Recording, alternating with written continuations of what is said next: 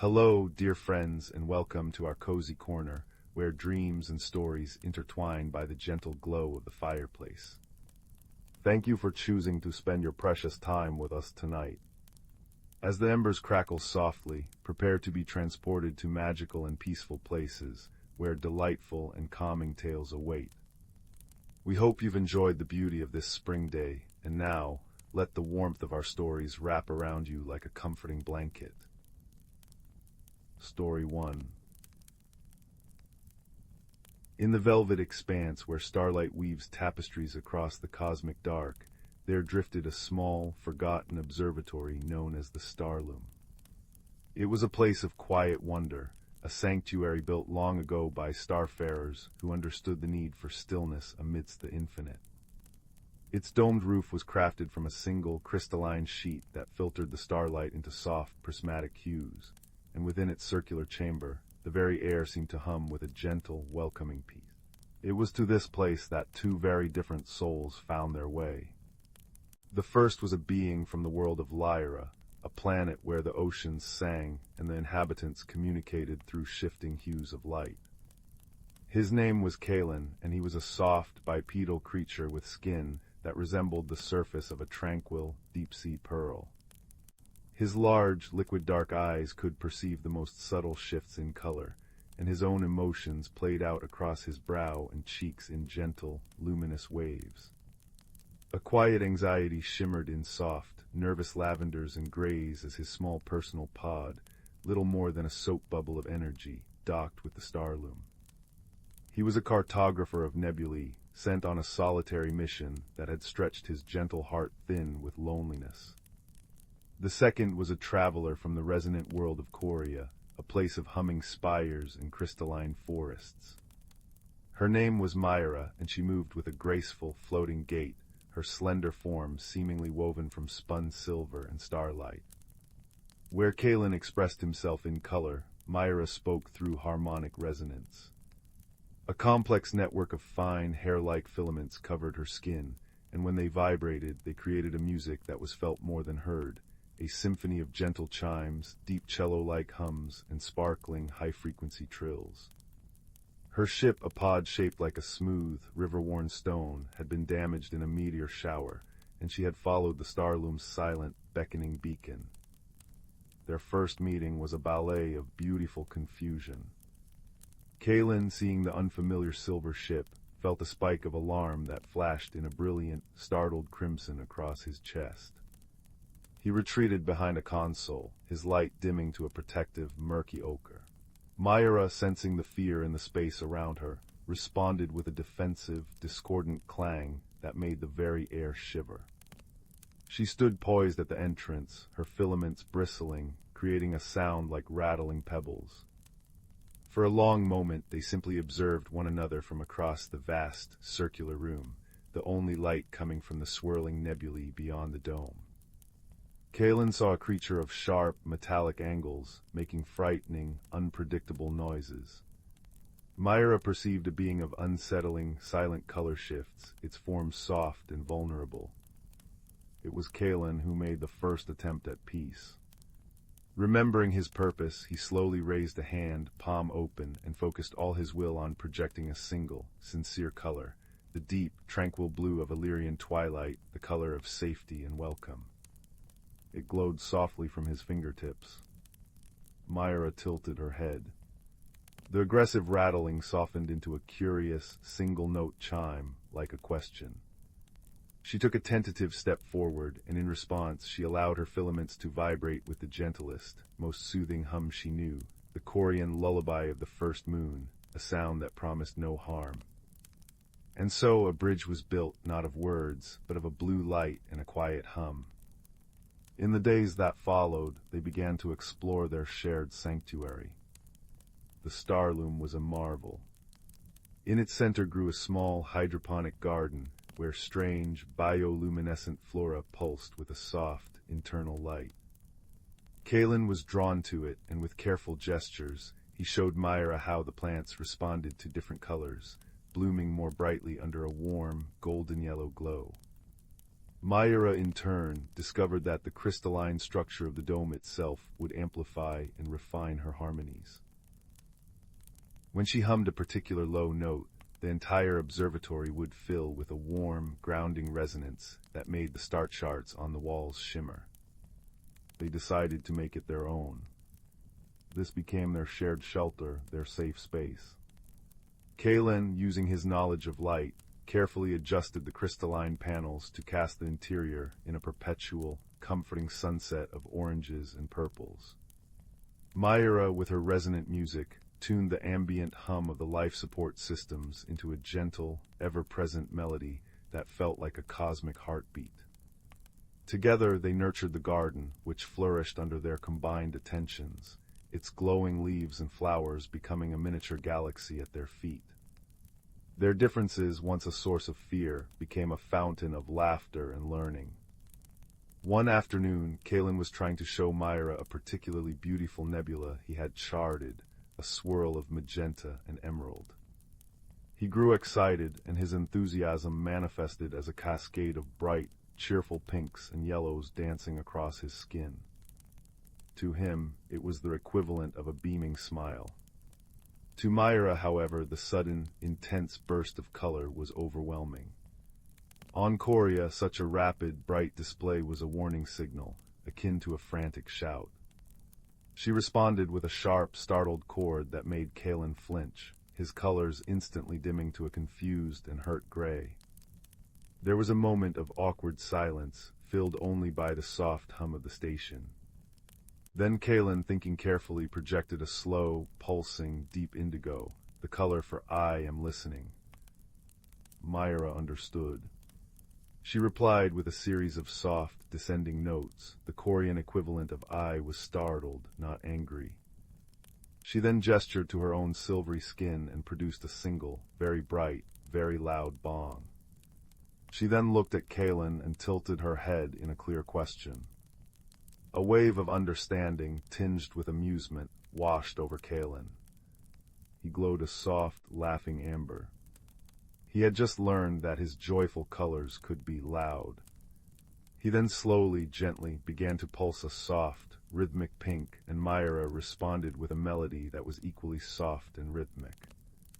They had found a volume control for their friendship. Another time, Mirea was attempting to repair a conduit. Her method involved tapping the metal and listening to the resonance to find the fault. To Kaelen, it sounded like she was randomly and incessantly pinging the entire station with a chaotic, tinny symphony. It set his nerves on edge, making his light flicker in a frustrated, jagged pattern. He finally went to the garden and focused on projecting a wide, calm field of serene green, the color of Lyrian meditation. Mirea, feeling the shift in the atmosphere, a sudden calming of the noise she hadn't even realized she was making, paused. She looked over and saw Kaelen, glowing like a deep forest pool, and understood. She modified her work, tapping more gently, and soon found a rhythm that was less invasive, almost musical. Kaelen's green glow brightened in approval. But the deepest moments were the quiet ones. As their repairs progressed and their supplies replenished, they would often meet in the center of the garden, under the grand dome. They would sit together side by side and watch the cosmos unfold. Kaelen would point to a distant, winking star, and his skin would glow with the soft, silver white of pure wonder. Mirea would follow his gaze and answer with a harmony so delicate and high it was like the ringing of a frost-touched bell, a sound that spoke of beauty too vast for any language. They shared the silent, awe-filled understanding of two small beings, adrift in an immense and magnificent universe, who were no longer alone. They learned to blend their forms of communication. Kaelen's colors would paint stories of his watery world, of cities of light built on coral reefs, and Mirea's music would provide the soundtrack, the crash of waves, the whisper of deep currents. In return, Mirea's symphonies would describe the singing crystals of Coria, the wind-harp valleys, and Kaelen would illuminate her tales with shifting patterns of light, making the air around them dance with imagined landscapes. The universal language they discovered was not one of color or sound, but of kindness. It was the patience to wait for understanding. It was the willingness to be misunderstood without taking offense. It was the shared joy in a blooming flower, the shared comfort in a warm, illuminated space, and the shared quiet while watching a star being born light years away. The day came when Mirea's ship was repaired. The Corian vessel hummed with restored energy, ready to carry her back to her own star path. There was no dramatic farewell, no long, sorrowful goodbye expressed in a flurry of color or a sad symphony. They simply stood together one last time under the dome. A binary star system was rising, one star a brilliant gold, the other a cool, serene blue. Kaelen looked at Mirea, and without a single word, he let his entire being glow with a deep, heartfelt and steady gold, the color of cherished friendship, of gratitude, of a bond that distance could not break. Mirea looked back, and her filaments began to vibrate. But she did not create a sound for Kaelen to hear. Instead, she placed a slender, silver hand upon his pearlescent shoulder. And he felt it. He felt the vibration not as noise, but as a pure, empathic sensation, a warmth that spread from her touch directly into his heart. It was a chord of such profound affection and promise that it needed no translation. She boarded her ship and departed, a silver stone disappearing into the tapestry of stars. Kaelen remained in the Starloom, but he was not lonely. The sanctuary they had built together still held her resonance in its very walls. The garden still pulsed with the light they had nurtured. And high above, in the silent, watchful dark, he knew a friend was traveling, and that somewhere she was looking up at the same stars. He went to the central console and began his work. But now his cartography was different. He didn't just map the colors of the nebulae. He began to note their subtle harmonies, imagining what songs Mirea would compose for each one. The Starloom was no longer a forgotten outpost. It was a living testament to a cosmic friendship, a place where a language of light and a symphony of connection had proven that kindness is the one signal that every heart, on any world, in any corner of the universe, can understand. And in the quiet hum of the station, if one listened very closely, one could still hear the faint, echoing chime of a promise made between stars. Story 2. The air in the Glimmerwood smelled of vanilla lavender twilight and carried the soft, powdery texture of crushed moon petals. Every exhale formed tiny, shimmering clouds that floated upward to join the celestial tapestry above. Kaelen walked with careful steps, his boots sinking slightly into the moss that felt like velvet beneath his feet. In his pocket he carried a small, smooth river stone from his grandmother's garden, a touchstone of home that warmed when he held it tight.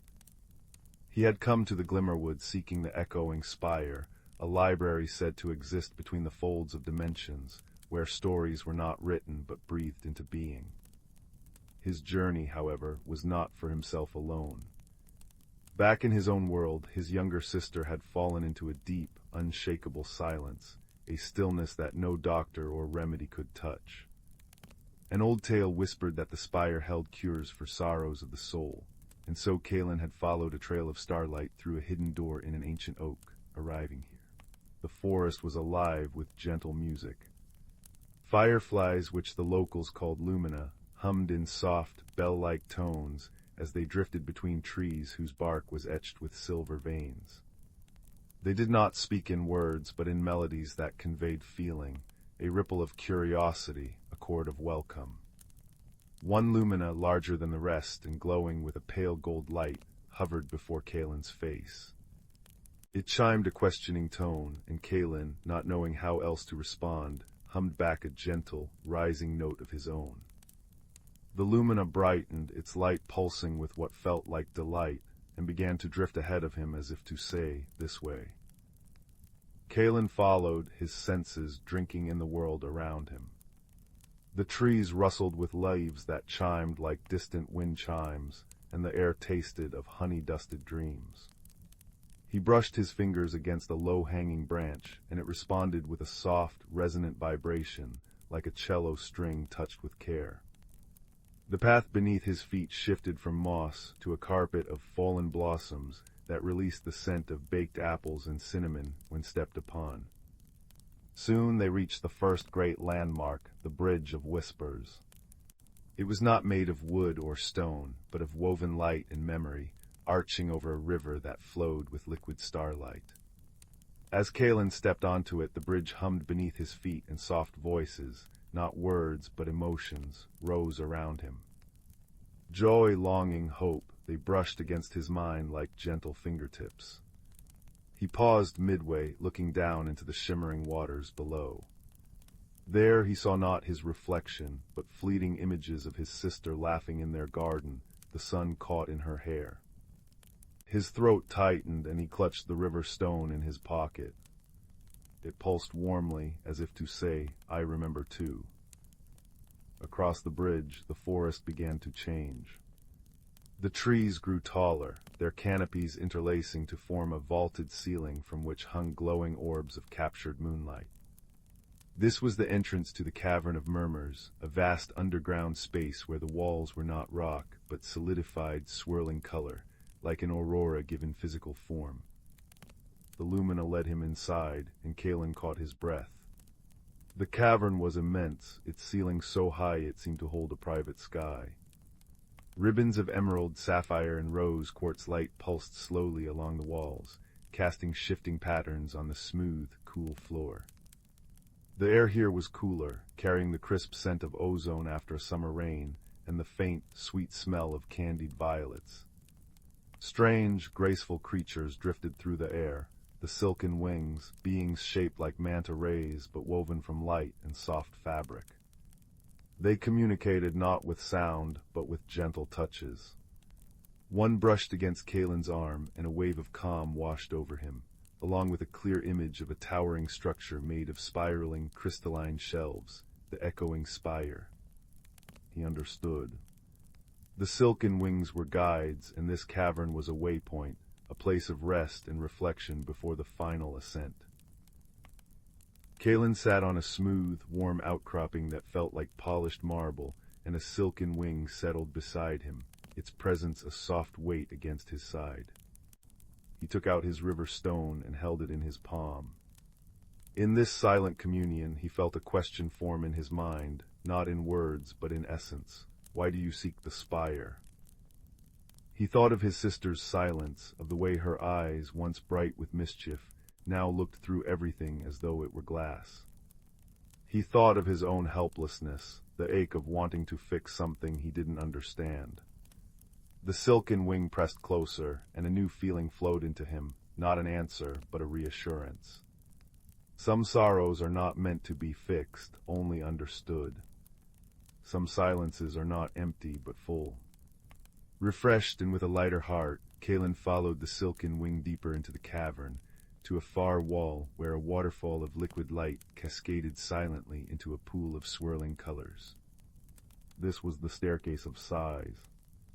Each step was formed from condensed starlight, cool and smooth as glass, yet somehow not slippery. As he climbed, the air grew thinner, filled with the scent of old parchment and distant thunderstorms. The lumina who had stayed by his side chimed a soft, ascending scale, its light flickering with encouragement. The staircase ended at an archway woven from living vines heavy with night-blooming jasmine, their fragrance thick and intoxicating. Beyond it, Kaelen stepped into the echoing spire. It was not a library as he had imagined. There were no books. Instead, the air itself was thick with stories.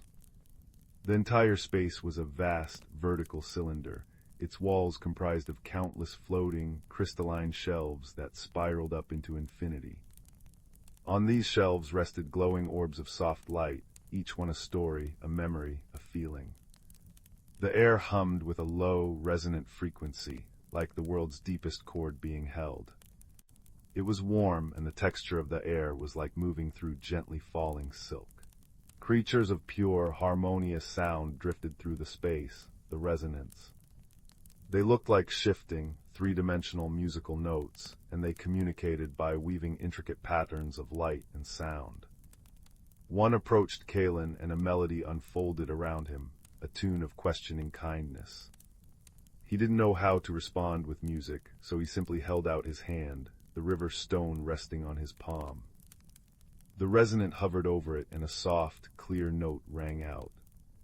The stone grew warm, almost hot, and a wisp of scent, the distinct smell of his grandmother's garden of damp earth, sunshine, and rosemary, rose into the air. The resonant's light pulsed in recognition. It understood the language of home. It led him to a particular shelf, where a single, softly pulsing orb of amber light rested. The resonant gestured, and Kaelen, understanding, reached out and gently touched the orb.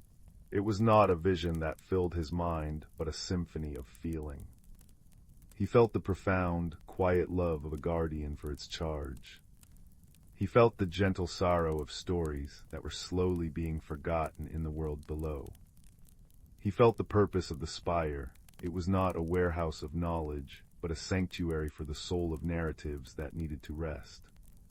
The stories here were not lost. They were sleeping, gathering strength until they were ready to be dreamed into the world again. And he understood his sister's silence. It was not a sickness.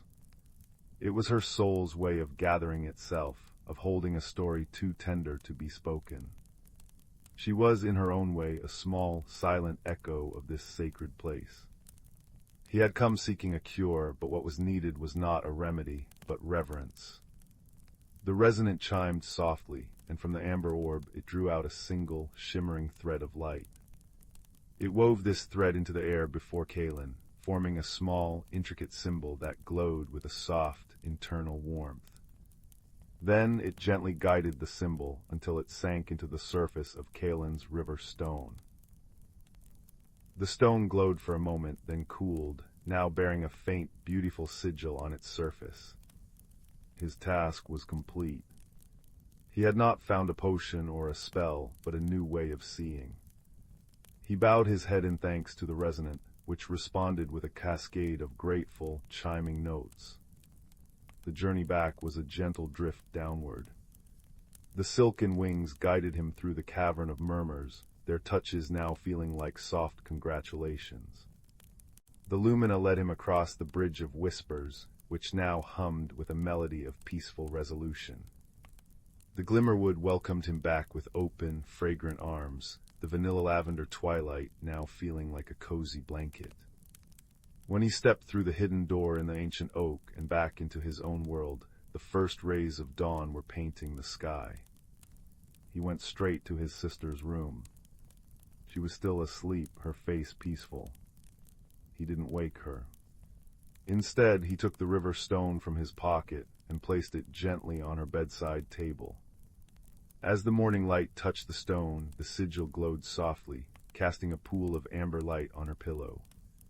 Her eyes fluttered open. She didn't speak, but she turned her head and looked at the stone. Then she looked at Kaelen, and for the first time in months, her eyes were fully present. They held a deep, quiet understanding. She reached out and took his hand, her grip firm and warm. He had gone to a library between dimensions and brought back no story, no cure, no grand revelation.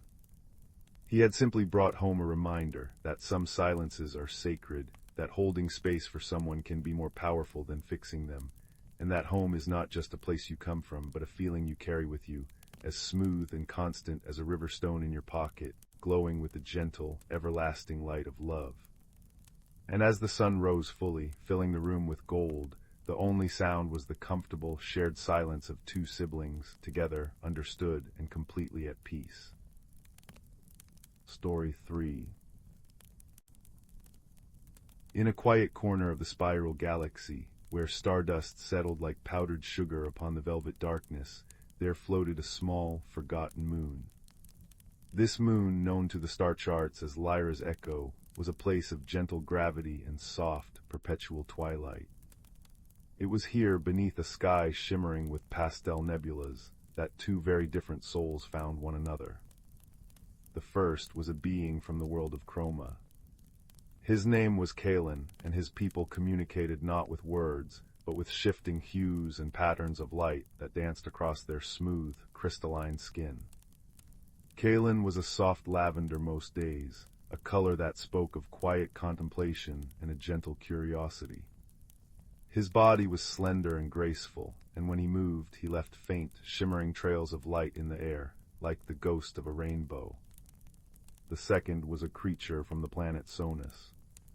Her name was Pippin, and her species expressed themselves through a symphony of delicate, harmonious sounds that chimed from the delicate fronds that grew upon their heads.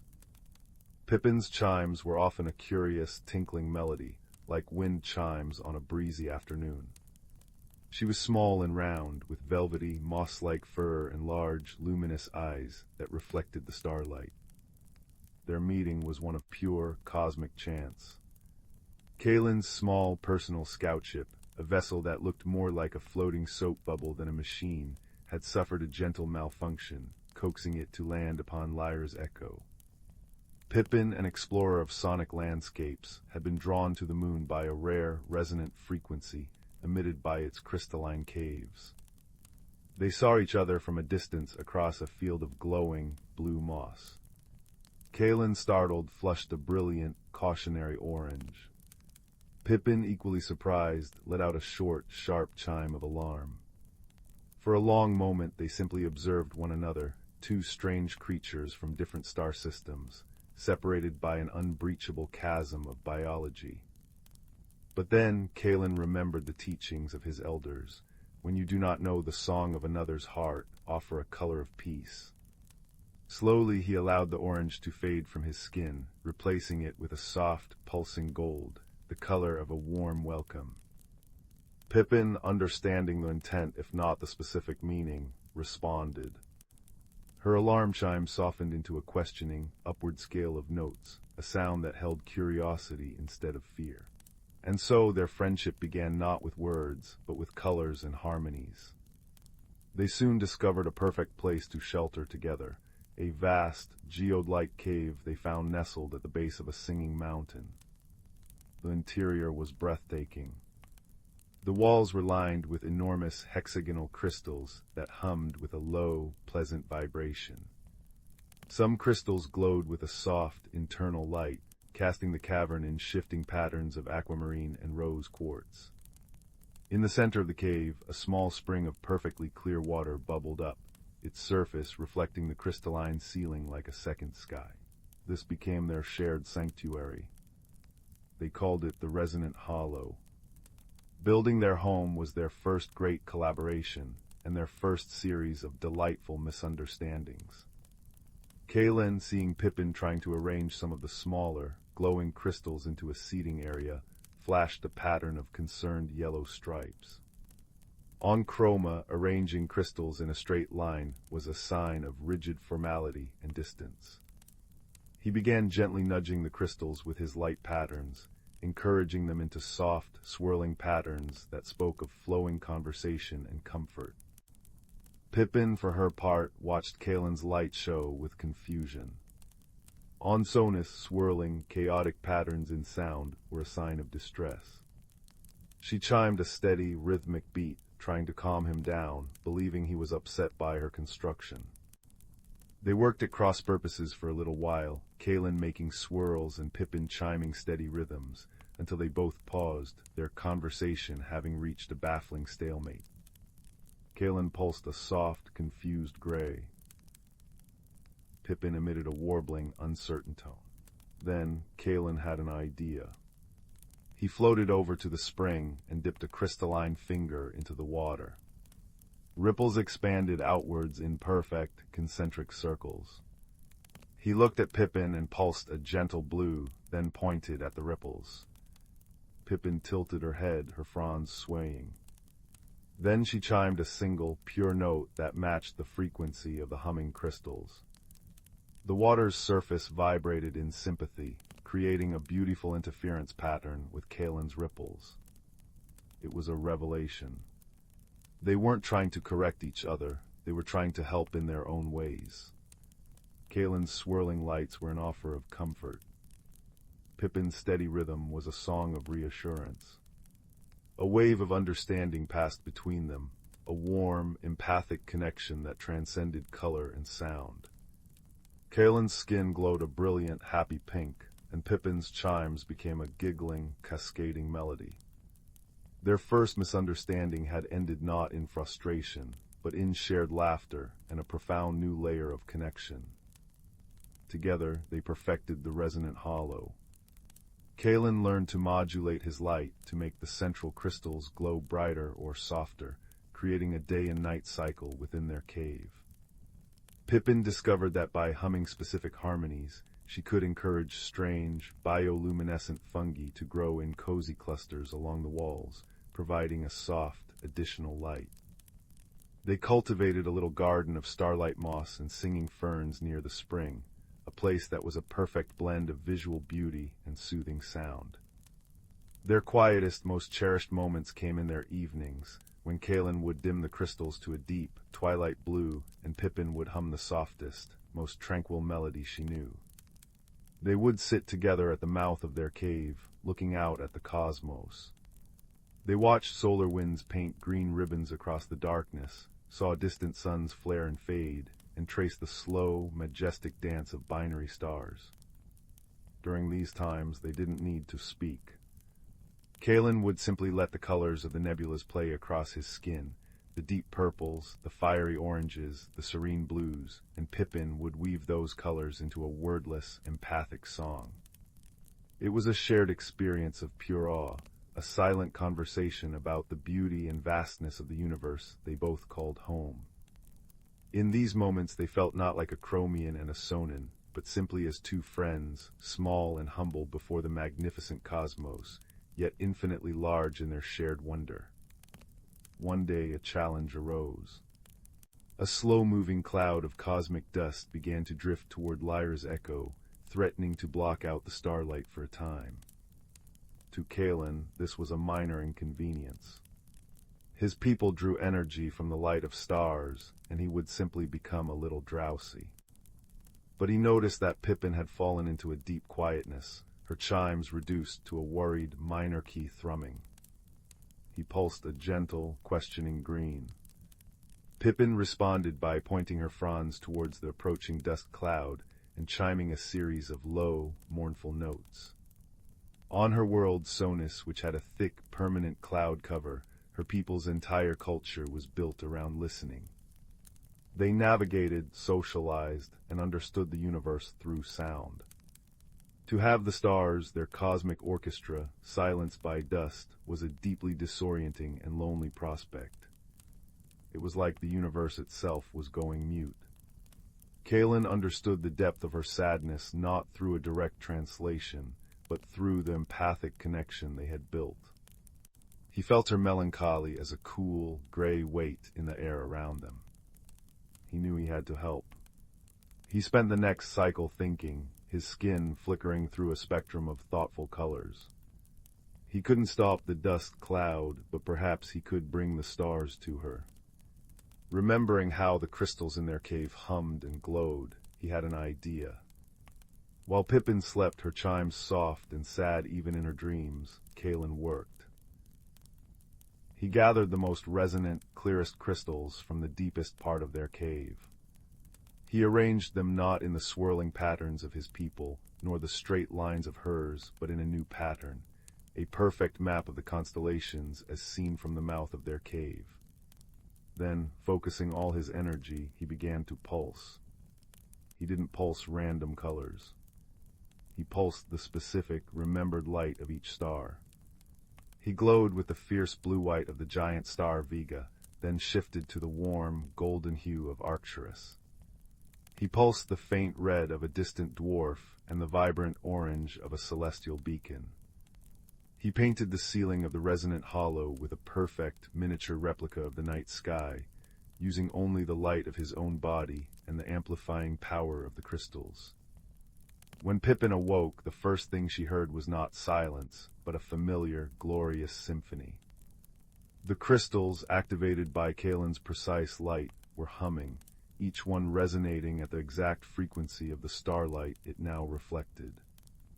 The cave was filled with a celestial choir, a harmony of 1,000 distant suns. Pippin looked up, her large eyes wide. She saw Kaelen glowing with the concentrated effort of 12 different stars, his form shimmering and beautiful. She didn't just hear the music of the stars, she felt it. It was the same song she had listened to her whole life, the same cosmic melody that had guided her ancestors. It was home. A chime of pure, unadulterated joy escaped her, so bright and clear it made the crystals ring even louder. She bounded over to Kaelen, her fronds vibrating with happiness, and gently brushed against him. In that touch, a flood of gratitude and affection passed between them, warmer than any sun, more resonant than any chord. The dust cloud passed, as all things do. But long after the real stars had reappeared in the sky, Kaelen and Pippin would still sometimes spend their evenings in the resonant hollow, under their own personal, sonoluminescent sky. They had learned that the universe was vast and full of differences, but that the simplest, most universal language was not one of light or sound, but of kindness. It was the willingness to see the world through another's eyes, to hear it through another's ears, and to use the unique song of your own soul to bring them comfort. And so on a small, forgotten moon, a being of light and a creature of sound lived in perfect harmony, their friendship a tiny, bright note in the grand, silent music of the cosmos, a gentle reminder that no gap is too wide to be bridged by a caring heart. Story 4. The fire crackled and whispered in the hearth, casting long, dancing shadows upon the walls. Each pop and hiss was like a tiny secret being told to the night. So, my dear listener, settle deep into your cushions, pull your blanket a little closer, and let us journey together to a place where the light is soft and the mysteries are gentle. In a small, quiet village nestled in a valley that seemed to cup the sky in its hands, there lived a young boy named Rowan. He was a quiet child with a heart that listened more than it spoke, and eyes that saw the world in shades of wonder. But lately a restlessness had settled in his bones, a feeling that he was waiting for something, though he knew not what. It was a hollow feeling, like a room without a fire. His grandfather, a man with hands like gnarled oak and a smile that could warm the coldest day, noticed this stillness in his grandson. One evening, as the autumn air turned crisp and the stars began to prick the deep velvet of the sky, he called Rowan to sit beside him by the great stone hearth. "You carry a quiet storm inside you, little one," the old man said, his voice a soft rumble like distant thunder. "A heart needs a flame to burn away the shadows." From a small, carved wooden box on the mantel, grandfather took something wrapped in faded crimson cloth. He unfolded it with gentle reverence, and there, nestled in the fabric, was a single, smooth stone. It was no larger than a robin's egg, dark and unremarkable at first glance. But as Rowan watched, a soft, pulsing light began to glow from its very core, a deep, warm, orange-red light, like the heart of a banked fire, or a single, stubborn ember refusing to die. "This is a hearthstone," grandfather explained, placing it in Rowan's palm. It was wonderfully warm, not hot enough to burn, but with a living, comforting heat that seeped into his skin. "It is very old, it does not create its own light, but it remembers. It remembers every friendly flame, every story told beside a fire, every moment of kindness and courage that ever warmed a heart.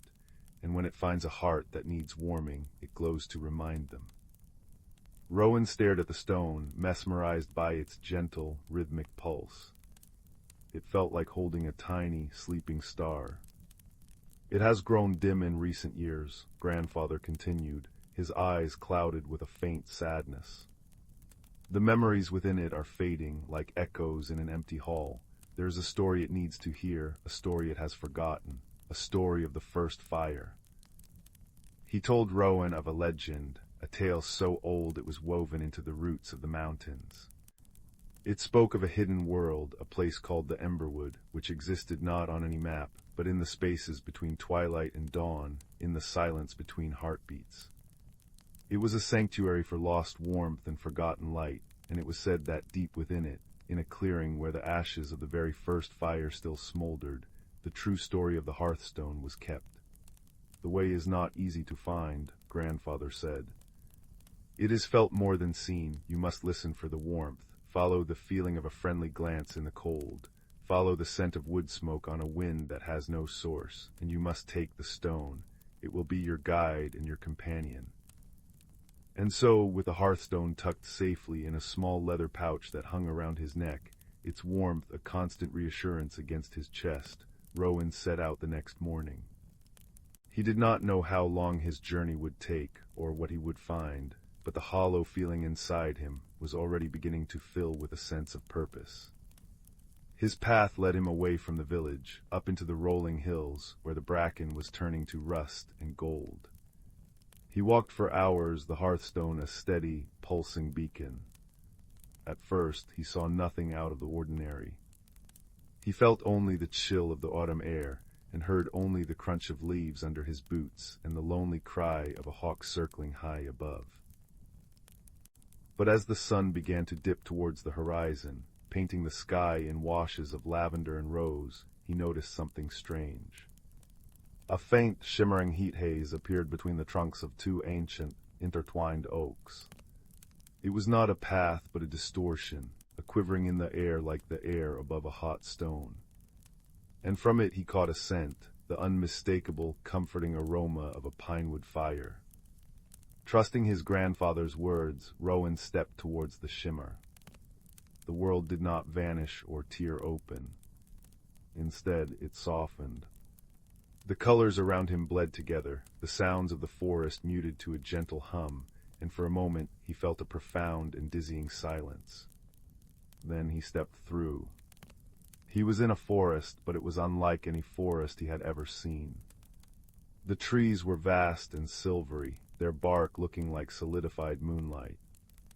Their leaves were not green, but shades of deep indigo and soft violet, and they seemed to absorb the fading daylight, holding it within them so that the whole wood glowed with a gentle, perpetual twilight. This was the Emberwood. The air was still and warm, and the light was the color of a remembered summer evening. It was utterly, profoundly peaceful.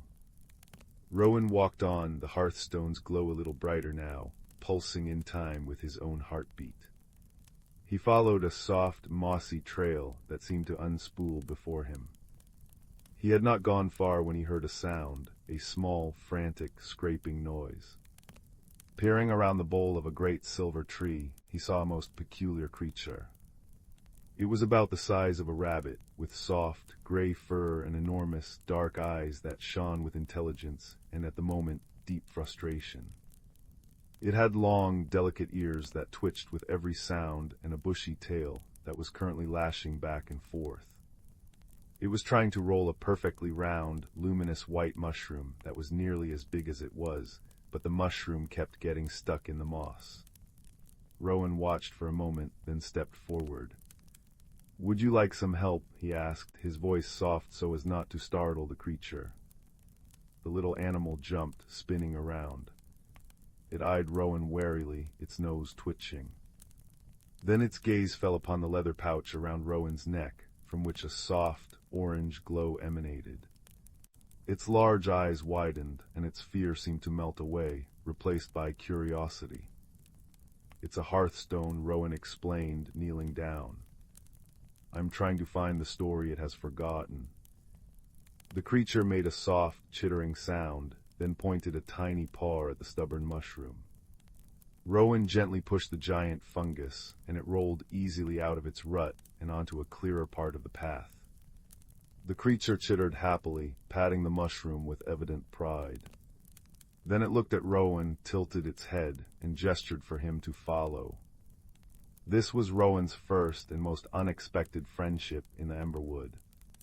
The creature, whom Rowan learned was called a Glimmerfolk for the way their fur caught the twilight, was named Pip.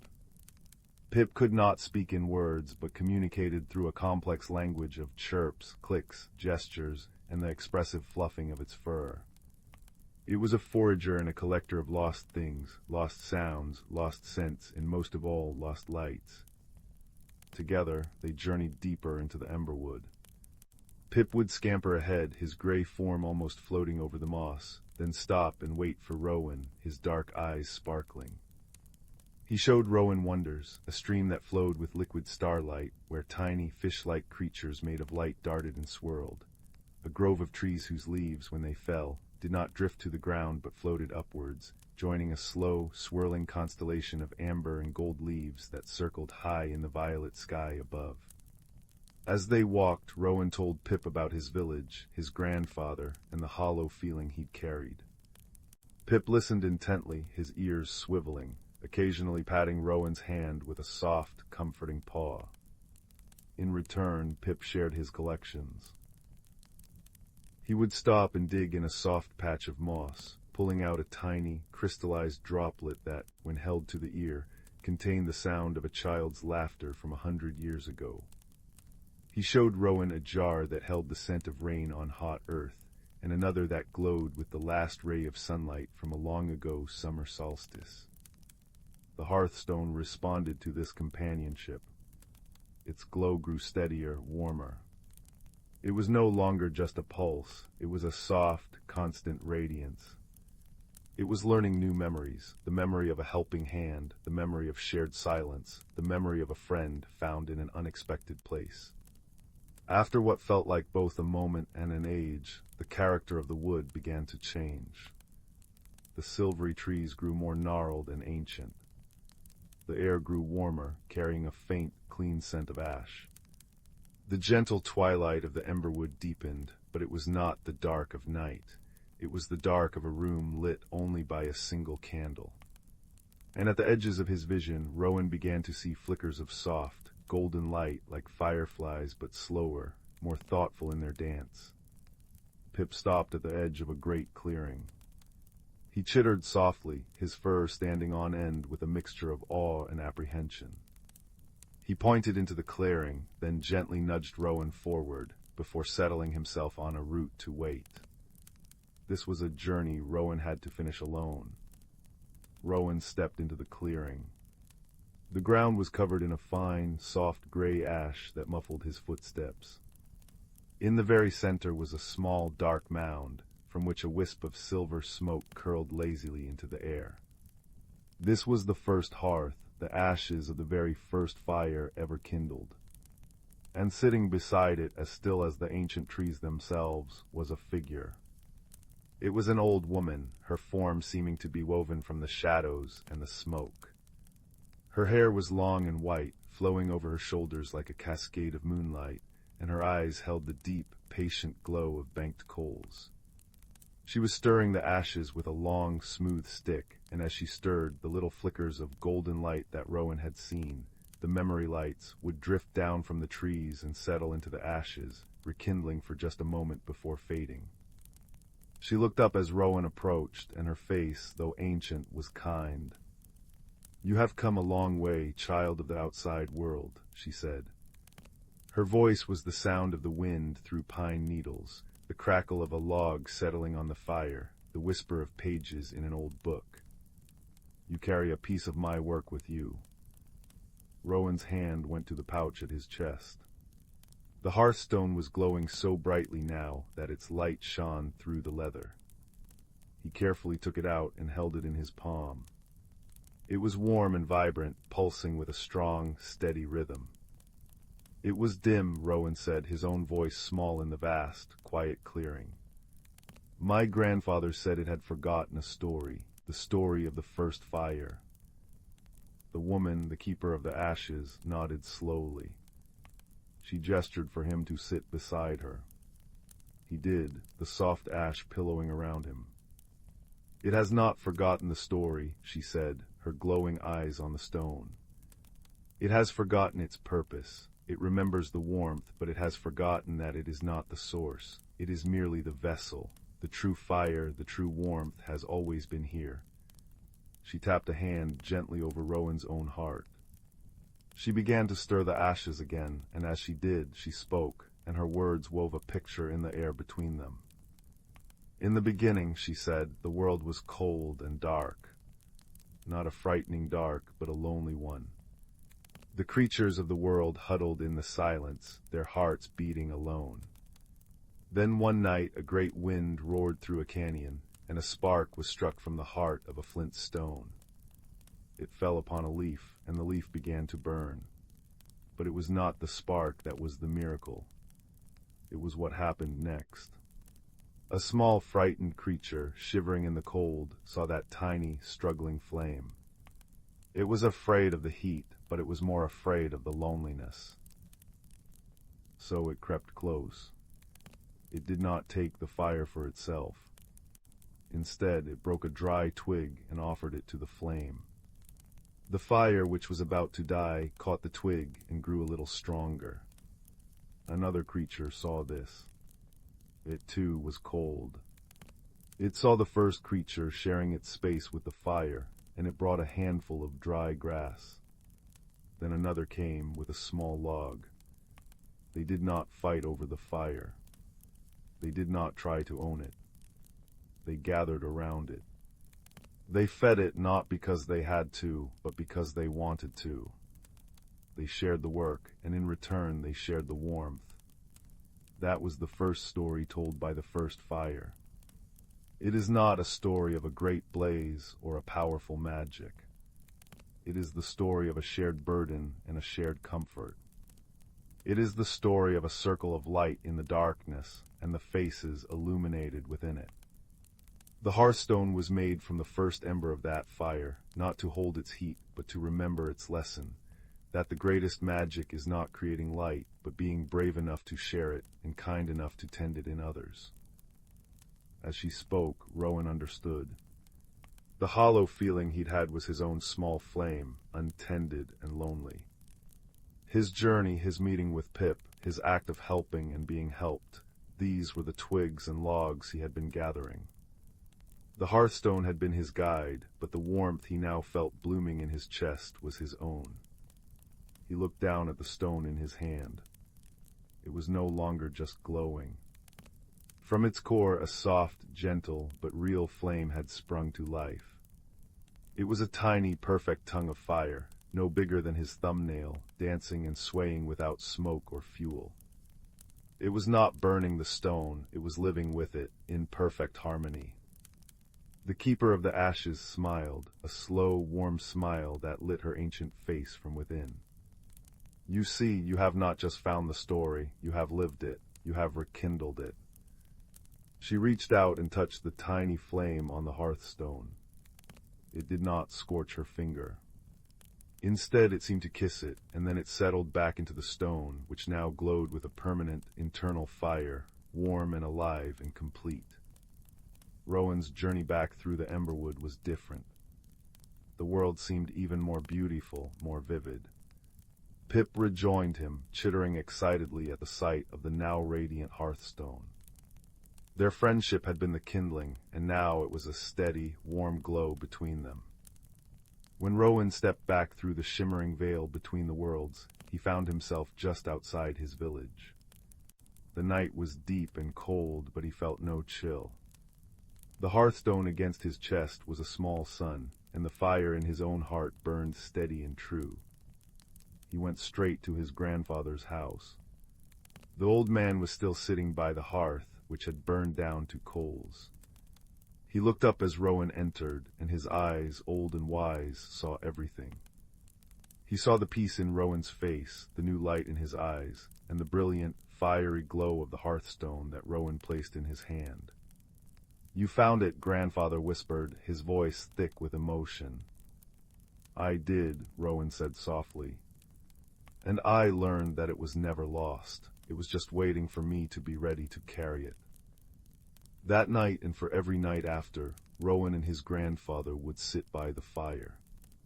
They would talk, or they would sit in comfortable silence, and Rowan would tell the story of the Emberwood, of Pip the Glimmerfolk, of the Keeper of the Ashes, and of the first shared fire.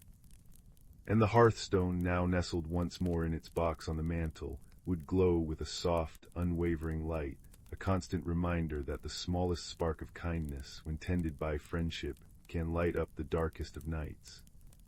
So let the warmth of this story settle around you now, like a soft blanket. Let the memory of a shared fire, a helping hand, and a friendship found in the twilight lull you into a peaceful rest. The embers in the hearth are dying down to a soft, red glow, and the night is deep and still. Your journey is done for today. Close your eyes and carry its gentle light with you into your dreams. Story 5. In the heart of the enchanted wood, nestled between whispering pines and a babbling brook, lay the village of Glimmerbrook, a place where the air always smelled of damp earth and blooming jasmine, and where the gentle patter of rain on thatched roofs was as constant as the soft chimes of wind bells hanging from every eave. Each evening, as the sun dipped below the horizon, the ancient clock tower in the village square would chime 7 times, its deep, resonant tones mingling with the rustle of leaves and the distant hoot of an owl. It was a haven of peace where lanterns glowed like captured fireflies along cobblestone paths, and the sky above was a tapestry of twinkling stars, or so it had always been. But lately, something peculiar had begun to unfold.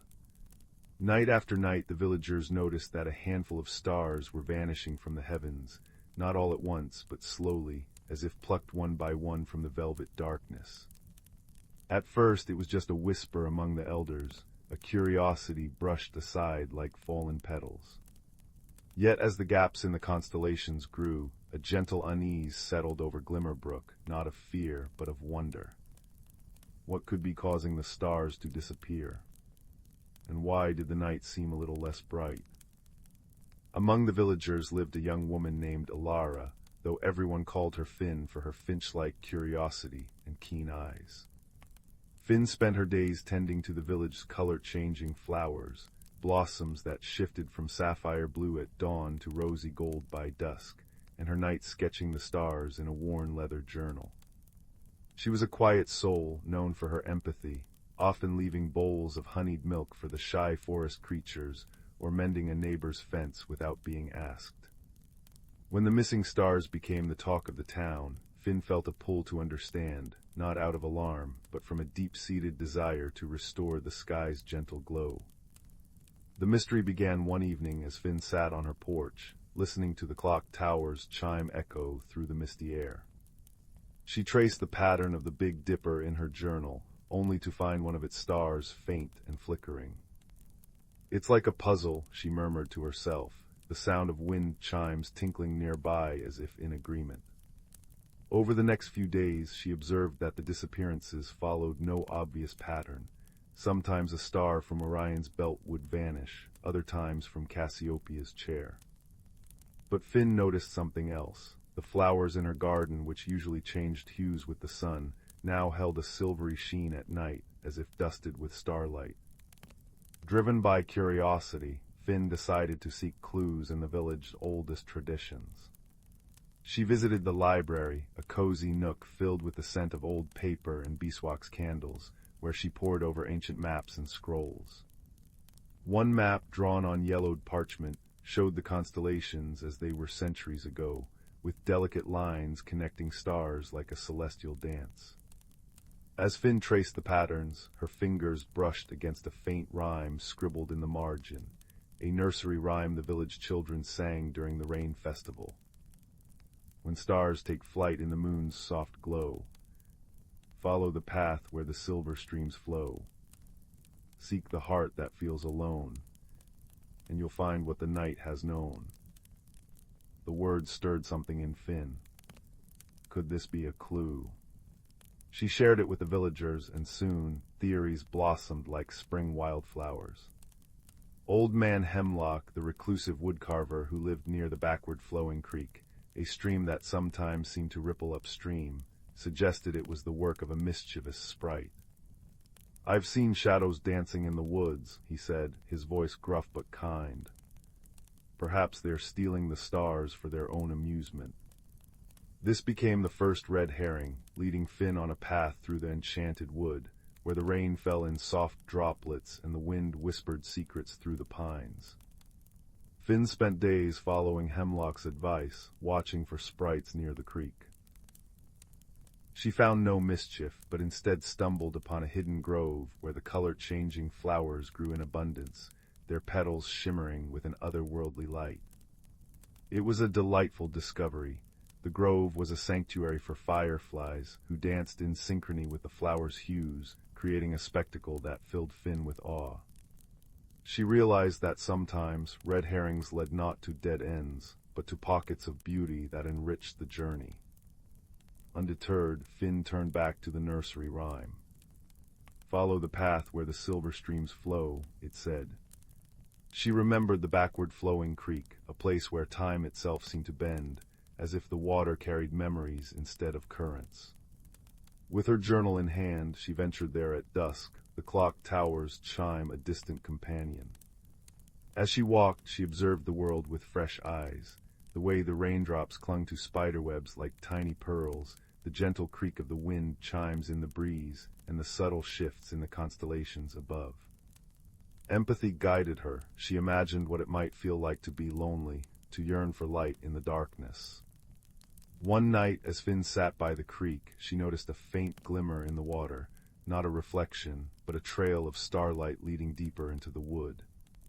Following it, she came upon a small, secluded clearing, where a being she had never seen before sat weeping softly. It was a star nymph, a creature of delicate grace with hair like spun silver and eyes that held the depth of the night sky. Her name was Lyra, and she explained, between sobs, that she had been borrowing the stars to brighten her lonely home. "I have no one to share the night with," Lyra confessed, her voice as soft as the rain.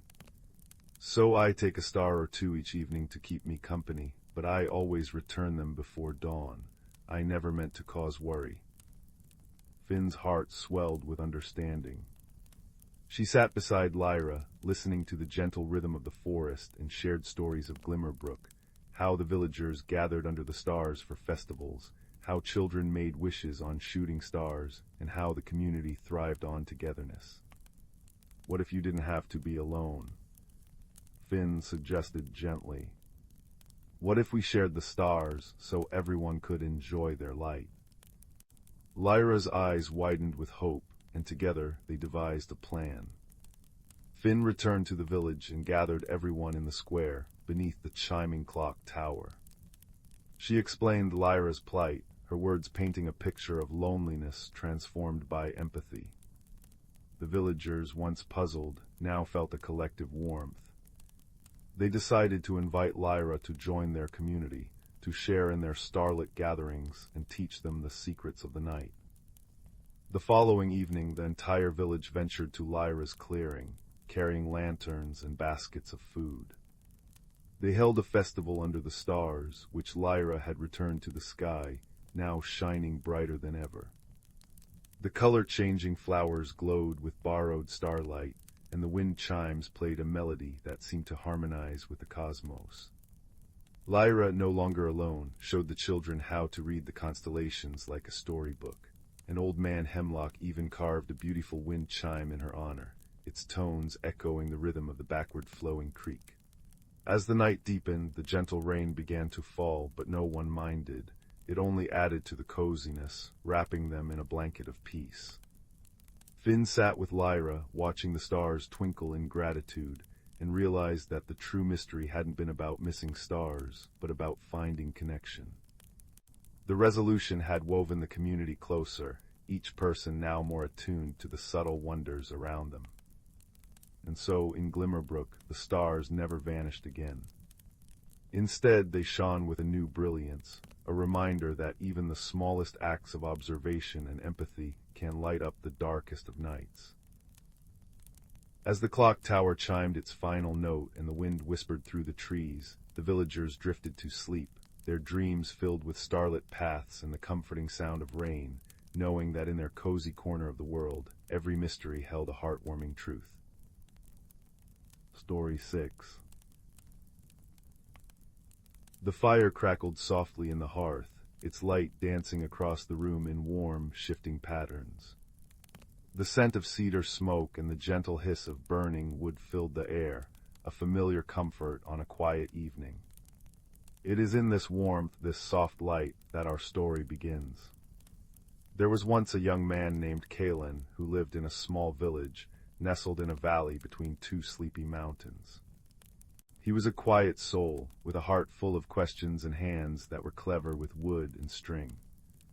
He crafted beautiful things, whistles that sounded like morning birds, boxes that closed with a satisfying click, and small, carved animals that felt almost alive in your palm. But for all his skill, Kaelen felt a hollowness inside, a quiet space that his creations could not fill. He felt as if he were living in a room where one candle was always left unlit. One afternoon, while mending a fence at the edge of the woods where the village met the wild, Kaelen found something curious. Half buried in the soft, dark earth beneath an ancient, sprawling oak was a stone. It was not a remarkable stone to look at, rough, about the size of his fist, and a dull, grayish-brown.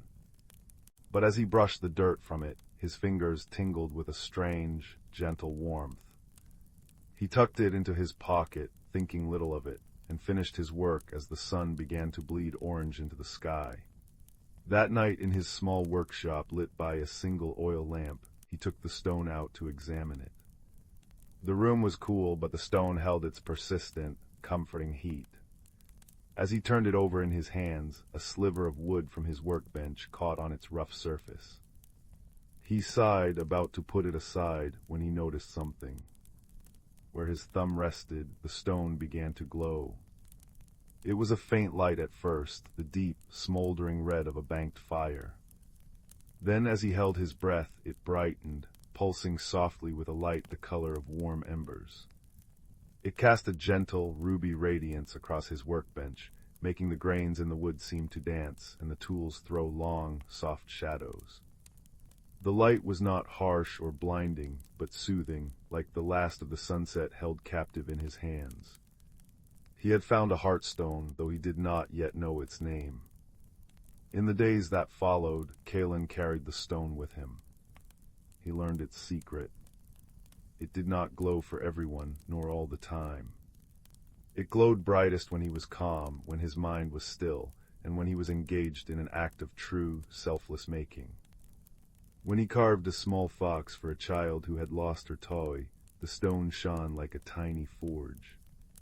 When he tried to carve something elaborate to win praise at the village fair, its light would gutter and fade to a dull, cold gray. The stone, it seemed, responded to the sincerity in his heart. This gentle mystery consumed him. He began to spend less time on commissions and more time wandering the woods, the warm stone a steady presence in his pocket. He felt drawn not by a path but by a feeling, a soft, persistent tug, like a thread of warmth leading him deeper into the embrace of the forest. The journey was not easy. Thorns caught at his clothes, streams needed fording, and the ground was often uneven. But with each step, the hollowness inside him seemed to lessen, replaced by a growing sense of purpose. He was being transformed as surely as fire transforms wood, from a boy who made things into a man who was learning why he made them. One evening, as twilight painted the sky in shades of lavender and deep blue, he followed the stone's glow to a part of the forest he had never seen. The air grew still and fragrant with night-blooming jasmine. The trees here were older, their trunks thick and gnarled, their branches forming a dense canopy overhead. And there, nearly invisible behind a curtain of weeping willow branches, was an entrance. It was not a grand archway, but a simple opening between the roots of two great intertwined trees, from which a soft, golden light spilled forth. Hesitating only a moment, Kaelen pushed the willow strands aside and stepped through. The world on the other side was a hidden realm, a secret nestled in nature's deepest embrace.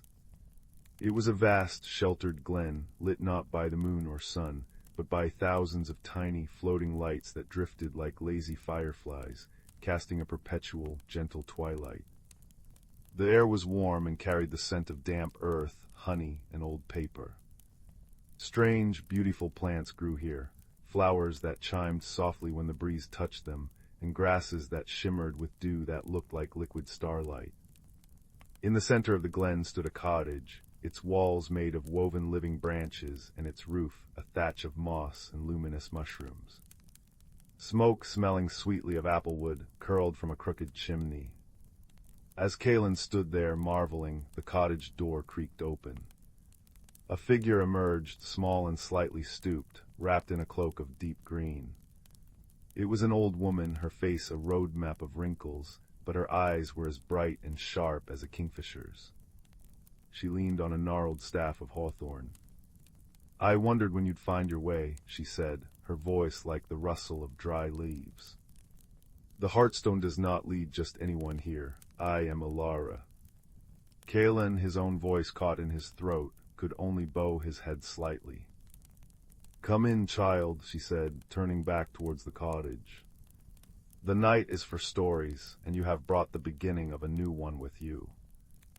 Inside, the cottage was the very essence of coziness. A small fire crackled in a hearth of smooth river stones, its light playing over shelves crammed with jars of herbs, spools of iridescent thread, and piles of well-loved books. The air was thick with the scent of lavender and baking bread. Alara motioned for him to sit in a large, cushioned chair by the fire, and she settled into a rocking chair opposite him. "You have questions," she stated, her eyes fixed on the Heartstone, which now glowed with a steady, cheerful light in Kaelen's hand. "What is it?" he finally managed to ask. "It is a Heartstone," Alara explained, pouring tea from a pot that had been simmering by the fire. The steam rose in fragrant curls. "They are rare, they are not found, they are awakened, they respond to a heart that is seeking its true craft. Your hands make beautiful things, Kaelen, but your heart was not in them. It was searching for its purpose. The stone felt that search. It is a guide and a reminder." She told him that the hidden glen, which she called the Hearthwood, was a place for makers like him, those whose magic was not in spells and incantations, but in creation, in mending, in bringing warmth and light into the world. But the Hearthwood was fading, she confessed, her bright eyes dimming for a moment. The great lumina tree at the glen's heart, the source of the floating lights, was growing dim. Its roots were troubled, and its light, which sustained the delicate balance of this hidden world, was slowly failing. "The mystery is why," Alara said, her gaze drifting to the window, where the soft lights bobbed peacefully. "I have tried every poultice, every song, every mending charm I know, but the tree's ailment is not of the body. It is a sorrow of the spirit, and that is a thing I cannot heal alone." And so an unexpected friendship was kindled there, by that cozy fireside. Kaelen, the quiet woodcarver with the unlit candle in his soul, and Alara, the ancient guardian of a fading magic. He did not leave the Hearthwood that night, nor the next. He stayed learning from her, sharing meals of roasted roots and wild herbs, and listening to her stories of the glen's history. In return, he used his clever hands to fix the latch on her door, to reweave a basket that had come undone, and to carve her a new handle for her favorite stirring spoon. With each small, kind act, the Heartstone in his pocket glowed a little brighter. Their days fell into a gentle rhythm.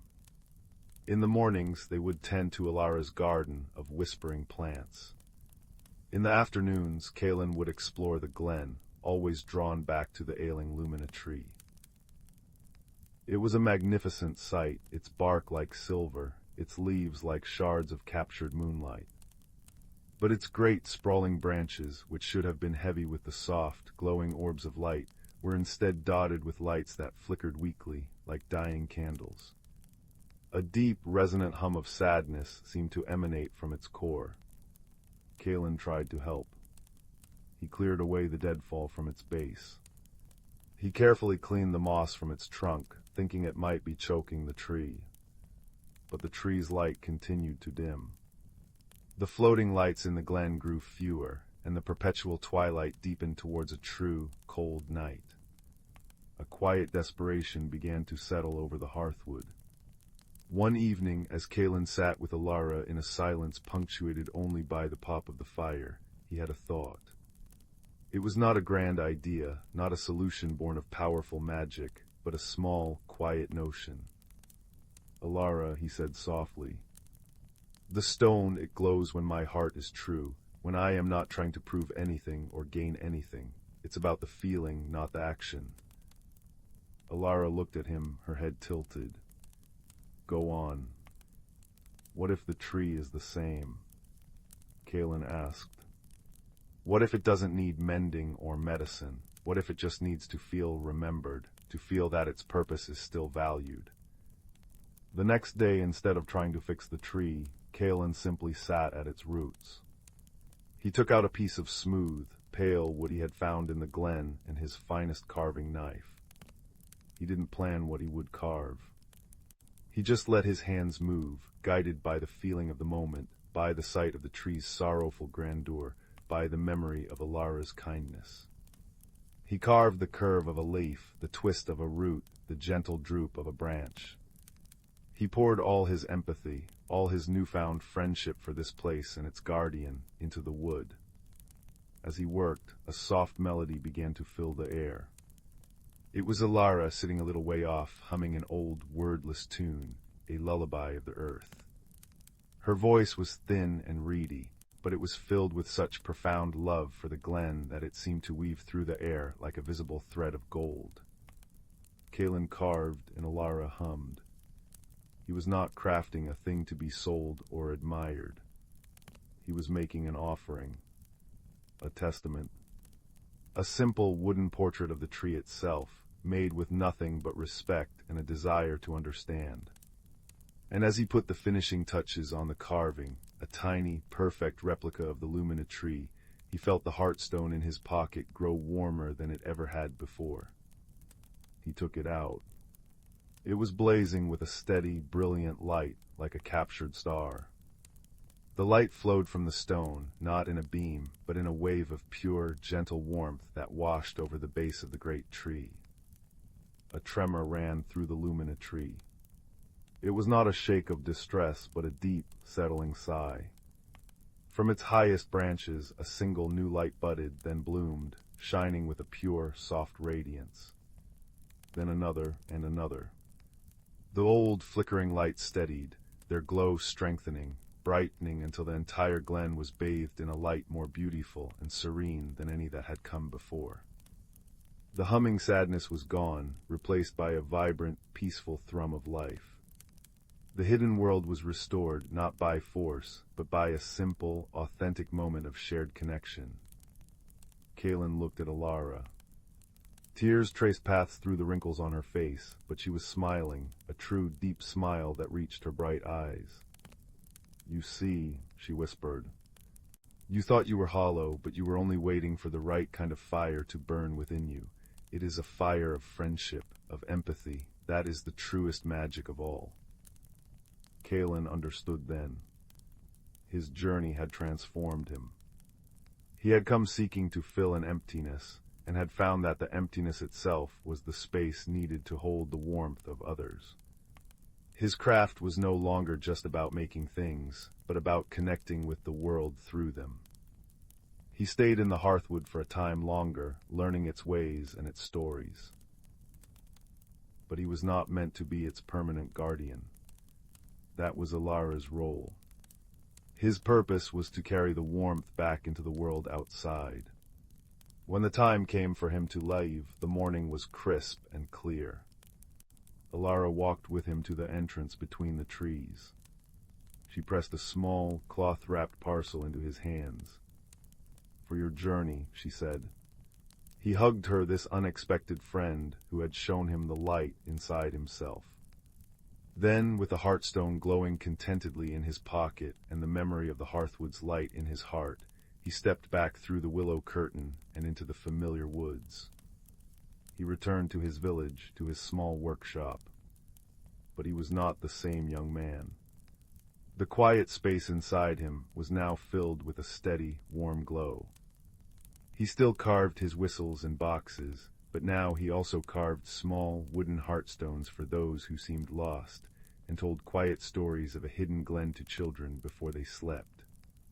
His work carried a new depth, a new warmth, because it was made with a heart that had learned to burn steady and true. And sometimes, on the quietest of nights, when the fire in his own hearth crackled just so, he would unwrap the parcel Alara had given him. Inside was the small wooden lumina tree he had carved, and nestled in its branches was one of the glen's tiny, floating lights. It would pulse softly, a little piece of the hearthwood's peace, a reminder that the greatest transformations often begin with a single, warm ember in the darkness, and that the most enduring light is the one we kindle in each other.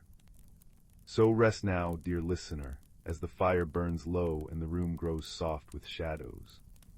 Let the warmth of this story settle around you like a comfortable blanket. Let the gentle glow of friendship and purpose be the last light you see before you close your eyes. For in your own heart there is a light waiting to be found, a journey waiting to begin, and a warmth that will see you through the quiet of the night. Sleep well and dream of gentle lights and kind hearts. Story 7. In the heart of the whispering woods, where moonlight filtered through the ancient canopy like liquid silver, there existed a forest older than memory itself. Here the trees stood as living libraries, their bark etched with stories written in patterns only the night dwellers could read. The streams hummed lullabies composed of raindrops and pebbles, and the stones held the warmth of forgotten suns beneath their mossy blankets. On this particular velvet night, a young fox with fur the color of autumn leaves padded softly through the ferns. He was restless, his heart beating a rhythm out of sync with the forest's gentle pulse. Though his den was warm and lined with sweet-smelling pine needles, sleep eluded him, for he could not understand why the world needed to grow cold and quiet when winter approached. His path led him to a clearing where starlight pooled like spilled milk upon the ground. Here, bioluminescent fungi dotted fallen logs with soft green halos, and will-o'-the-wisps danced in the misty air like wandering stars. In the center stood the grandmother oak, her branches spanning the sky, her leaves whispering secrets to the wind. Perched on her lowest bough sat an owl whose feathers held the patterns of constellations, her eyes glowing with the gentle light of captured moonbeams. "Little fox," the owl hooted softly, her voice like wind moving through pine needles, "your footsteps speak of questions too heavy for one so small to carry alone." The fox sat, wrapping his bushy tail around his paws. "Wise one," he began, "why must the forest prepare for sleep? Why do the flowers close their bright faces, and why do the streams slow their cheerful songs? It feels like the world is forgetting how to be joyful." The owl blinked slowly. "Come," she said, "and we shall ask the forest itself for answers." Their first stop was the crystal stream, where water chuckled over smooth stones. The fox dipped his paw into the cool current. "Why do you slow your dancing?" he asked. The stream's response came in bubbles that rose like liquid glass. "Little guardian," it gurgled, "even rivers need dreams. In my winter stillness, I gather stories from the sleeping earth. The deep secrets roots tell one another beneath the frost. When spring returns, I will carry these stories to awaken the valleys." Next they visited the standing stones, ancient sentinels covered in velvet moss. The fox pressed his ear against the cool granite. "Why do you hold such silence?" he whispered. A vibration hummed through the stone, a resonance felt rather than heard. "Child of the between times," the stone seemed to say, "in our quiet we remember the warmth of summer suns and store it for the creatures who shelter in our lay. Our stillness is not emptiness, it is a different kind of fullness." As they walked, the forest revealed its nighttime magic. Glowworms traced delicate scripts upon decaying logs, writing messages about transformation and renewal. Moonflowers unfurled their pearlescent petals, releasing fragrance that smelled like starlight and dew. The wind moved through the pine needles with a shushing sound, as if comforting the earth to rest. The owl led the fox to a grove where the trees grew in a perfect circle. "This is where the seasons turn," she explained. "Watch and listen." In the center of the grove, a single silver birch trembled, its last golden leaf clinging to a slender branch. As the fox watched, the leaf released its hold and spiraled downward, caught by an invisible current of air. It didn't fall to the ground, but instead floated upward, joining a constellation of other lives dancing in the moonlight. "Where are they going?" the fox breathed. "To the dream realm," the owl replied. "Where all things go to gather wisdom before returning, renewed."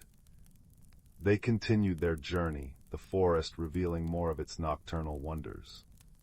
They passed through a tunnel of weeping willows whose trailing branches swept the forest floor with a soft rustling sound, like pages turning in an ancient book. They crossed a bridge made of intertwined roots where fireflies pulsed in synchronized patterns, creating living constellations that mirrored the sky above. Beneath a hawthorn tree heavy with crimson berries, they encountered a badger who was gathering the last of the season's mushrooms. His stripes glowed faintly in the moonlight, and when he moved, the air filled with the scent of damp earth and wild thyme. "The forest prepares not for death, but for dreaming," the badger rumbled, his voice like stones tumbling in a distant creek. Beneath the frost, a great transformation occurs. Seeds split open to remember their future shapes. Roots stretch deeper, learning the earth's oldest songs. Even the stones grow warmer at their hearts, storing summer's laughter for colder days. The fox listened, his ears twitching at the symphony of night sounds, the patter of last leaves falling, the almost imperceptible crunch of frost forming on fern tips, the distant hush of a waterfall slowing to an icy trickle. As dawn approached, painting the eastern sky with lavender and rose, the owl led the fox to the highest point in the forest, a moss-covered cliff overlooking the sleeping world. From here they could see the tapestry of the whispering woods in all its glory, the dark green of the pines, the silver threads of streams, the patches of mist floating like ghosts between the trees. "Watch," the owl said softly. As the first rays of sun touched the forest, something miraculous occurred. The frost that had gathered during the night began to sparkle, not with melting, but with captured light. Each crystal became a prism, reflecting colors that shouldn't have existed. Deep violets, emerald greens, and sapphire blues danced across the forest floor. The frozen waterfall glimmered like a staircase of diamonds, and the spiderwebs between the branches became laceworks of rainbows. "This is the forest's way of remembering light," the owl explained. "Even in its resting time, it finds ways to keep beauty alive." The fox felt a warmth spread through his chest, a understanding blooming like a flower in the snow. "So the quiet time isn't empty," he murmured. "It's full of different kinds of magic." The owl nodded, her feathers ruffling in the morning breeze. "Just as you need sleep to grow and dream, the earth needs its season of stillness. In the seeming silence, the most important work is done, the gathering of strength, the weaving of roots, the storing of sunlight in secret places." As they made their way back to the fox's den, the forest began its daytime transformation. The nocturnal creatures retreated to their hidden homes, the bioluminescent fungi dimmed their glow, and the morning birds began their chorus. But now the fox could hear the harmony between the waking and sleeping worlds, the way one flowed into the other, each necessary, each beautiful in its time. At the entrance to his den, the fox turned to the owl. "Thank you," he said. "I was afraid of the coming quiet, but now I understand it's just the forest breathing out, gathering itself to breathe in again when the time is right." The owl touched his head gently with her wingtip. "Remember this wisdom when the snow falls deep and the world seems sleeping. Beneath the stillness, magic is working. In the silence, stories are being woven, and after every winter, without fail, spring always returns." The fox curled up in his den, the scent of pine and earth comforting around him. Through the entrance, he could see the forest settling into its daytime rhythms. For the first time, the approach of winter didn't feel like an ending, but like the turning of a page in a story that would continue, cycle after cycle, forever. As he drifted into sleep, he heard the wind moving through the pines, a lullaby of whispers that spoke of patience, of trust in nature's rhythms, of the quiet magic that works in darkness and silence. And in his dreams, he saw the forest not as sleeping, but as dreaming, great, beautiful, transformative dreams that would blossom into reality when the world was ready to wake again. Outside, the first snowflakes began to fall, each one a tiny star carrying messages from the sky, each one a promise that even in the deepest rest, the world was held in gentle, capable hands. And the fox slept, knowing he was part of something vast and eternal, something that knew exactly when to rest and when to awaken, when to be still and when to dance. Story 8. The fire crackled softly in the hearth, casting long, dancing shadows upon the walls. Each pop and hiss was a tiny punctuation in the quiet of the evening, a sound as familiar and comforting as a well-worn blanket. It is in such a hushed and gentle hour that the best stories are born, stories that are not shouted from mountain tops but whispered on the warm air, meant to settle softly in the heart and guide you toward tranquil dreams. Our story begins in a small, quiet village nestled in a valley that seemed to be forever brushed with the gold of late afternoon. In this village lived a young boy named Kaelen. He was a thoughtful child with a quietness about him that some mistook for shyness, but which was, in truth, a deep and abiding attentiveness to the world. While other children raced and shouted through the cobblestone streets, Kaelen was often found sitting on the old stone wall at the edge of the village, simply watching the way the light changed on the leaves of the ancient forest that bordered their home. This forest was known as the Whisperwood. It was a place of immense, gnarled oaks and slender, silver-barked birches, where sunlight fell in dappled coins upon a thick carpet of moss. The villagers spoke of it with a mixture of reverence and caution, for they said that the woods held secrets, and that if you listened very, very carefully, you could sometimes hear them sighing on the breeze. Kaelen felt a pull to the Whisperwood that he could not explain. It was a quiet, persistent hum in his chest, like the memory of a forgotten song.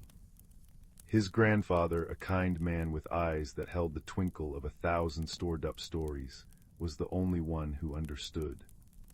"The woods don't call to everyone, Kaelen," he'd said one evening, his gnarled hands carving a piece of pine by the fire. "They only call to those who are ready to listen, and to those who carry a little of its own light inside them." Kaelen hadn't known what that meant. What light? He felt mostly ordinary. One afternoon, when the air was warm and thick with the scent of honeysuckle, Kaelen's quiet longing grew too strong to ignore. He slipped away from the village and stepped across the threshold of the Whisperwood. The change was immediate. The boisterous sounds of the village, the clanging of the blacksmith's hammer, the chatter of market-goers, vanished, swallowed by a profound, living silence. It was not an empty silence, but a full one composed of a million tiny sounds, the rustle of an unseen creature in the undergrowth, the sigh of the wind through the high branches, the distant trickle of water over smooth stones. He walked for what felt like both a minute and an hour, the path a soft, winding ribbon of earth beneath his feet. The further he went, the more the world seemed to soften and glow. The light took on a green-gold quality, as if he were walking through a vast, sunlit cathedral made of leaves and light.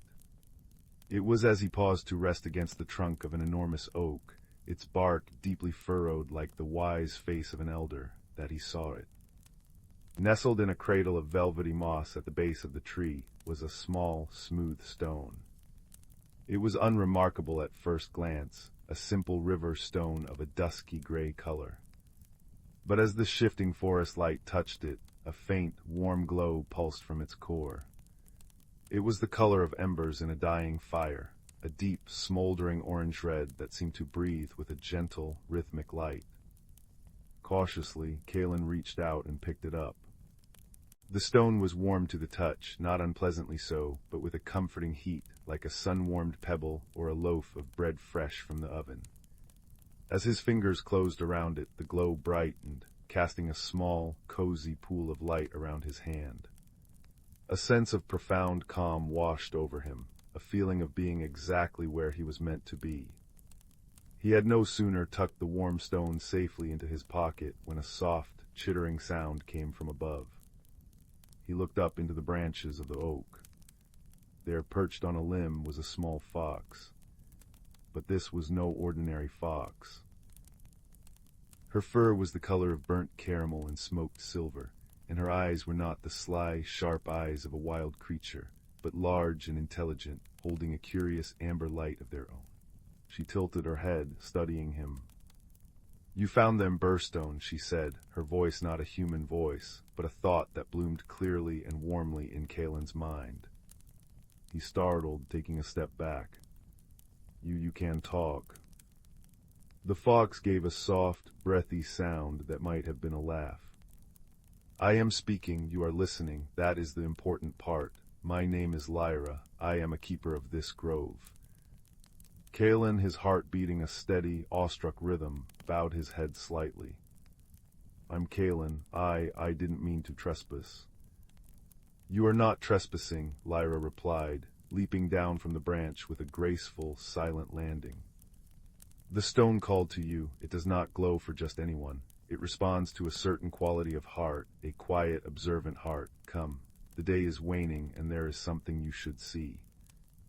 And so began Kaelen's true journey, an unexpected friendship warming him from the inside out, much like the emberstone warmed his hand.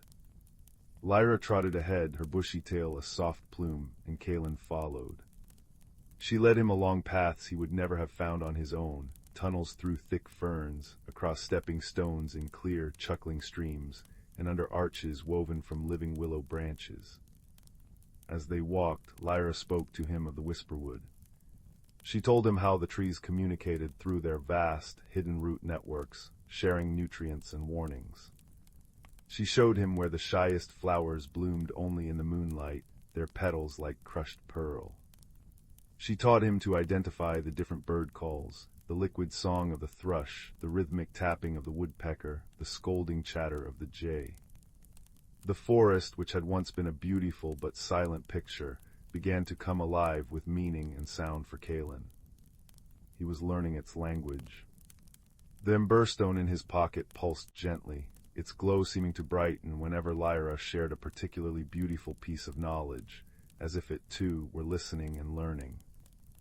"The stone is a piece of the heart of the Whisperwood," Lyra explained as they paused by a small, clear pond. Dragonflies, their wings like stained glass, skimmed over the water's surface.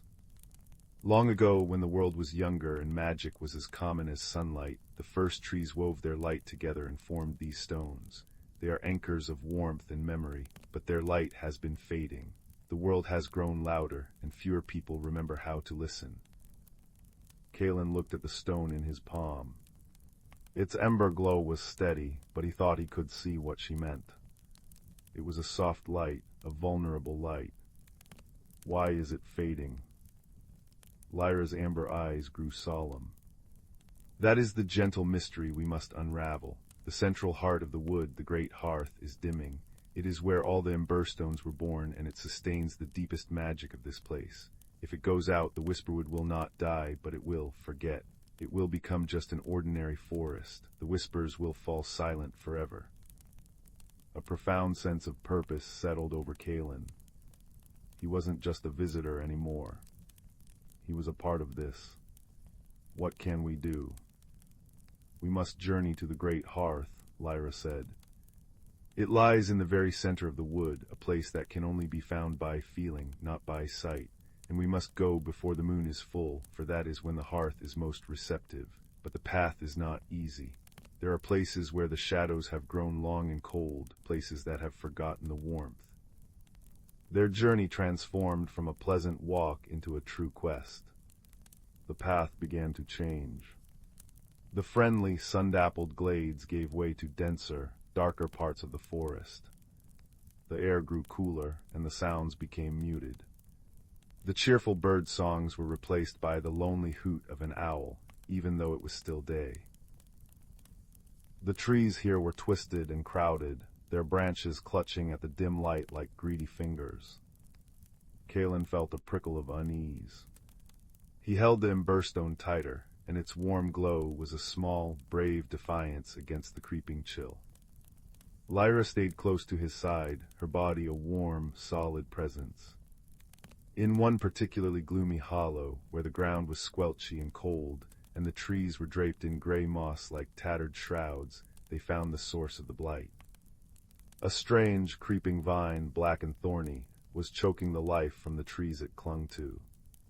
Where it grew, no moss flourished, no flowers bloomed. It was a void of both sound and warmth. The sorrow vine, Lyra whispered, her mental voice hushed. It feeds on forgetfulness and fear. It cannot stand true warmth. As if sensing their presence, the vines seemed to stir, their thorns glinting dully. A feeling of deep sadness and despair washed over Kaelen. It was a weight that pushed on his chest, making it hard to breathe. Doubts whispered in his mind. You are just a boy.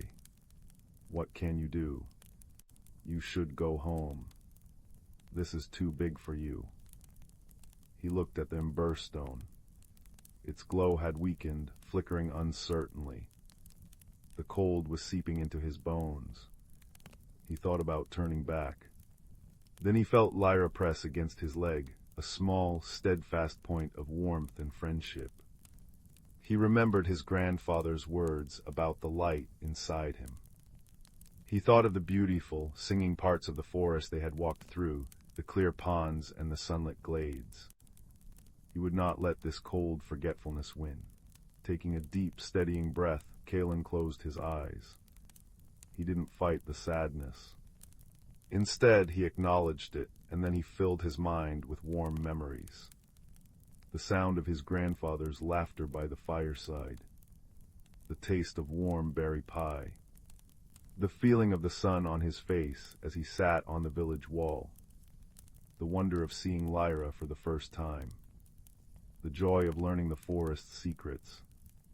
He poured all this warmth, all this love and memory into the ember stone. He focused on it with all his heart, imagining its light not as a small defensive flame, but as a radiant, pulsing sun. When he opened his eyes, the stone was no longer just glowing. It was shining. A brilliant, gentle, warm light burst from it, flooding the gloomy hollow. It was the light of a kind heart, of friendship, of cherished memories. It was the light of home. The sorrow vine recoiled from the warmth. The black vines withered, pulling back from the trees, their thorns turning to brittle dust. Where the light touched the ground, tiny, brave shoots of green moss began to appear. The oppressive weight lifted, and the air, while still cool, lost its bitter edge. Lyra looked at him, her amber eyes shining with pride. You see, her voice whispered in his mind. The light was always in you. The stone is just a focus. It is your own courage, your own warmth, that is the true magic. Feeling taller and stronger than he ever had before, Kaelen continued forward, the ember stone held aloft like a lantern. They passed through other shadowed places, and in each one, Kaelen repeated the process. He did not fight the cold with anger, but melted it with remembered warmth. He faced his fears not with brute force, but with the steady, burning truth of who he was and what he loved. With each challenge, his inner light, reflected and amplified by the stone, grew brighter and more sure. Finally, after what felt like a lifetime and no time at all, they arrived. The trees parted to reveal a wide, circular clearing. The ground was soft, silver grass, and in the very center stood an ancient, enormous tree stump, so wide that 20 children holding hands could not have encircled it. This was the great hearth. But Lyra was right. It was dim. A faint, ghostly light flickered deep within the rings of the ancient wood, but it was weak and intermittent, like the last ember of a fire about to go out. The clearing was silent and cold. This is it, Lyra said, her voice soft with reverence and concern. The heart of the whisperwood. Kaelen walked slowly to the center of the great hearth. He could feel a deep, tired thrumming beneath his feet, the slow, fading heartbeat of the forest.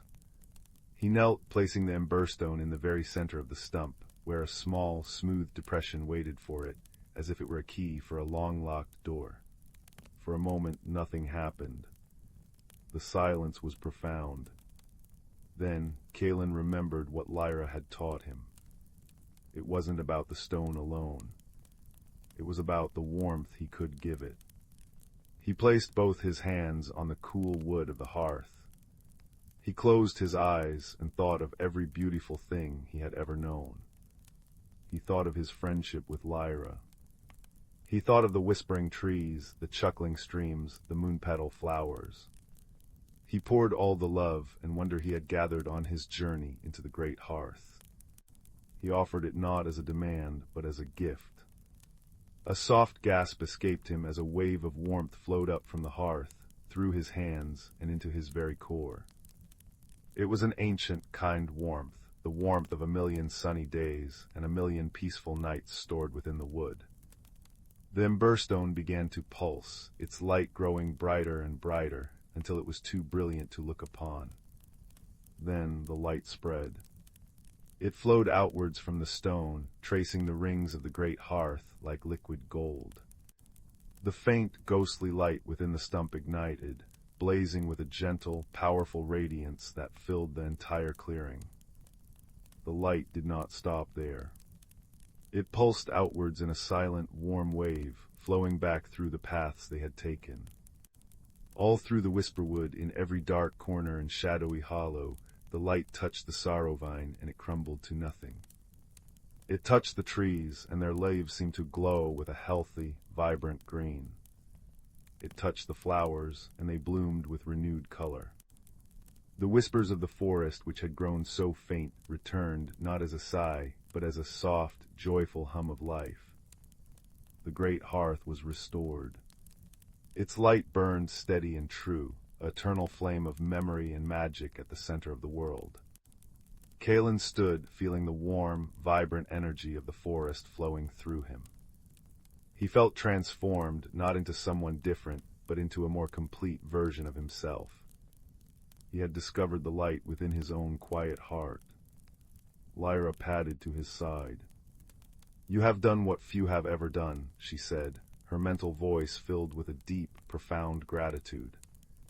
"You have rekindled the heart of the wood. The whisperwood will remember you, Kaelen, and it will always be a home to you." Kaelen picked up the emberstone. It was no longer a dusky gray, but now held a permanent, soft, internal glow, like a captured piece of starlight that was always warm. It was a part of him now, and he was a part of the wood. The journey back was different. The forest was brighter, friendlier, as if celebrating. They reached the edge of the whisperwood as the first stars were pricking the deep violet sky. The lights of the village twinkled below, small and cozy. "Will I see you again?"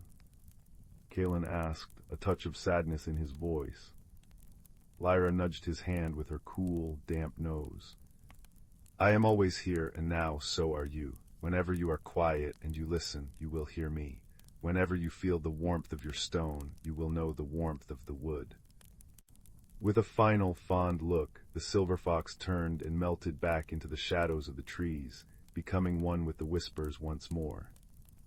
Kaelen walked back to his village, the warm stone a comforting weight in his pocket.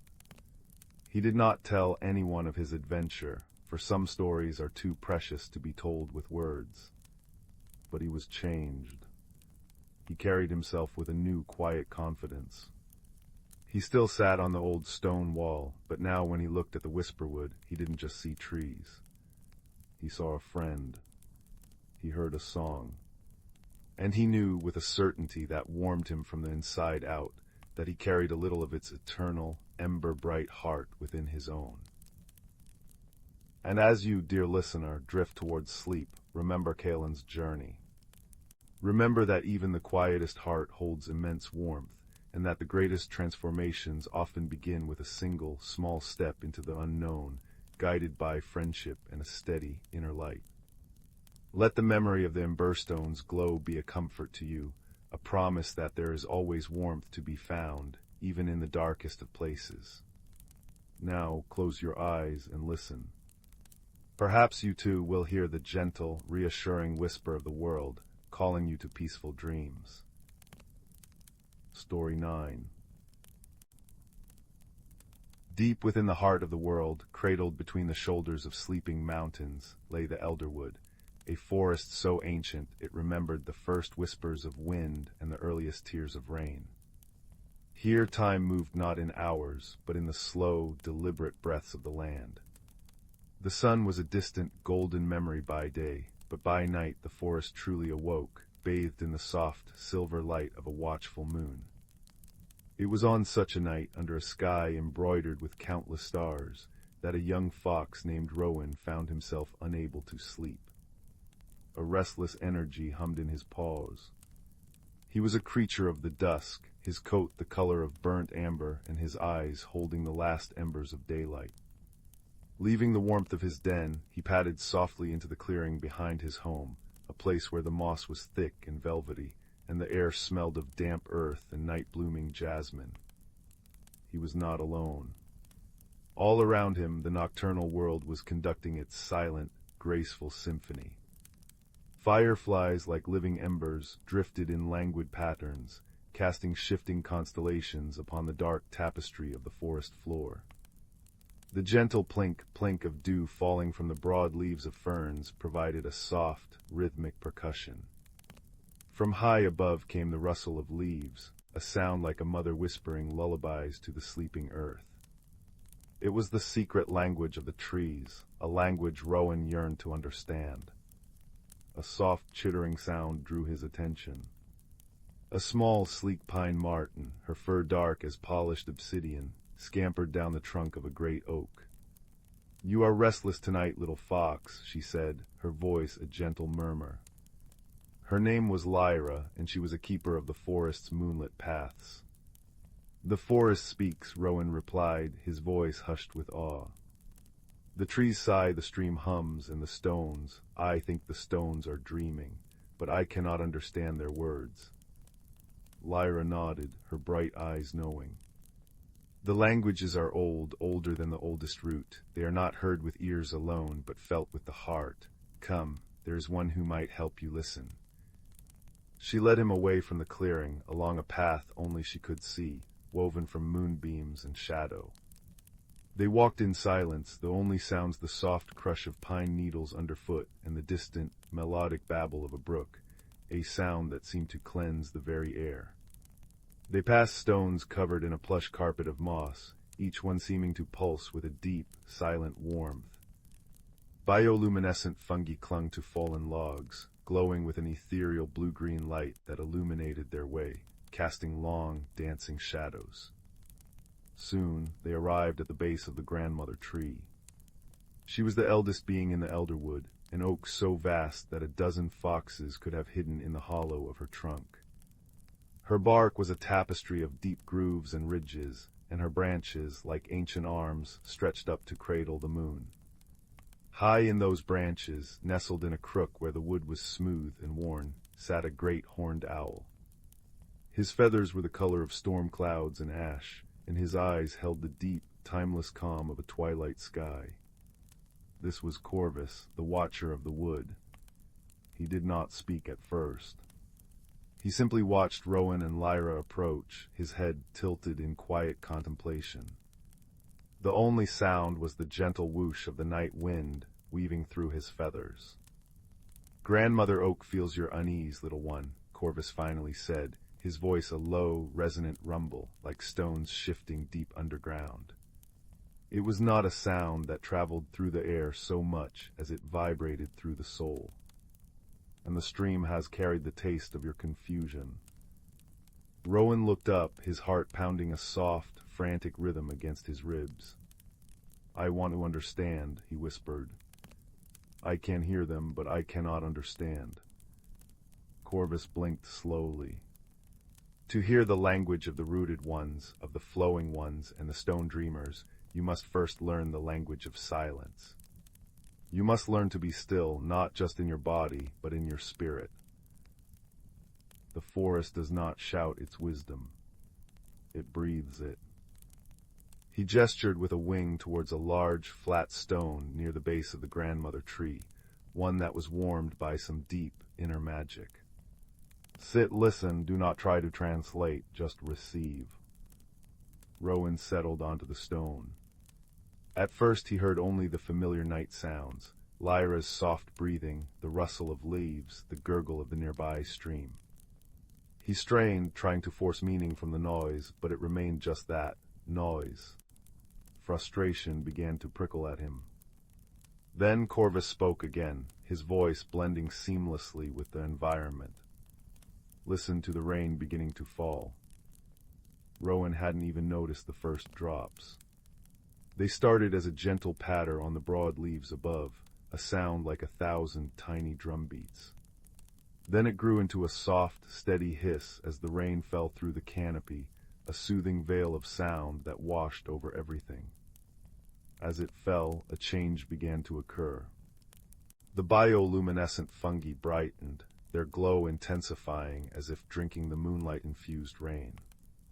The moss on the stones seemed to swell, becoming even more lush and vibrant.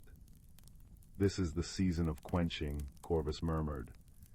"The time when the forest drinks deeply and prepares for the quiet sleep of winter. The trees are speaking of storing strength. Their roots are drinking the words of the rain, sending messages deep into the earth. Can you feel it?" Rowan closed his eyes.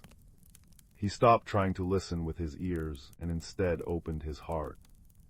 He felt the vibration of the rain through the stone he sat upon, a deep, resonant hum. He felt the sigh of the grandmother tree as her leaves were washed clean, a sensation of profound relief and gratitude. He felt the stream's song change from a cheerful babble to a deeper, more powerful chant as it was fed by the new water. It wasn't words, not in the way he knew them. It was feeling. The feeling of strength, of cleansing, of quiet preparation. "I feel it," Rowan breathed, his own restlessness beginning to ebb away, replaced by a sense of profound peace. "Good," Corvus said. "Now open your eyes." Rowan did. The forest was transformed. The rain had intensified the magic. The air sparkled with droplets caught in the moonbeams, and the entire clearing was awash in the soft, pulsating light of the fungi and the steadfast silver of the moon. It was a cathedral of light and shadow, of sound and silence. "The stream has a story for you," Lyra said gently, nudging him towards the water's edge. Rowan approached the stream. Its waters were dark and clear, flowing over smooth, round stones that glistened in the magical light. He knelt, and as the rain fell around him, he placed a paw upon the surface of the water. A jolt, not of electricity, but of pure understanding, shot through him. The stream was not just water, it was a memory. It carried the taste of the high mountain snows, the laughter of the highland springs, the secrets whispered by the roots of 1,000 trees. Its babbling was a story of journey and connection, of constant change and eternal flow. It told him that to be restless was not wrong, for all things move, but to find peace, one must move with purpose, like the water, carving its path with gentle, persistent grace. He then turned to a large, moss-covered stone beside the stream. He pressed his forehead against its cool, damp surface. Here, the feeling was different. It was slow, deep, and immensely patient. The stone dreamed of fire and ice, of ages when it was part of the mountain itself. Its language was one of endurance, of stillness, of holding fast through all seasons. It taught him the wisdom of waiting, of being an unmoved anchor in a flowing world. Finally, he looked up at the grandmother tree. He didn't need to touch her, her presence enveloped him. Her rustling leaves spoke of cycles, of buds bursting forth in spring, of providing shade in summer, of releasing leaves in a blaze of color in autumn, and of standing bare and brave in winter. She spoke of the deep, hidden network of roots that connected all trees in the forest, a web of silent support and shared nourishment. She taught him that no one is ever truly alone, that strength is found in community, and that every ending is a preparation for a new beginning. The rain began to slow, fading back into a gentle patter, and then into silence. The clouds parted and the moon shone down, brighter than ever, upon the glistening, peaceful world. Rowan turned to Corvus, his eyes clear and calm. "They aren't separate languages," he said, wonder filling his voice. "The rain's rhythm, the stream's song, the stone's dream, the tree's sigh, they are all one song, the song of the elderwood." The great owl dipped his head in a slow, approving nod. A soft, feathery sound escaped him, a sigh of contentment. "You have listened well. The greatest wisdom is not in knowing all the answers, but in understanding how to listen for them. The forest will always speak to those who have a quiet heart." Lyra chittered softly in agreement, weaving a figure eight around Rowan's legs in a gesture of friendship.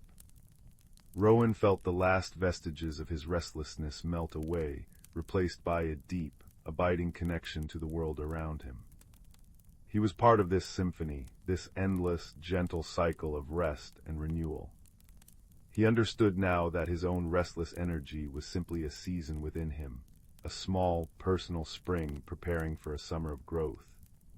He bid a quiet good night to Corvus and Lyra and turned back towards his den. The path home seemed different now. He heard the forest not as a cacophony of mysterious noises, but as a continuous, comforting conversation. The wind in the pines was a lullaby. The final dripping of rainwater from the leaves was a soft, rhythmic blessing. The world was alive with a gentle, whispering magic, and he was woven into its very fabric. As he curled up in the warmth of his den, the scent of rain-washed earth and damp moss lingering in the air, he felt a profound sense of comfort and resolution. The moonlight filtered through the entrance, painting a silver path on the ground beside him. Outside, the elderwood breathed its slow, ancient breath, its secret languages no longer a mystery, but a soothing, eternal presence, guarding his dreams until the dawn. Story 10. In the quiet embrace of the whispering woods, nestled in a gentle valley where the moonlight pooled like liquid silver, lay the village of Starlight Hollow. Here, the cobblestone streets wound like sleepy serpents between cottages with thatched roofs, and the air was always scented with honeysuckle and freshly baked bread. Every evening, as the great clock tower in the village square chimed 9 times, each chime clear and soft as a raindrop, the people of Starlight Hollow would light their lanterns, and the village would glow like a handful of embers in the vast, velvet dark. But one autumn evening, something peculiar began to unfold. As young Finn, the village stargazer, set up his brass telescope in the meadow just beyond the last cottage, he noticed that the constellation known as the Silver Lyre was missing one of its brightest stars. At first he thought it a trick of the gathering clouds, but as the night deepened and the sky cleared, the absence remained, a small, dark hole in the tapestry of the heavens.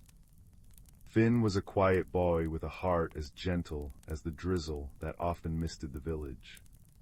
He noticed things others overlooked, the way the morning dew clung to spiderwebs like tiny diamonds, the particular rhythm of the wind chimes hanging outside the bakery, the hidden meanings in the old nursery, rhymes the elders hummed while tending their gardens. The missing star troubled him, not with fear, but with a deep and abiding curiosity.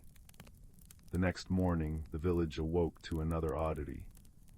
Old maps kept in the library, delicate, hand-drawn parchments that showed the forest paths and star-aligned standing stones, had subtly changed overnight. A stream that once flowed east now appeared to bend west. A hill that stood tall was now illustrated as a gentle slope. And in the gardens, the moonflowers, which usually bloomed a pale, luminous white, had taken on a soft, blushing pink hue. The villagers gathered in the square, their murmurs blending with the gentle tapping of rain on the cobblestones. Mrs. Willow the baker declared she'd seen a shadow flitting near the clock tower. Mr. Oakhart the carpenter was certain he'd heard faint, musical laughter from the direction of the Glimmer Brook. But Finn simply listened, his eyes taking in every detail, his mind weaving threads of observation. That afternoon he visited the village elder, a kind-eyed woman named Alara who lived in a cottage surrounded by wind chimes that tinkled in harmony with the breeze. She sat in her rocking chair, a thick quilt over her knees, and smiled at Finn.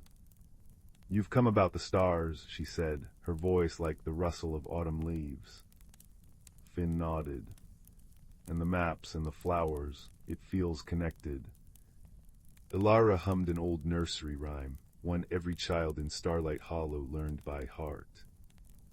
When the lyre misses a note, and the maps forget the way they wrote, seek the heart where colors gleam, and mend the sky's forgotten dream. Finn repeated the words, feeling their rhythm. The heart where colors gleam, he mused. The moonflowers have turned pink, could that be it? His first clue led him to the gardens, where the pink moonflowers swayed in the breeze. He spent hours there, watching bees drone lazily and listening to the distant chime of the clock tower.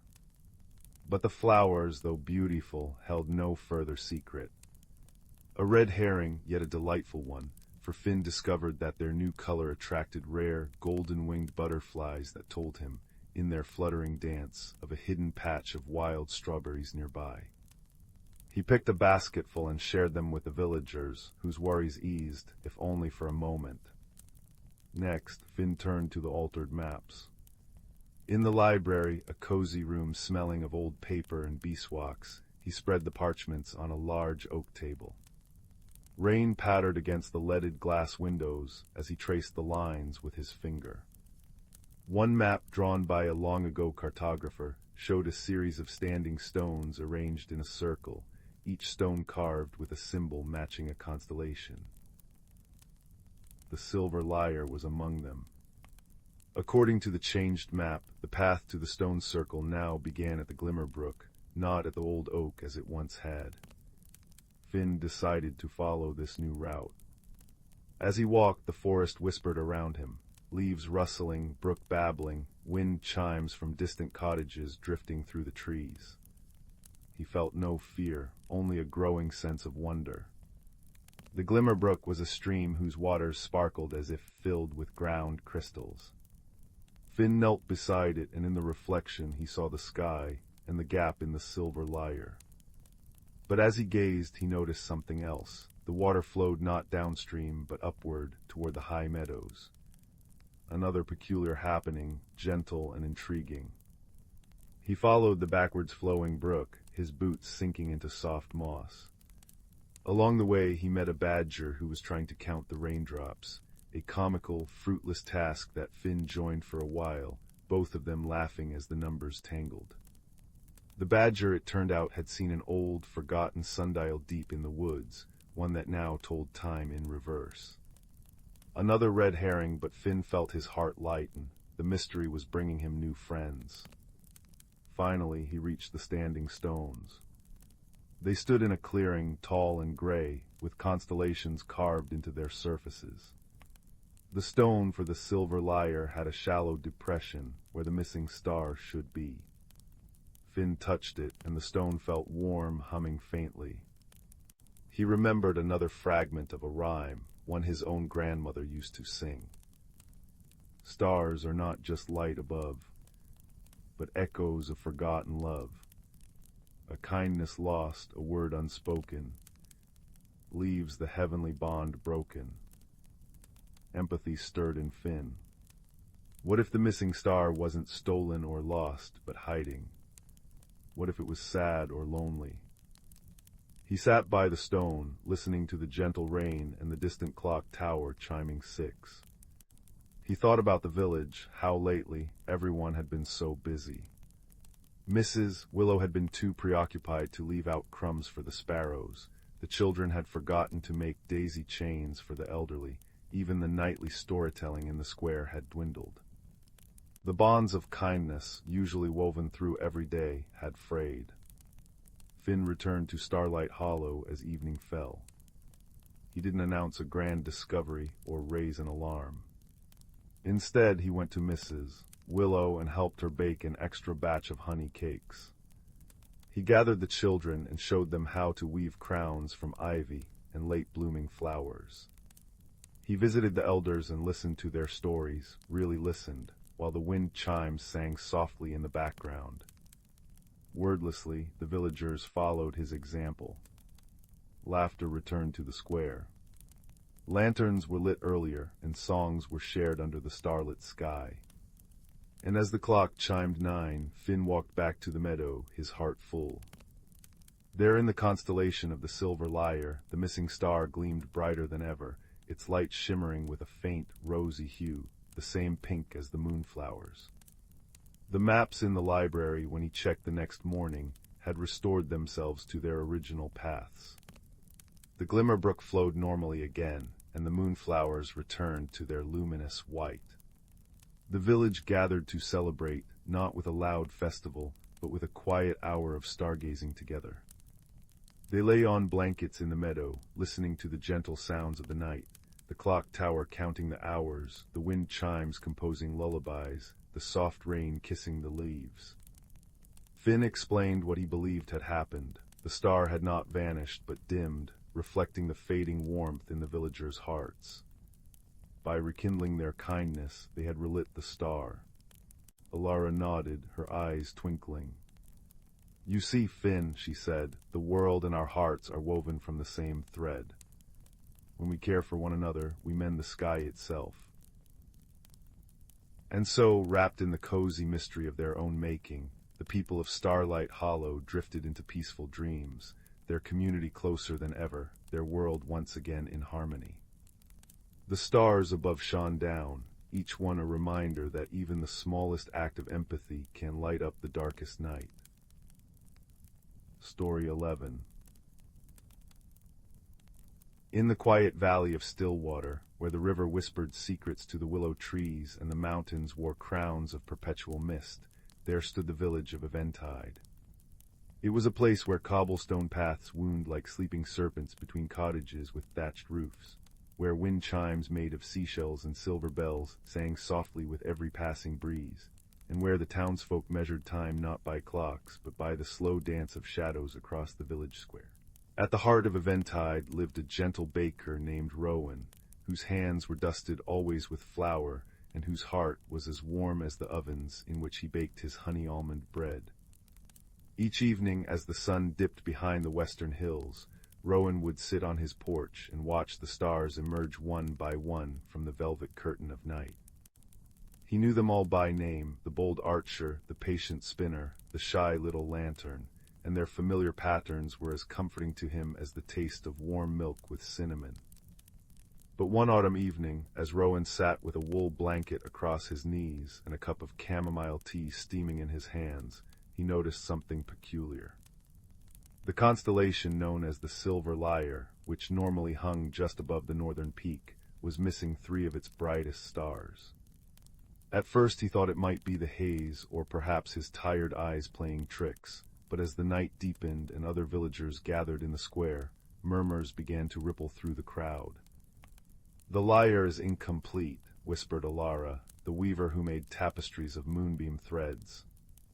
"The melody has faded," added old Finn, the clockmaker whose workshop was filled with the gentle, syncopated ticking of 100 timepieces.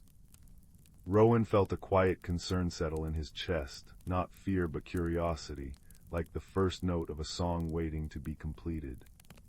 The following morning he discovered more peculiar happenings. The river that flowed through Eventide, which had always run steadily east toward the sea, now seemed to hesitate, its currents swirling in gentle eddies that sometimes appeared to flow backward for a few heartbeats before continuing on their way. In Alara's garden, the midnight blue flowers that bloomed only under starlight had begun shifting through shades of violet and silver at midday, as if remembering some other sky. The village buzzed with theories. Some thought the mountains were dreaming and had tangled time in their slumber. Others whispered that the wind had grown lonely and was playing tricks to gain attention. But Rowan, who understood the language of rising dough and the secret rhythms of yeast, knew that every effect must have a cause, and every mystery a key waiting to be found. His first clue came from the nursery rhyme the village children sang while skipping stones across the river. When the lyre misses its silver notes, and the river forgets the way it floats, seek the map of moments old and deep. where waking dreams and memories sleep. Rowan spent the afternoon visiting the village elders, sipping lavender tea with Maud, who kept the archives, and listening to the rain patter against the leaded glass windows of the library. Together they uncovered an ancient parchment tucked inside a book of celestial charts, the map of moments drawn by Eventide's founders centuries ago. It wasn't a map of places, but of times, showing where significant memories had settled into the very soil of the valley. One location in particular caught Rowan's eye, the Starlight Meadow, where the first villagers had gathered to name the constellations. As dusk settled over Eventide, Rowan walked to the meadow, the grass damp with evening dew and fireflies blinking like earthly stars. In the center stood a circle of standing stones, and carved into the tallest stone were symbols matching the missing stars from the silver lyre. But the symbols were faint, weathered by generations of rain and wind. Meanwhile, other peculiarities continued to surface. The village clock tower, which normally chimed each hour with solemn precision, now occasionally rang 13 times at midnight. Wind chimes throughout Eventide would sometimes fall silent even when the breeze still stirred, their songs suspended in the air like invisible notes. These red herrings sent villagers on delightful detours. Finn discovered that the clock's strange behavior coincided with the migration of luminous moths who gathered around its face, their wings temporarily disrupting the mechanism. Alara found that the silent wind chimes occurred only when a particular shy breeze from the east passed through, one that preferred to listen rather than to play. But Rowan, kneading bread in the quiet of his bakery early the next morning, realized these weren't distractions from the mystery, but part of its pattern. The backward-flowing river, the color-changing flowers, the silent chimes, they were all echoes of moments from Eventide's past, when the river had once changed course after a landslide, when the flowers had bloomed in daylight during a solar eclipse, when the wind had stilled on the night the first child was born in the village. The memory of the valley was stirring, and the stars were fading, because the stories that gave them meaning were being forgotten. Rowan gathered the villagers in the square as the afternoon light turned to honey and gold. "The stars aren't disappearing," he explained gently, his voice as comforting as the aroma of fresh bread. "They're waiting for us to remember them." He shared what he had learned from the map of moments and the nursery rhyme. The Silver Lyre constellation commemorated the first music played in Eventide, a melody performed on an actual silver lyre by the village's founder. But the instrument had been lost generations ago, and with it, the memory of the song it played. So began the great remembering, as villagers young and old searched attics and cellars, consulted diaries and letters, and shared stories passed down through families. A child found an old music box that played a fragment of the tune. An elderly sister remembered her grandfather humming a particular sequence of notes while tending his garden. Piece by piece, like gathering scattered pearls, the melody was reconstructed. On the night of the harvest moon, the entire village gathered in the Starlight Meadow with candles and lanterns. Rowan brought his flute, Alara her harp, Finn a set of carefully tuned bells, and others brought whatever instruments they could muster. Together they played the recovered melody, a sweet, haunting tune that seemed to weave itself into the very fabric of the night.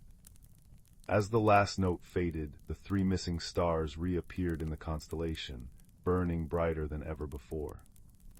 The river resumed its steady flow eastward, the starlight flowers returned to their constant midnight blue, and the wind chimes sang in perfect harmony with the breeze. Eventide had not solved a mystery so much as healed a forgetting, and in doing so had woven itself more tightly together. Rowan smiled, watching the completed silver lyre shimmering overhead. He understood now that some mysteries aren't problems to be solved, but invitations to remember, to listen more closely, to see more deeply, to cherish the stories that connect us to each other and to the world we share. And as the villagers returned to their cottages, their footsteps soft on the dewy path, the stars seemed to sing a lullaby only Eventide could hear, a melody of memory and belonging that would linger in their dreams until morning. Story 12. In the quiet valley of Stillwater Meadows, where the twilight lingered a little longer each evening, and the stars seemed to hang just within reach, there lived a young woman named Anya. She was like a half-finished painting, all soft edges and muted colors, with eyes the shade of a sky just before dawn, neither night nor day. Anya felt things deeply, but she kept them tucked away like precious stones in velvet pouches, afraid that if she showed them they might lose their luster or, worse, change into something unfamiliar. Her changes began subtly, as the most important ones often do. One morning she noticed that the freckles dotting her nose had taken on a faint, golden glow, shimmering like captured starlight whenever she felt a sudden surge of joy. Another day, after helping an elderly neighbor carry her shopping home, Anya returned to find that her ordinarily chestnut hair had gained a single, silvery streak that sparkled in the sunlight. She was bewildered, even frightened. Change, after all, had always felt like a storm to her, something to be weathered, not welcomed. It was during one of these moments of quiet confusion that she first met Alara. Alara was the keeper of the Whispering Garden, a place where flowers didn't just grow, they listened. No one knew quite how old Alara was. Her face was a road map of gentle wrinkles, each one earned from smiles rather than sorrows, and her eyes held the deep, knowing calm of ancient forests. She found Anya sitting by the garden's moss-covered gate, staring at her reflection in a small, still pond. "Some seeds," Alara said, her voice like the rustle of leaves in a soft breeze, "need the darkness before they can remember they are meant to bloom." Anya looked up, startled. "I don't understand what's happening to me," she confessed, her voice barely a whisper. "I'm changing, and I don't know why." Alara simply smiled and gestured toward the garden. "Walk with me." The Whispering Garden was a tapestry of living magic. Flowers hummed gentle tunes, their petals shifting colors in response to the emotions of those who wandered through. There were moon petals that glowed soft blue when someone felt peaceful, and sun trumpets that burst into brilliant gold at the sound of laughter. The very air tasted of honey and possibility. "Change," Alara explained as they walked along a path of smooth, river-worn stones, "is the garden's native tongue. Nothing here remains exactly as it was yesterday, and yet everything belongs." She led Anya to a section where crystal moths fluttered, their wings like stained glass. These creatures spend most of their lives as humble caterpillars, munching on leaves and dreaming of the sky. Then they weave themselves a cocoon, a temporary home made of their own substance, and inside that quiet darkness they become something new. They don't fight the process, they simply trust it. Anya reached out, and one of the moths landed on her finger. Where its delicate feet touched her skin, a tiny, shimmering mark appeared, a perfect miniature cocoon. "It's beautiful," she breathed. "So are you," Alara replied. "Your changes are simply your soul learning to speak a language you've always known but forgotten." Over the following weeks, Anya visited the garden daily. Her small victories began to accumulate, each one a stepping stone across the river of her fears. One afternoon, feeling particularly brave, she sang a song her grandmother had taught her. As her voice rose, hesitant at first but growing stronger, the nearby glimmer blooms began to pulse with soft light, their petals turning the color of liquid amber.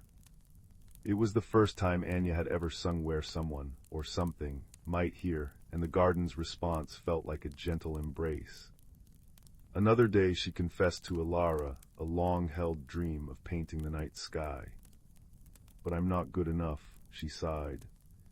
That evening, Alara gifted her a set of brushes made from fallen phoenix feathers and paints crafted from crushed twilight. "The garden provides what the heart needs," she said, "not what the mind thinks it deserves." Anya began to paint. At first her strokes were timid, her colors muted. But as she allowed herself to feel the joy of creation without judgment, her paintings began to change. The stars in her artwork started to twinkle with real starlight, and the moon she painted cast soft, silver shadows across her floor. Her hands, once unsure, now moved with a confidence that surprised her. And with each painting, another change manifested. Her hair gained more silvery streaks until it looked like a river of moonlight, and the golden freckles on her skin multiplied until she seemed dusted with constellations. The garden responded to her emotional growth in breathtaking ways. When Anya finally forgave an old friend after a years-long silence, a patch of forgiveness ferns unfurled their emerald fronds, releasing a scent that washed the entire garden in peace. When she mustered the courage to share her paintings at the village market, the sun trumpets bloomed so brightly that the garden needed no other light for 3 full days. But the greatest transformation was still to come. Anya had been working on a masterpiece, a portrait of the garden itself, capturing not just its appearance but its essence. For weeks she poured her heart into the canvas, but something felt incomplete. The painting lacked the living magic that made the garden so special. "It feels like I'm missing the most important part," she told Alara one evening as fireflies danced around them like mobile stars. "Perhaps," Alara said gently, "you're trying to paint what the garden is rather than what it's becoming. Magic, like people, is never static." That night, Anya had a dream. She was a seed buried deep in rich, dark soil. Above her the world was a mystery, but around her the earth hummed with life. She felt no fear, only a patient knowing that when the time was right, she would know which way to grow. When she woke, the answer was clear. She returned to her painting not with brushes, but with her hands. Dipping her fingers into the twilight paints, she began to add not just colors, but emotions, the warmth of friendship, the courage of small victories, the peace of acceptance. As she worked, her own changes intensified. The silvery streaks in her hair began to glow, and her constellation freckles shone like miniature galaxies. She was no longer painting the garden, she was becoming part of it, and it part of her. When she placed the final touch, a stroke of deepest midnight blue mixed with stardust, the painting began to breathe. The flowers in the artwork swayed in an unseen breeze, the crystal moths fluttered their glassine wings, and the colors shifted and swirled, responding to the emotions of anyone who looked upon it. Anya had not captured the garden's magic, she had woven her own magic into it. Alara appeared at her side, her eyes gleaming with pride. "You've done it, my dear. You've learned the garden's greatest secret, that we are both the seed and the bloom, the caterpillar and the moth. Transformation isn't something that happens to us, it's something we grow into." Anya looked at her reflection in the pond.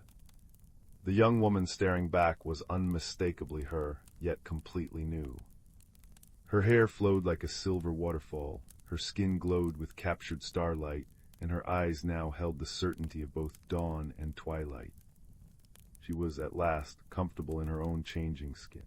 The villagers began to visit not just the garden, but Anya's cottage, drawn by the living painting that seemed to offer exactly what each person needed: a splash of courage for the timid, a wash of peace for the troubled, a spark of joy for the weary. Anya found herself sharing what she had learned. That change is not something to fear, but a natural rhythm like breathing. In and out. Seed and bloom. Cocoon and wing. One evening, as the embers of the sunset glowed against the horizon, a young boy approached her gate. He clutched a wilted flower, his eyes wide with worry. "It changed color," he whispered. "It was blue, and now it's purple. Is it broken?" Anya knelt, her silvery hair pooling around her like moonlight. "No, little one," she said softly. "It's just becoming more itself. Would you like to see my garden?" She took his hand and led him inside, where the flowers hummed their gentle tunes, and the air tasted of honey and possibility. Somewhere in the twilight, Alara smiled, her work complete. For now, the student had become the teacher, the bloom had become the seed, and every ending was simply a new beginning waiting to unfold. Story 13. On the far edge of the Silken Nebula, where stardust gathered in soft, shimmering clouds, there drifted a small, forgotten observation outpost. It was a place of quiet hums and gentle lights, where the solar winds whispered secrets against its crystalline walls. This was the Starlight Haven, a sanctuary for wayfarers, though lately it had known only one resident, a being from the planet Luminar named Kaelen. Kaelen was a gentle soul whose body glowed with soft, shifting colors that reflected his feelings. When he was content, his skin shimmered in warm golds and calming blues. When he was lonely, it faded to muted lavender. And lately, lavender had been his constant companion.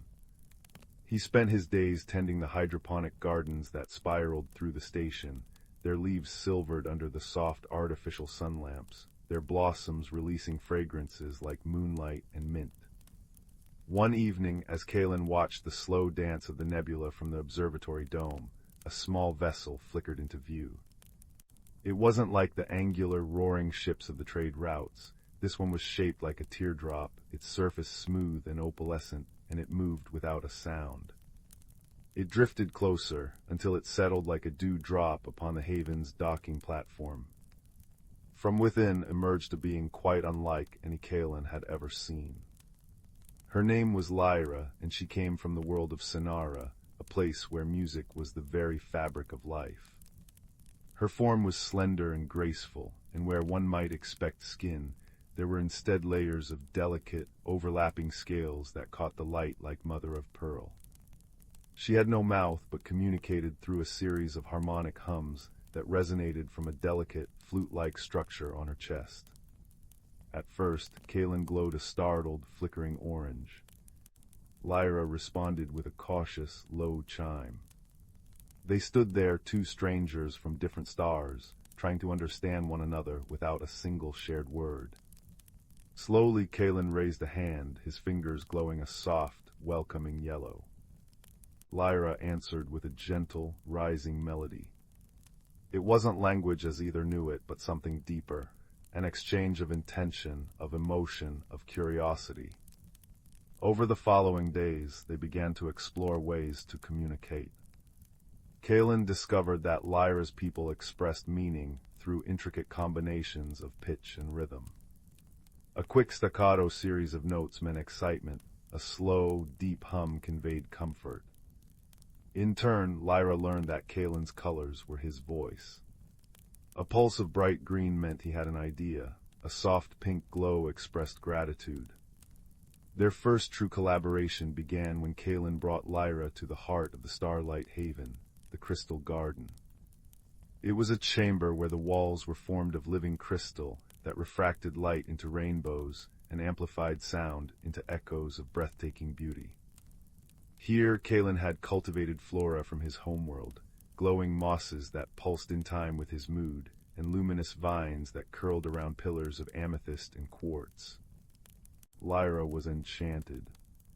She drifted through the garden, her scales shimmering, and let out a soft, experimental note. The crystals caught the sound and spun it into a cascade of harmonic echoes that lingered in the air like visible music. Kaelen watched, his colors blooming into a delighted, swirling gold. He reached out and touched one of the crystal pillars, letting his light flow into it. The garden filled with a warm, golden radiance that danced in time with Lyra's lingering melody. Together they began to build something new, a shared sanctuary within the sanctuary. Kaelen taught Lyra how to tend the garden, showing her which plants responded to light and which to sound. Lyra in turn began to sing to the plants, and Kaelen noticed that under the influence of her harmonies, the silver leaves grew broader and the moonmint blossoms released sweeter, more soothing scents. But not every moment was harmony. One afternoon, Kaelen arranged a meal to share, a luminarian tradition of glowing fruits that released flavors as you breathed them in. He carefully set them in a geometric pattern on a floating plate, each fruit placed with intention, for to his people, arrangement was a language of respect. When Lyra entered, she took one look at the beautiful display and let out a discordant, jarring note. She retreated to a corner, her scales dulling to a grayish hue. Kaelen's colors flickered in confusion and hurt. Had he offended her? It took patient, gentle conversation, Kaelen pulsing soft, questioning blues, Lyra responding with hesitant minor-key chimes, for them to understand. On Sonara, symmetrical arrangements were used only for solemn, sorrowful occasions. Lyra had thought Kaelen was mourning something. When Kaelen glowed with understanding and reshaped the fruits into a loose, spiraling pattern, a sign of joyful informality on Luminar, Lyra's melody shifted to a bright, laughing scale. They shared the meal in a new spirit of laughter and learning, their misunderstanding having woven another thread into their friendship. Their favorite times were the quiet ones, when the nebula outside swirled in great, dreamy banks of violet and emerald, and the stars beyond shone like scattered diamonds. They would sit together in the observatory, Kaelen's light casting a soft glow, Lyra humming a low, peaceful drone that vibrated through the floor. They didn't need words or colors or music to say what they felt in those moments, a deep, abiding connection that transcended worlds. They were simply two beings sharing the wonder of the cosmos. One day a disturbance rattled the haven. A passing meteor shower sent tremors through the station, and a small fragment breached the garden's outer wall. The sudden depressurization alarm blared, and the garden's delicate climate began to fail. The luminous plants wilted, their light fading, the crystals dulled. Kaelen glowed in frantic, flashing reds of alarm. Lyra responded with a steady, deep resonance that cut through the chaos. Together they worked, Kaelen using his knowledge of the station's systems to project a temporary energy field over the breach, his hands moving over the control panels in streaks of determined blue light. Lyra stood in the center of the garden and sang. It was a song unlike any she had made before, a powerful, resonant melody that seemed to vibrate into the very roots of the plants, into the heart of the crystals. The garden responded. The crystals began to glow with stored light, the plants straightened, and a soft, pulsating harmony filled the chamber, stabilizing the atmosphere through some sonic technology Kaelen didn't understand but felt deep in his soul. When the crisis passed, they stood together amid the slowly reviving garden. Kaelen's light softened to a warm, steady gold, pulsing in time with Lyra's calming hum. They had saved their sanctuary, not with advanced technology or brute force, but with trust and the unique gifts they each brought. As time flowed on, the Starlight Haven became more than a way station. It became a legend. Travelers would speak of the garden where light and music lived in harmony, where two beings from different stars had created a pocket of peace in the vastness of space. They told of how the crystal garden could heal weary spirits, and how the keepers communicated in a language of color and song that anyone, from any world, could understand in their hearts. One evening, as a new nebula bloomed on the horizon in shades of coral and sapphire, Kaelen and Lyra sat together in their observatory. Kaelen's light was a contented, warm amber. Lyra's hum was a soft lullaby. They watched a binary star system set in the distance, its two suns circling one another in an eternal, graceful dance. They had not needed to learn each other's languages. They had not needed translators or complex algorithms. They had built a bridge from curiosity to compassion, from loneliness to companionship. In the quiet understanding between them, in the shared shelter they had made together, they had discovered the one universal constant, the one truth that spanned every galaxy, every star, every world. That kindness needs no translation. That friendship is a force more powerful than gravity. And that sometimes the most extraordinary adventures begin with a quiet glow and a gentle hum, offered in the dark between the stars. Story 14. In the heart of the world, where the sun's last golden rays surrendered to the velvet embrace of night, lay the ancient forest of Lumenwood. This was no ordinary woodland, but a realm woven from moonlight and magic, where the very air hummed with quiet enchantment. The trees stood as silent sentinels, their bark silvered by countless moons, their leaves whispering secrets in a language only the heart could understand. On this particular evening, as a gentle mist began to curl around their roots, a small, troubled hedgehog named Pip was making his way along a path of moss-covered stones. Pip was usually a creature of cheerful industry, but a strange restlessness had settled in his heart. He watched as the forest prepared for the long sleep, the great seasonal slumber when the vibrant greens of summer would surrender to the fiery brilliance of autumn before the white silence of winter descended. While other creatures gathered stores and mended dens, Pip felt an unease he couldn't name, a fear that the coming stillness was an ending rather than a beginning. His quills twitched as he reached a clearing where moonflowers bloomed, their petals glowing with a soft, internal light. Here, the nocturnal symphony began. A gentle rainfall started, each drop a silver needle tapping a different leaf, beech, oak, and willow, creating a melody that was both chaotic and perfectly harmonious. The wind joined in, whispering through the pine needles, a hushed shhhhh that soothed the forest's edges. Somewhere nearby, a babbling brook added its liquid laughter to the chorus. It was in this clearing that Pip met Silas, an owl so ancient his feathers were the color of weathered parchment, and his eyes held the depth of 1,000 starry nights. Silas was not perched high in a tree, as one might expect, but sat upon a low, smooth stone, as if waiting. "Your footsteps speak of questions, little one," Silas said, his voice not a hoot, but a soft rumble, like distant thunder that promises a gentle storm.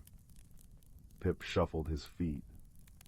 "I don't understand the long sleep, Elder Silas. Everything becomes so quiet.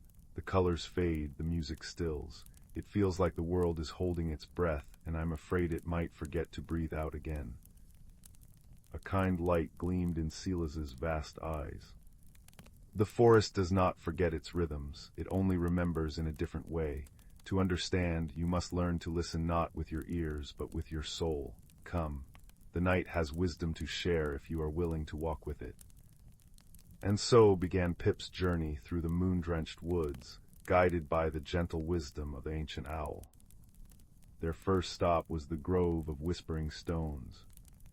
These were not mere rocks, but ancient, sleeping giants covered in plush, emerald moss. Silas instructed Pip to place his small, warm paw upon the cool, damp surface of the largest stone. At first, Pip felt nothing but the night's chill. But as he stood there, his own breathing slowing to match the deep, slow pulse of the forest, a vibration began. It was a deep, resonant hum, a story of patience. The stone spoke of ages passing, of glaciers retreating and saplings becoming monarchs. It spoke of the profound strength found in stillness, of holding space while the world danced and slumbered above. Pip understood then that the long sleep was not an emptiness, but a gathering of strength, a deep, restorative silence. "Every stone has a song," Silas murmured. "It is the bedrock upon which the forest's lighter melodies are built." They moved on, their path illuminated by clusters of honey fungus that glowed with a warm, golden bioluminescence, and by will-o'-the-wisps that danced like playful sprites in the deeper shadows. Soon the sound of the babbling brook grew louder, and they arrived at the stream of silver threads. The water moved over a bed of polished pebbles, each one a different color, and as it flowed, it seemed to weave a liquid tapestry of sound. Silas gestured for Pip to kneel at the water's edge. "Listen to its story." Pip dipped his nose close to the surface. The stream didn't speak in words, but in a continuous, flowing song of release. It sang of snowmelt from distant mountains, of summer rains and autumn tears, all flowing onward, never clinging, always moving toward the great unknown. It taught of letting go, of leaves of days, of old worries, and the freedom that came from trusting the current. The tension in Pip's small shoulders began to ease. Perhaps the fading of the vibrant summer world was not a loss, but a necessary release, making way for something new. "The stream knows that to hold on is to stagnate," Silas said softly. To let go is to remain forever fresh and alive, even under a sheet of ice. Their journey led them deeper, into the heart of the forest where the trees grew tallest. This was the Cathedral of the Elders. Here the ancient trees, oaks, yews, and towering redwoods, communed in a silent, leafy language. Silas had Pip press his ear against the rough, lichen-spotted bark of a grandmother oak. Pip closed his eyes. He heard it then, not a sound, but a feeling, a deep, interconnected thrum, a network of roots sharing nourishment, of branches sharing sunlight, of leaves sharing the news carried on the wind. The trees spoke of community, of supporting one another through storms and seasons. They shared their memories of 1,000 long sleeps, and how each one was followed by a rebirth more vibrant than the last. Their wisdom was one of faith, faith in the cycles, faith in the return of the light, faith in the unseen magic working beneath the surface. The forest is one great breathing being, Silas explained, his voice blending with the rustle of the leaves. The long sleep is but its time of dreaming, and from dreams, new realities are born. Finally, they arrived at a starlit clearing Pip had never seen before. It was a perfect circle, carpeted in star moss that shimmered with captured starlight. In the center stood a single, magnificent tree whose leaves were not green, but a cascade of liquid silver, each one reflecting the moon and stars. This was the Moonshadow tree, the heart of the forest's seasonal magic. As Pip watched, a single silver leaf detached. Instead of falling, it drifted upward, joining a constellation of other leaves swirling in a slow, graceful dance in the air. They pulsed with a soft, cool light, painting the clearing in shifting patterns of silver and shadow. "This is the dance of renewal," Silas said.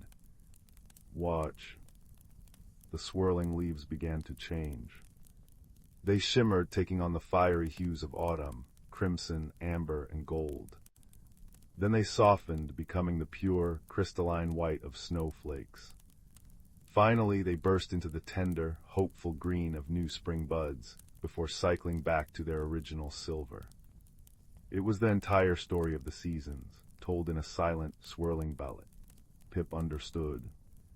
The long sleep, the winter, was not a full stop, but a comma in the forest's eternal sentence. It was the quiet moment in the music where the harmony deepened, the necessary rest that made the renewal possible. The fear that had gripped his heart melted away, replaced by a profound sense of peace. He was not separate from this cycle, he was a part of it. His own small den, his hibernation, was his way of participating in the forest's great, dreaming slumber. As if in blessing, a soft, warm rain began to fall, pattering gently on the star moss and the silver leaves. The sound was a natural lullaby, each drop a note of comfort. The wind sighed through the clearing, carrying the scent of damp earth and night-blooming jasmine. "Remember what you have learned tonight, little Pip," Silas said, his form beginning to blend with the shadows. "The stones teach us patience, the stream teaches us release, the trees teach us faith, and the seasons teach us renewal. Carry this wisdom into your long sleep, and dream of the spring that is already stirring in the heart of the winter." Pip made his way back to his cozy den, beneath the roots of a friendly hawthorn tree. The restless feeling was gone. As he curled into his nest of dried leaves and soft feathers, the sounds of the forest wrapped around him, the gentle drip-drip of rain from the leaves, the distant chuckle of the brook, the comforting whisper of the wind. He was no longer afraid of the quiet. He knew it was filled with a deep, resonant magic, the silent, potent promise of life merely resting, gathering its strength for the magnificent unfurling to come. And as the hedgehog drifted into a peaceful sleep, the ancient forest of Lumenwood settled into its own gentle rhythm, a realm of moonlight and magic where every ending was secretly a beginning, and every silence was filled with the most beautiful, unspoken song. Story 15. Story 16. Story 17. Story 18. Story 19. Story 20. Story 21. Story 22. Story 23. Story 24. Story 25. 26. Story 27. Story 28. Story 29. Story 30. Story 31. Story 32. Story 33. Story 34. Story 35. Story 36. 37. Story 38. Story 39. Story 40. Story 41. Story 42. Story 43. Story 44. Story 45. Story 46. Story 47. Story 48. Story 49. Story 50. Story 51. Story 52. Story 53. Story 54. Story 55. Story 56. Story 50. Story 58. Story 59. Story 60. 61. Story 62. Story 63. Story 64. Story 65. Story 66. Story 67. Story 68. Story 69. Story 70. Story 71. Story 72. Story 73. Story 74. Story 75. Story 76. Story 77. Story 78. Story 79. Story 80. Story 81. Story 82. Story 83. Story 84. Story 85. Story 86. Story 87. Story 88. Story 89. Story 90. Story 91. Story 92. Story 93. Story 94. Story 95. Story 96. Story 97. Story 98. Story 99. Once upon a time, nestled in the quiet village of Willowbrook, there was a little cottage with a thatched roof and ivy-covered walls. The cottage belonged to an elderly woman named Granny Willow, who was known for her kindness and the twinkle in her eye that suggested she knew more than the average person. But the real secret of Granny Willow's cottage was not the woman herself, but a simple, unassuming object that lay amidst her collection of trinkets, a silver spoon. This spoon was unlike any other. It had been passed down through generations, and its handle was etched with intricate patterns that seemed to shimmer when touched by the light of the moon. Many who visited Granny Willow would admire the spoon for its beauty, but only a few knew of its true magic. When held with a heart full of wonder, the spoon revealed a hidden world, a place where dreams could be tasted and where the impossible seemed possible. One brisk autumn evening, a young girl named Clara visited Granny Willow. Clara was a curious child, with eyes the color of the clearest morning sky and a heart eager for adventure. As she warmed her hands by Granny's crackling fireplace, the elderly woman offered Clara a cup of hot cocoa, stirring it gently with the silver spoon. Clara watched, mesmerized by the way the spoon caught the firelight, and she could not help but reach out to touch it. As her fingers brushed the cool metal, Clara felt a gentle tingling sensation spread through her hand and up her arm. Suddenly, the room around her seemed to blur, and she found herself standing in a forest unlike any she had ever seen. Towering trees with leaves of gold and silver swayed gently in a breeze that carried the scent of wildflowers and honey. It was a place both foreign and familiar, a place where magic felt as real as the earth beneath her feet. "Welcome, dear Clara," a melodious voice greeted her. Turning, Clara saw a small creature perched on a branch, a tiny bird with feathers of the deepest blue and eyes that sparkled with intelligence. "I am Leora, your guide in this enchanted place." Clara marveled at the bird, her heart swelling with excitement and curiosity. "Where am I?" she asked, her voice barely above a whisper. "You are in the land of whimsy, Where the imagination knows no bounds, Leora replied, fluttering down to Clara's shoulder. Here, you will find answers to questions you haven't yet asked, and perhaps discover things you didn't know you were seeking. Intrigued and a little daunted, Clara set off through the forest with Leora by her side. Along the way, they encountered a variety of creatures.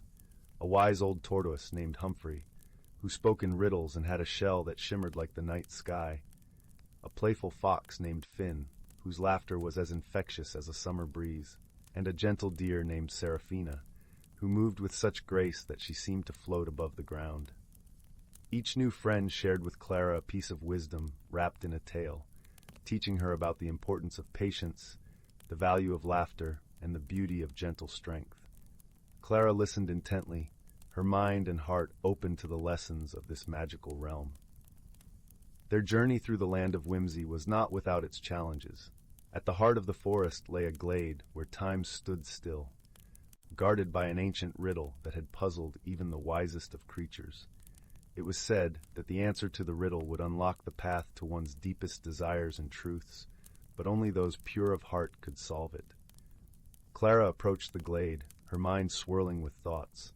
The riddle echoed in her ears, a melody of words that seemed to dance just out of reach.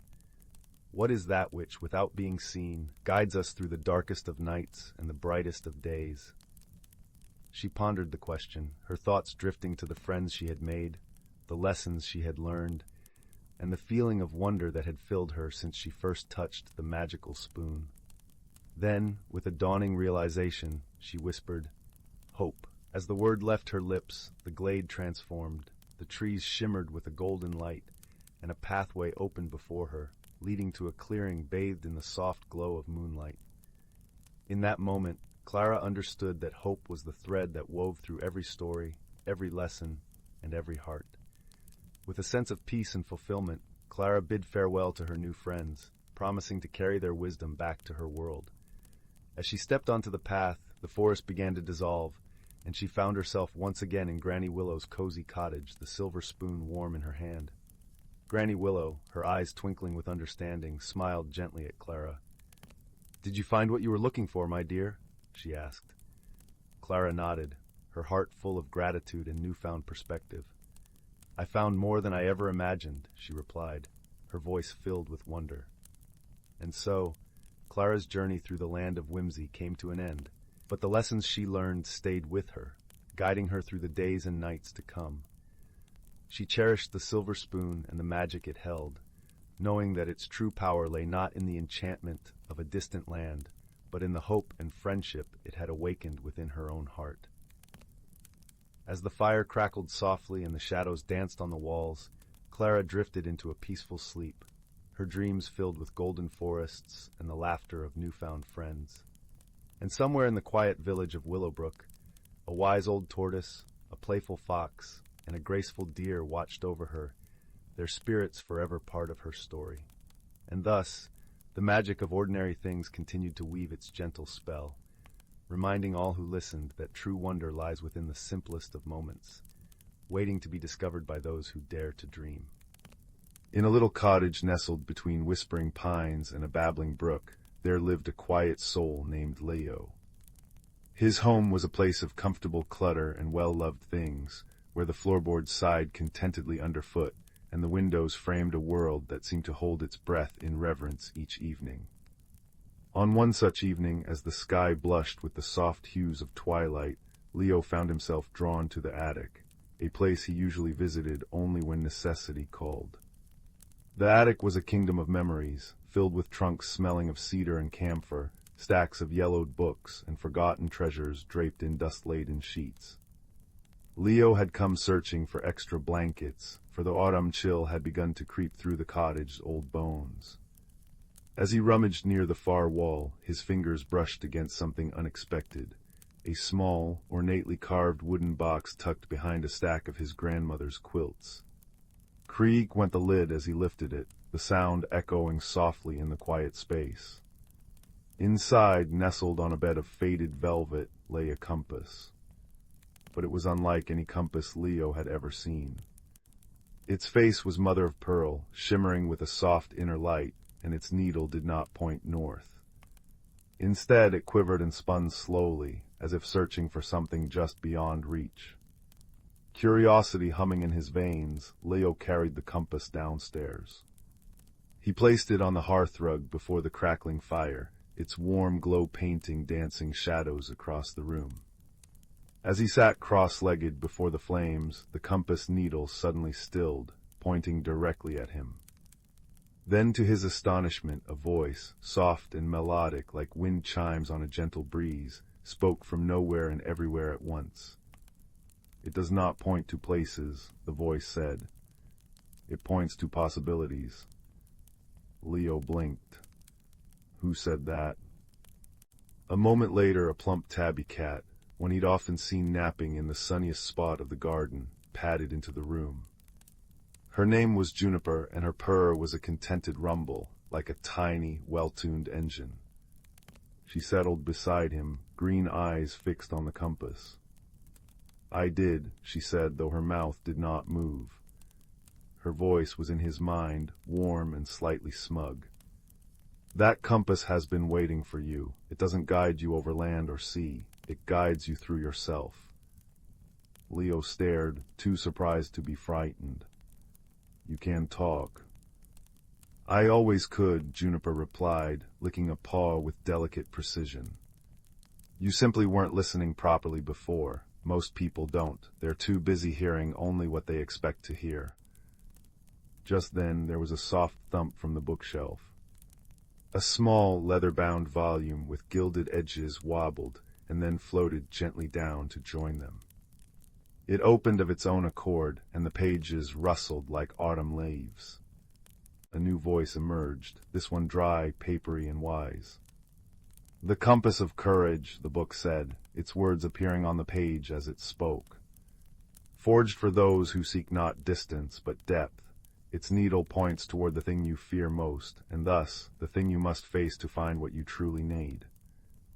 Leo's heart beat a little faster. What must I do?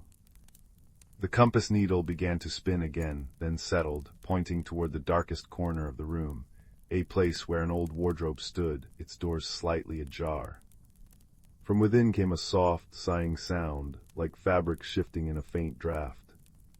"You must follow where it leads," said Juniper, nudging his hand with her head. "But you won't be going alone." The book fluttered its pages encouragingly. "I shall provide guidance, and Juniper shall provide company, but the journey, dear Leo, is yours to make." Taking a deep breath, Leo picked up the compass. Its weight was comforting in his palm. He walked slowly toward the wardrobe, Juniper trotting at his heels, and the book floating serenely beside him. As he drew closer, the darkness within the wardrobe seemed to deepen, becoming a velvety blackness that felt less like absence and more like presence. Swish, the wardrobe doors opened fully on their own. Instead of coats and scarves, Leo saw a pathway lined with silver birch trees, their leaves whispering secrets in a language almost familiar. The air smelled of damp earth and distant rain. "Step through," urged the book. "The compass will not steer you wrong." And so Leo stepped from his cozy cottage into a forest that existed somewhere between dream and memory. The ground was soft with moss, and the light was that of perpetual twilight, soft, forgiving, and tinged with magic. The compass needle now pointed steadily ahead, down a path that wound between ancient trees. They walked for what felt like both moments and lifetimes. Juniper occasionally paused to watch a glowing moth, or listen to the drip-drip-drip of dew from leaf to fern. The book, which had introduced itself as Folio, recited poems and bits of wisdom to keep their spirits lifted. "Courage, dear Leo," Folio said, "is not the absence of fear, but the recognition that something else is more important." Eventually, the path led them to a wide, misty river. There was no bridge in sight, and the water flowed silently, its surface like smoked glass. The compass needle pointed straight across. On the far bank, Leo could just make out a soft golden light, warm and inviting, like a lantern in a window. "How do we cross?" Leo wondered aloud. A figure emerged from the mist, an old badger leaning on a knotted staff. His fur was silvered with age, and his eyes held the patience of countless seasons.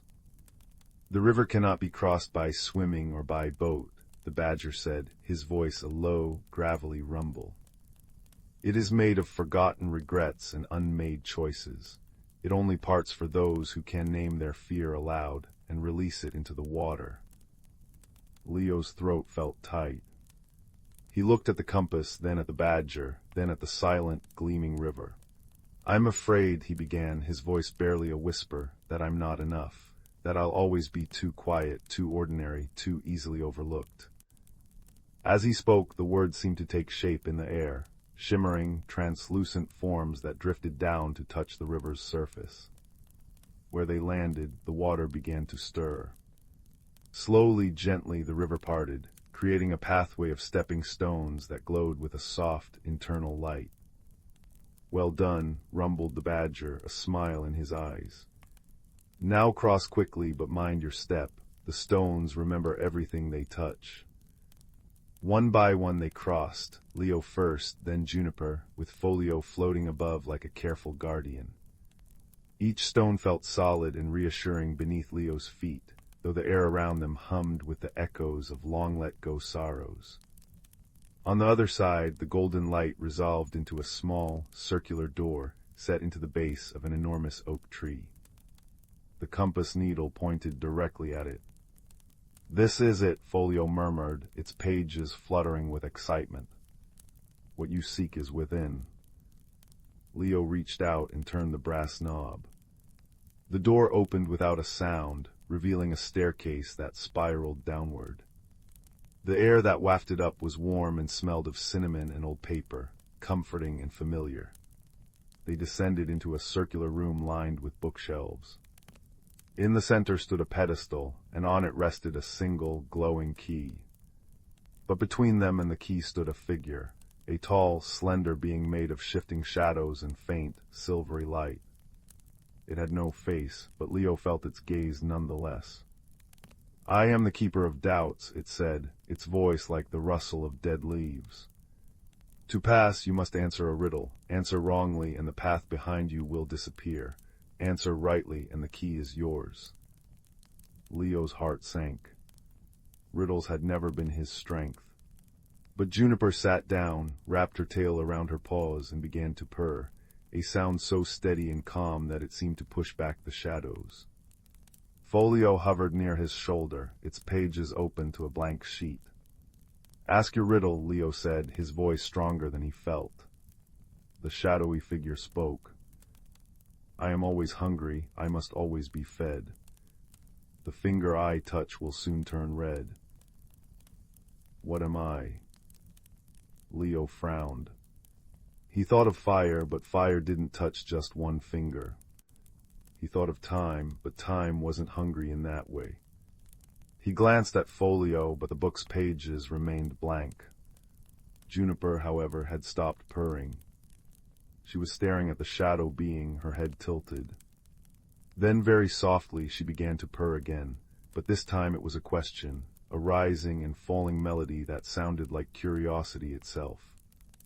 And in that moment, Leo understood. It wasn't about being the smartest or the quickest. It was about listening to the purr of a friend, to the silence between heartbeats, to the wisdom that didn't always shout, but sometimes whispered. "You are a flame," Leo said softly. "A candle flame, to be precise. It must always be fed with wax, and if you touch it, your finger turns red." The shadowy figure seemed to ripple, then bowed deeply. "You have answered rightly. The key is yours." As the figure dissolved into motes of light, Leo stepped forward and took the key. It was warm to the touch, and as he held it, he felt a sense of peace settle over him, a certainty that he had always been enough, just as he was. The compass, which had been quietly humming in his hand, suddenly glowed brightly. The world around them shimmered, and in the blink of an eye they were back in the cottage, seated before the fire. The compass now lay still, its needle pointing firmly north. Juniper curled up in his lap, her purr a vibration of pure contentment. Folio settled on the mantelpiece, its pages closing with a soft thump. Leo looked at the key in his hand. It wasn't for any lock he could see, but he understood now that it unlocked something inside him, a door to courage he hadn't known was there. Outside, the wind whispered through the pines, and the brook murmured its endless, soothing song.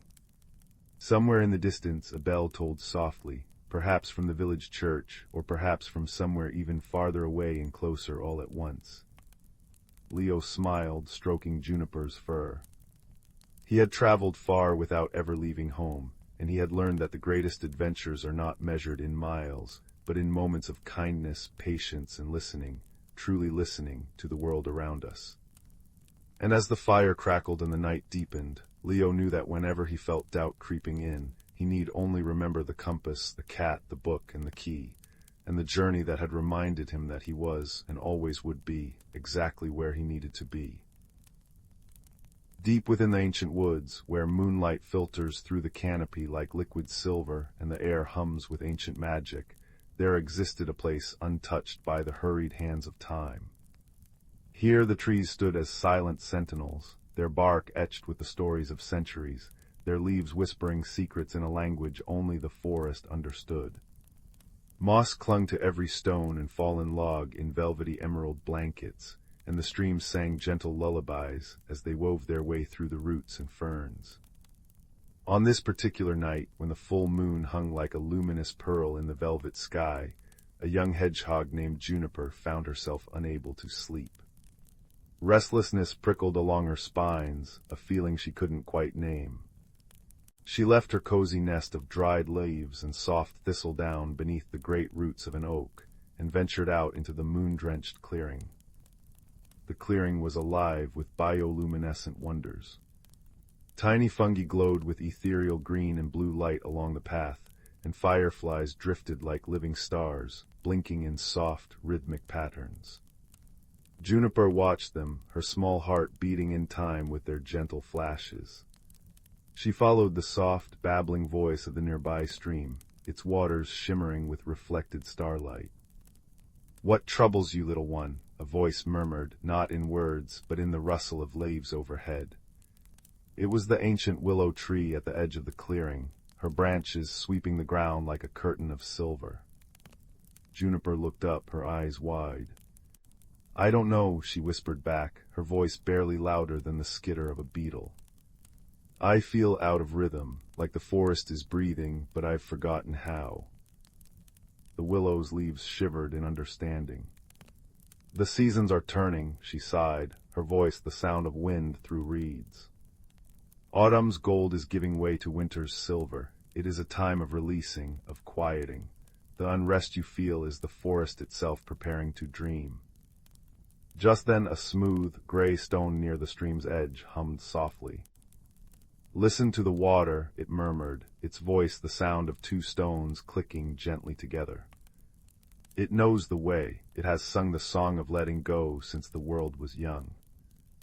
Juniper crept closer to the stream, dipping her small paws into the chilly water. The stream song was a gentle, repetitive melody, drip-drop, trickle-whisper, bubble-swirl. It spoke of journeys taken, of obstacles worn smooth by patience, of the quiet joy of simply flowing onward. "But how do I quiet the restlessness?" Juniper asked the stream. The water did not answer with words, but with feeling. It offered a sense of release, a gentle encouragement to let the current of the season carry her. Still, Juniper felt a knot of unease in her chest. She needed more than feelings, she needed a guide. It was then that a shadow passed over the moon, silent and graceful. A great horned owl alighted on a low-hanging branch of the willow. His feathers were the color of night itself, peppered with flecks of gray like scattered starlight. His eyes were deep pools of ancient knowing, and when he blinked, it was a slow, peaceful motion. "Little hedgehog," the owl said, his voice a soft, resonant hoot that vibrated in the air like a plucked harp string. "You seek the wisdom of the turning year." Juniper nodded, humbled by his presence. This was Orin, the elder owl who watched over the nocturnal rhythms of the wood. He did not offer answers freely, but instead posed a question. Tell me, what do you fear will be lost when the cold sleep comes? Juniper thought of the vibrant autumn mushrooms, the last berries of the season, the warmth of the sun on her back. The light, she said softly. The warmth, the abundance, I fear the emptiness.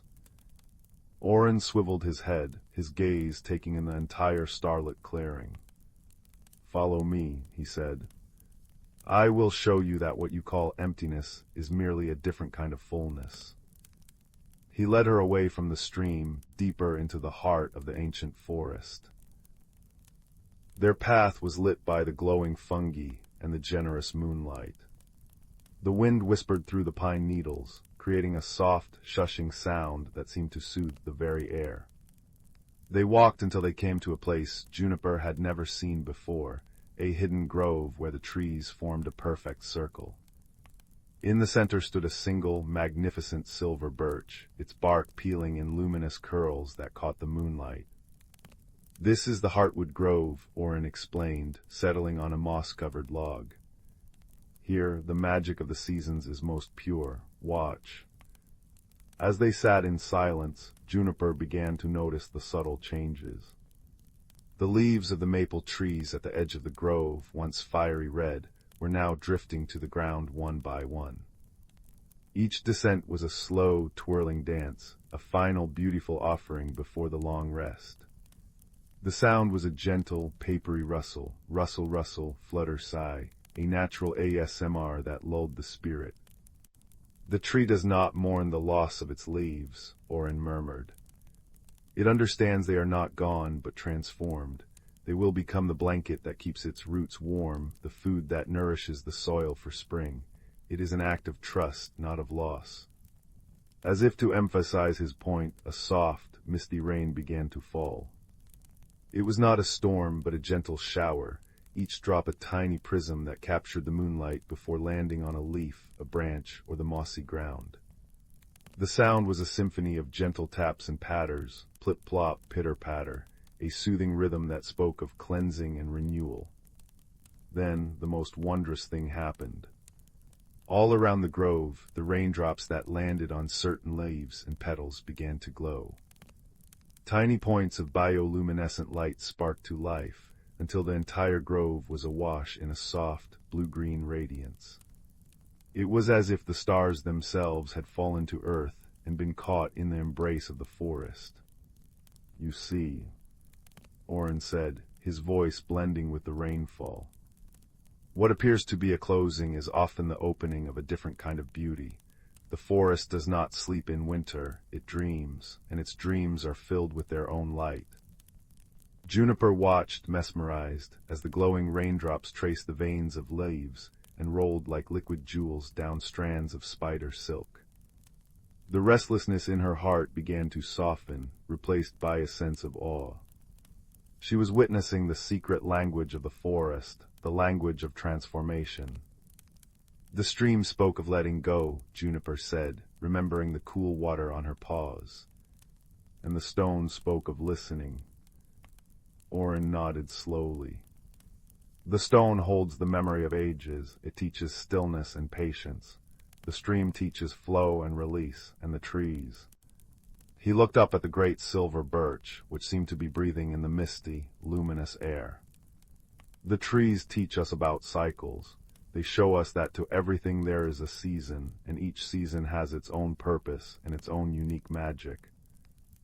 He turned his deep eyes back to Juniper. Your unrest, little one, is because you are fighting the current of the season. You are trying to hold on to the energy of autumn when the forest is asking you to embrace the quiet of winter. It is not a time for gathering, but for reflecting, not for growing, but for dreaming. The wisdom settled over Juniper like a warm, invisible cloak. She thought of her own nest, of the stories she could tell herself during the long nights, of the quiet comfort of her own heartbeat. She thought of the beauty of the luminous rain, a beauty that only existed in this specific moment of seasonal change. How do I dream? She asked, her voice now calm and curious. You are already beginning, Orin said. By being still, by listening to the rainfall and the wind, by watching the moon's journey across the sky, your dreams will be seeded by what you observe now in this quiet time. They will take root in the dark, fertile soil of rest, and in the spring you will find they have grown into wonderful things. They sat together for a long while, listening to the gentle sounds of the forest. The rain softened to a drizzle, then ceased, leaving the world washed clean and sparkling. The bioluminescent glow slowly faded, its work done. The wind rustled the last few leaves on the oak trees, a sound like soft applause. When the first hints of dawn began to blush the eastern sky, Orin stirred. The day wakers will soon rise, he said. It is time for me to rest, and for you to return to your nest, not with unrest, but with a new understanding. Juniper thanked the wise owl, her heart full of a deep, resonant peace.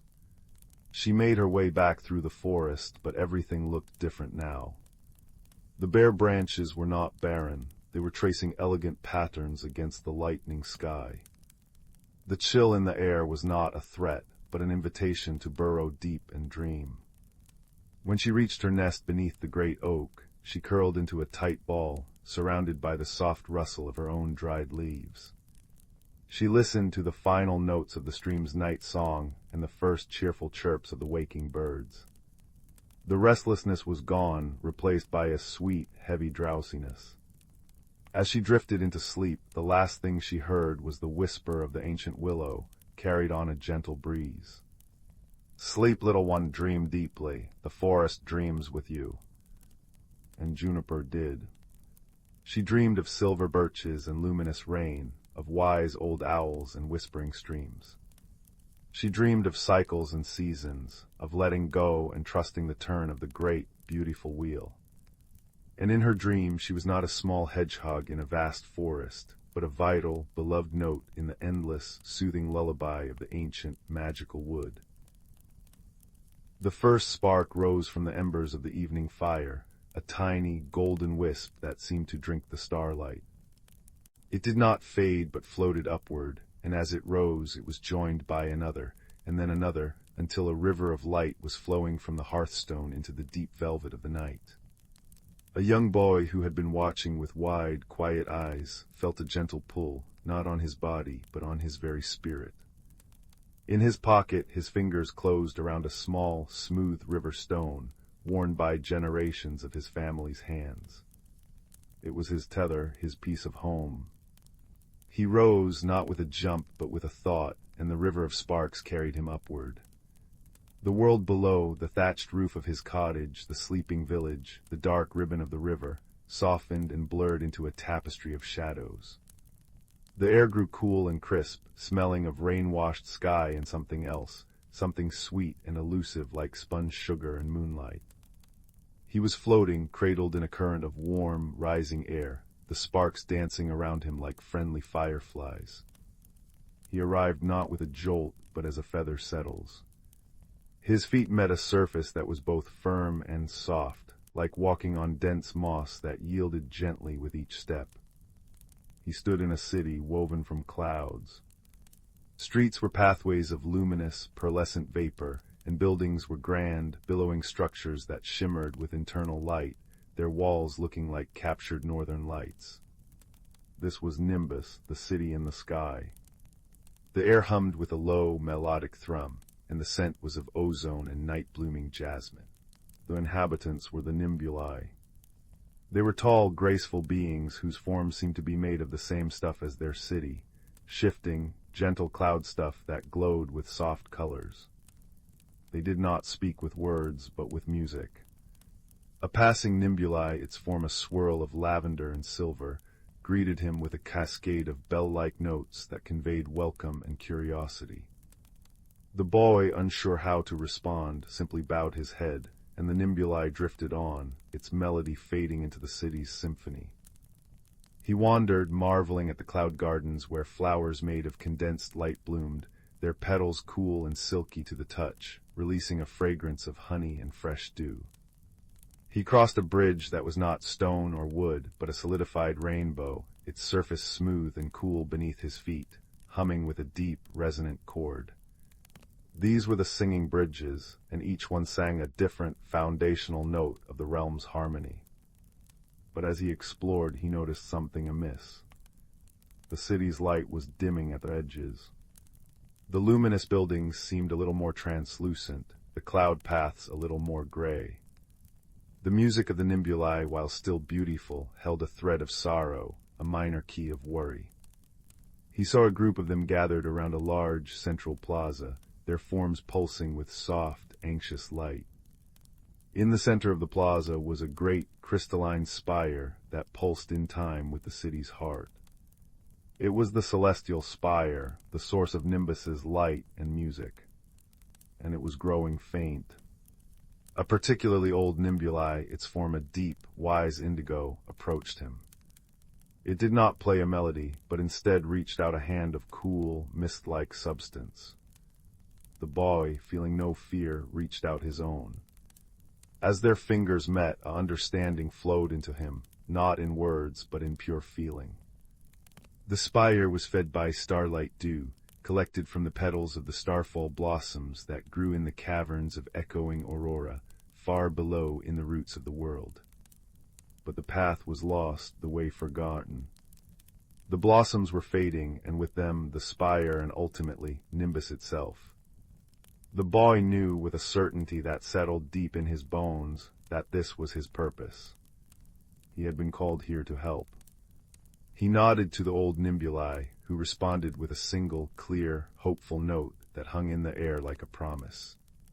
His journey downward was through the veil of mists, a swirling, silver expanse that felt like diving through a cool, silk curtain.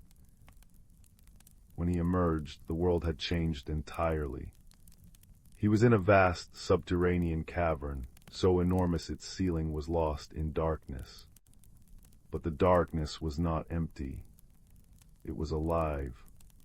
Ribbons of light, emerald, sapphire, amethyst, and gold, draped from the unseen heights, shimmering and dancing in a silent, breathtaking aurora. This was the cavern of the echoing aurora. The air was still and cool, carrying the clean, sharp scent of ancient stone and a faint, electrical tang from the dancing lights. The ground was soft, covered in a blanket of phosphorescent moss that crunched softly underfoot, releasing a smell of damp earth and mushrooms. Here the inhabitants were the Glimmerwings, creatures that looked like manta rays woven from living stained glass. They floated silently through the cavern, their passage stirring the aural ribbons into faster, more complex dances. They communicated through these dances, their own light patterns weaving stories and questions into the air. One, smaller than the others, with wings of deep blue and silver, detached from the group and drifted toward him. It circled him once, then gently brushed against his arm. Its touch was like cool, smooth porcelain, and a feeling of guidance filled him. The Glimmerwing led him through forests of crystalline trees that chimed softly when he passed, their sound a cascade of glass wind chimes. They passed a silent black lake that perfectly reflected the aurora above, creating the illusion of an infinite tunnel of light. The Glimmerwing would occasionally swoop down, its wingtips tracing a pattern on the surface of the water, and the reflected lights would shift and swirl in response, showing him the way. Finally, they arrived at a grove. And here the boy's heart sank. The starfall blossoms were there, but they were wilted, their famous petals, which should have been collecting the dew of the aurora, were closed in gray, their texture like brittle paper. They gave off no scent, only the faint, sad odor of dust. The Glimmerwing pulsed with a soft, dim light, a clear expression of shared sorrow. The boy sat amongst the dying flowers, feeling the weight of the fading city above and the silent cavern around him. He felt a profound loneliness. It was then that his fingers found the river stone in his pocket. He pulled it out, its familiar, worn surface a comfort in this strange and beautiful, but dying, world. He held it tightly and thoughts of home flooded him, the crackle of the hearth, the smell of baking bread, the sound of his mother's laughter. A single tear born of this homesick love escaped and fell onto the stone. And then a miracle. The tear, infused with the memory of home, did not roll off. It soaked into the porous stone, and the stone began to glow with a soft, warm, golden light. It was the light of hearth and heart, a light this realm had forgotten. He knelt and held the glowing stone close to the stem of the nearest wilted blossom. The gentle, home fire warmth washed over it. Slowly, tremulously, the gray petal began to unfurl. A hint of its true silver color returned. Then a droplet of moisture, a tiny sphere of pure light, formed at its center. It was starlight dew. He moved from blossom to blossom, not with haste, but with reverence. He held his glowing homestone to each one, sharing its warmth, its memory of love and safety. One by one, the blossoms awoke. They unfurled like silver hands opening to the sky, their texture becoming velvety and cool. A fragrance filled the grove, a scent like cold starlight and vanilla, so beautiful it made him catch his breath. The dew gathered, each blossom cradling a tiny, perfect pearl of liquid light. The glimmerwings gathered around, their own lights brightening, pulsing with joyous, swirling patterns. They dipped and dove, their smooth, glassy bodies gently brushing against the blossoms, collecting the dew on their wings. Then in a great, shimmering procession they rose, carrying the life-giving light back up toward the world above. The boy followed, his heart light. The journey back through the veil of mists was filled with the reflected glow of the Glimmerwing's cargo. When he stepped back into Nimbus, the city was in the midst of a rebirth. The celestial spire was blazing, a pillar of pure white light that pulsed with a powerful, joyful chord that resonated through every cloud brick and pearl path. The nebulae were everywhere, their forms brilliant and vibrant, their music a triumphant symphony of gratitude. The lavender and silver nebulae he had first met played a melody for him that felt like a hug made of sound. His work was done. He stood again at the edge of the cloud city, the river of sparks waiting to carry him home. The old indigo nebulae approached for a final farewell. It placed its misty hand on the boy's chest, right over his heart. A feeling of profound thanks and an unbreakable connection flowed into him. He was now a guardian of both worlds, a bridge between the hearth fire and the starlight.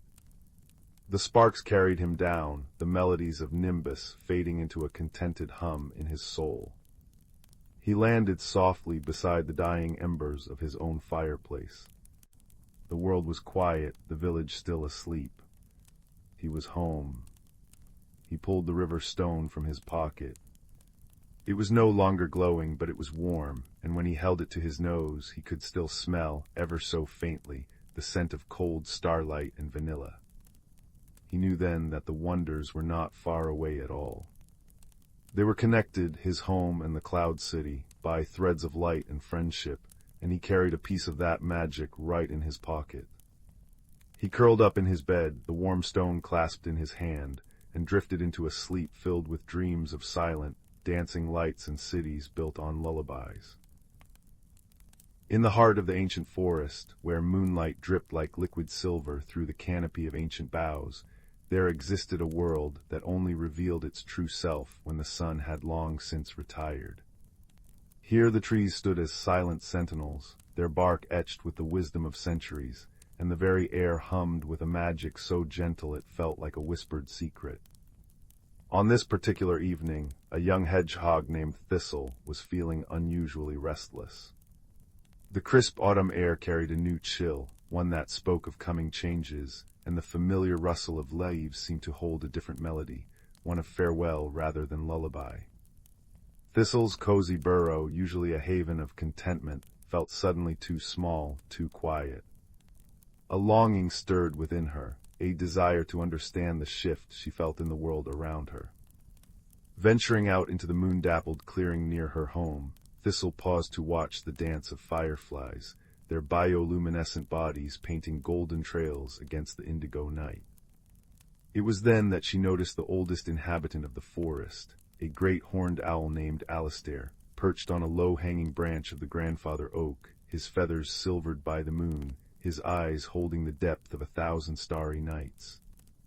"You feel it too, little one," Alistair said, his voice not a sound so much as a vibration that seemed to resonate through the very moss beneath Thistle's paws. It was a voice like velvet, like the distant rumble of a gentle thunder, and it held no judgment, only understanding. Thistle nodded, her small nose twitching. "The forest feels different tonight. The streams babble a sadder song, and the stones seem to be holding their breath." Alistair's great eyes softened. "The seasons are turning. Autumn is preparing to surrender to winter. It is a time of releasing, of quieting, but it is not an ending, merely a different kind of beginning." He inclined his head toward a path Thistle had never noticed before, one lined with luminous mushrooms that pulsed with a soft, blue light. "Would you like to understand the language of the forest, to hear what the trees, the streams, and the stones have to say about this change?" With a heart full of curiosity and a whisper of trepidation, Thistle followed Alistair as he glided silently ahead, his wings making no more sound than a shadow shifting. The path wound deeper into the woods, where the trees grew closer together, their branches intertwining like old friends sharing secrets. As they walked, Alistair taught Thistle how to listen, not with her ears alone, but with her entire being. He showed her how to place her paw upon the trunk of a willow and feel the slow, deep thrum of its lifeblood, a vibration that spoke of resilience and patience. "Trees speak in the language of growth and stillness," Alistair murmured. "They teach us that there is strength in both reaching for the light and in resting in the dark." Soon they came to a small, clear stream that chuckled over smooth, water-worn stones. Alistair gestured for Thistle to sit beside it. "Listen to the water," he instructed. "It never clutches to what it has passed. It simply moves, adapts, and continues its journey. The stream sings of letting go." Thistle closed her eyes and did as she was told. At first she heard only the pleasant babble of water over rock, but as she focused, the sounds began to form patterns, like a melody. She heard the joy of the stream as it danced around a large stone, the gentle sigh as it pooled in a quiet eddy, the excited rush as it tumbled down a small cascade. It was a song of constant motion, of acceptance. Next, Alistair led her to a circle of ancient moss-covered stones that stood in a starlit clearing. The air here was still and carried the rich, earthy scent of damp soil and decaying leaves. "Place your forehead against the stone," the owl said softly. "The stones remember. They hold the memories of the forest." Thistle pressed her small head to the cool, rough surface of the largest stone. For a moment there was only silence. Then a warmth spread through her and images flickered in her mind. Summers of abundant sunshine, winters of deep, protective snow, the endless cycle of life unfolding in quiet majesty. The stones spoke not in words but in feelings, of permanence, of patience, of being deeply rooted while the world changed around them. As they continued their journey, the forest revealed its nocturnal wonders. Glowing lichen clung to the north sides of trees, like nature's own constellations. A family of foxes paused to regard them with intelligent, kind eyes before melting back into the shadows. Overhead, the leaves of the aspen trees trembled in a soft breeze, creating a sound like gentle rainfall, a natural ASMR that soothed Thistle's restless spirit.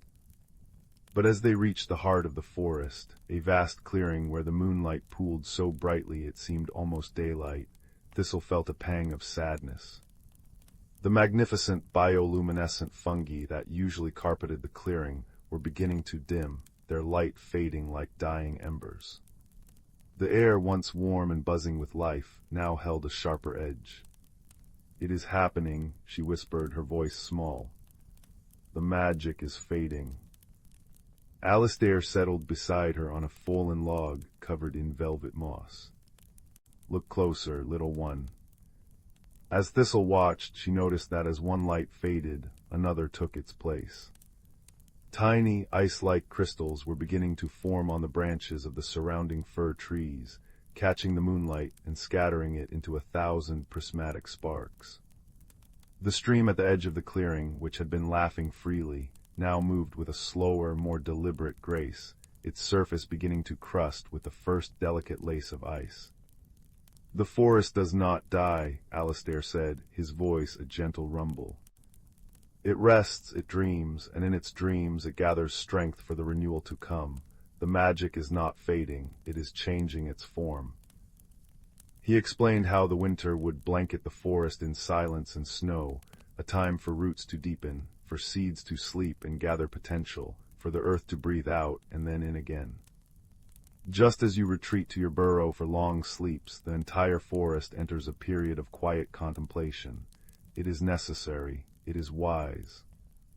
As if to emphasize his words, a soft snow began to fall, large, lazy flakes that drifted down like feathers, muffling the world in a peaceful hush. Thistle watched, mesmerized, as the snow settled on her spines, on Alistair's feathers, on the glowing mushrooms and the crystal-laden trees. The forest was being tucked in, and the feeling was not one of loss, but of profound comfort. She understood now. The sadness she had felt was not an end, but a part of the cycle, a gentle release, like the trees letting go of their leaves. It made the return of spring all the sweeter, the rebirth all the more magical. With a heart full of newfound peace, Thistle thanked Alistair, whose eyes twinkled with approval. "Remember this night, little one. Whenever change unsettles you, listen for the language of the forest. It will always guide you back to peace." The journey back to her burrow was transformed. Thistle heard the soft crunch of snow underfoot as a winter lullaby. The sigh of the wind through the pine needles was a whispered promise of comfort. Even the distant hoot of Alistair, bidding her good night, felt like a blanket of reassurance.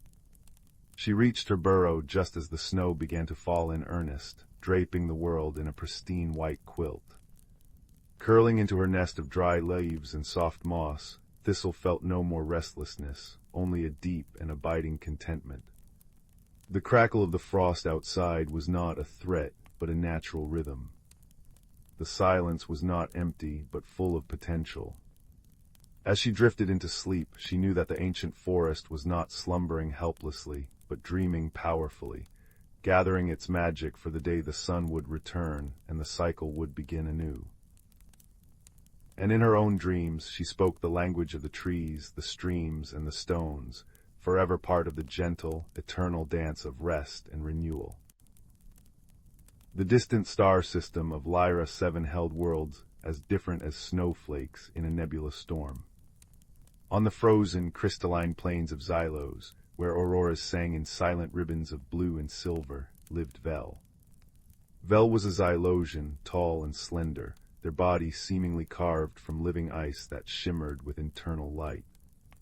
Their thoughts were precise, logical, and flowed like glacial rivers, slow, deep, and immensely powerful. Communication for Vel was a series of intricate light patterns emitted from their core, a language of pure information. On the opposite side of the system, bathed in the perpetual golden hour glow of twin suns, orbited Florin. It was a world of immense, whispering forests, bioluminescent flowers, and warm, humid air thick with the scent of alien pollen. Here lived Kip, a Florinite no taller than Vel's knee, covered in soft, moss-green fur with large, luminous eyes the color of amethysts. Kip communicated in chirps, whistles, and expressive vibrations that resonated through their fur, conveying a kaleidoscope of feelings instantly. Fate, or perhaps a bureaucratic error in the Interstellar Exploration Guild, threw them together. Both were junior researchers assigned to survey the uncharted moon, Elysium Drift, a place of serene meadows, floating islands, and ancient, silent ruins.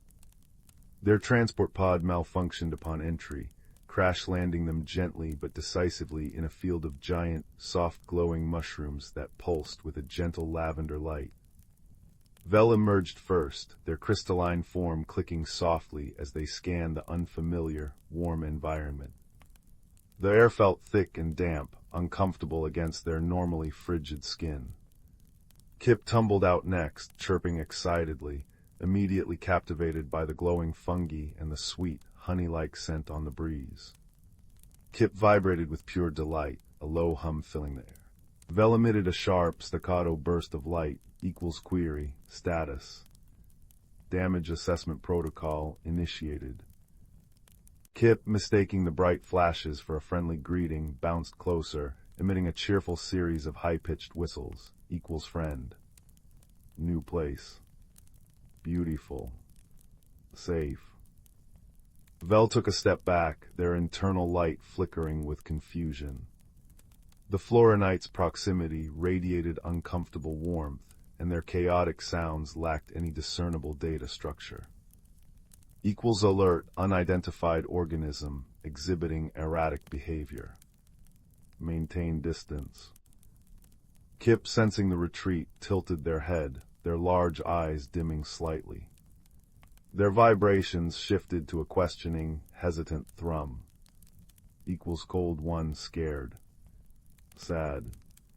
They cautiously held out a tiny, three-fingered hand, offering a piece of glowing blue lichen they'd scooped from a mushroom stalk. Vel analyzed the offering. Organic matter. Non-toxic. Illogical gesture. Equals negative, offering unnecessary. Priority, repair communication array. They turned their back, focusing on the damaged pod, emitting frustrated pulses of orange light as their delicate tools sparked against unfamiliar components. The silence felt heavy, punctuated only by the soft hum of the mushrooms and Kip's quiet, confused chirps. The misunderstanding deepened as they tried to work.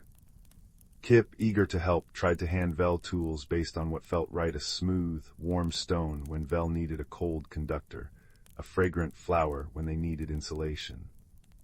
Vel's light patterns grew sharper, colder. Equals inefficiency. Disruption. Cease interference. Kip retreated to a large mushroom cap, their fur drooping, emitting soft, mournful vibrations like the sigh of a distant wind.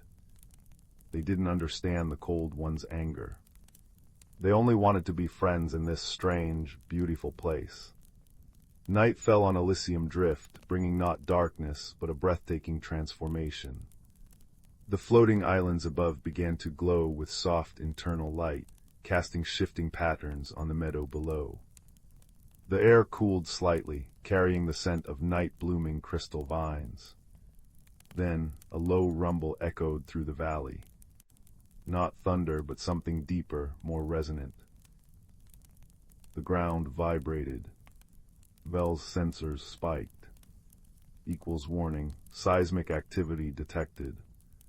Origin, subterranean geothermal vent instability.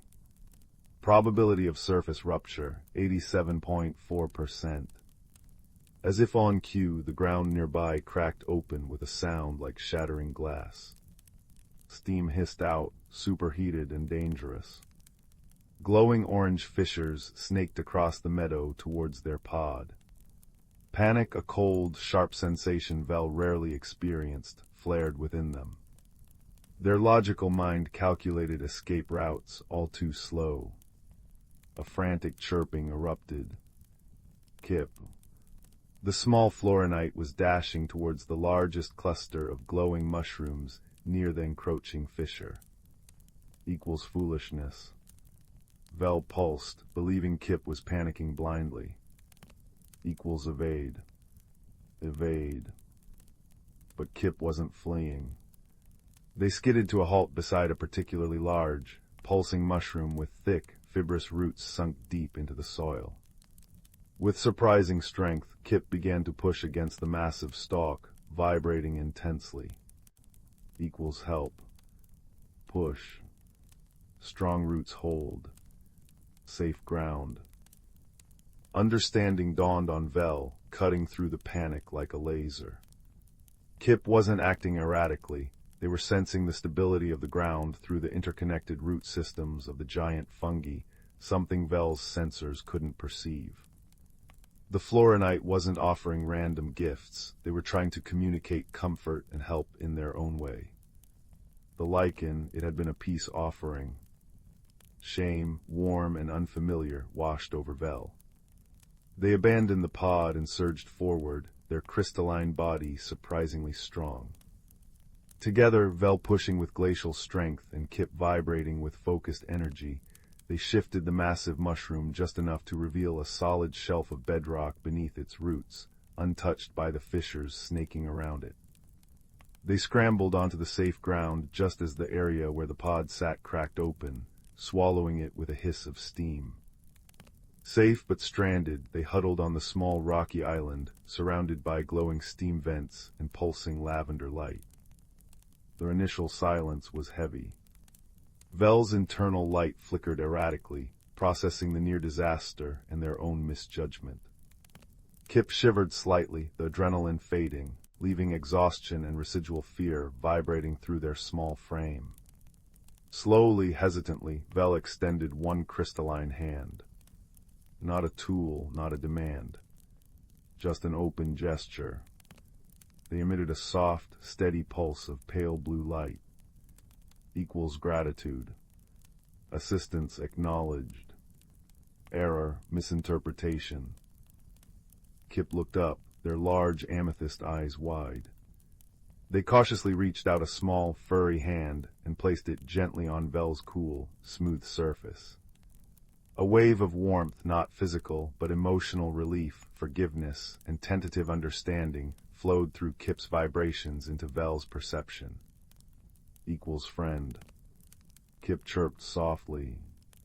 Equals affirmative, equals Vel pulsed, the light warming to a gentle gold.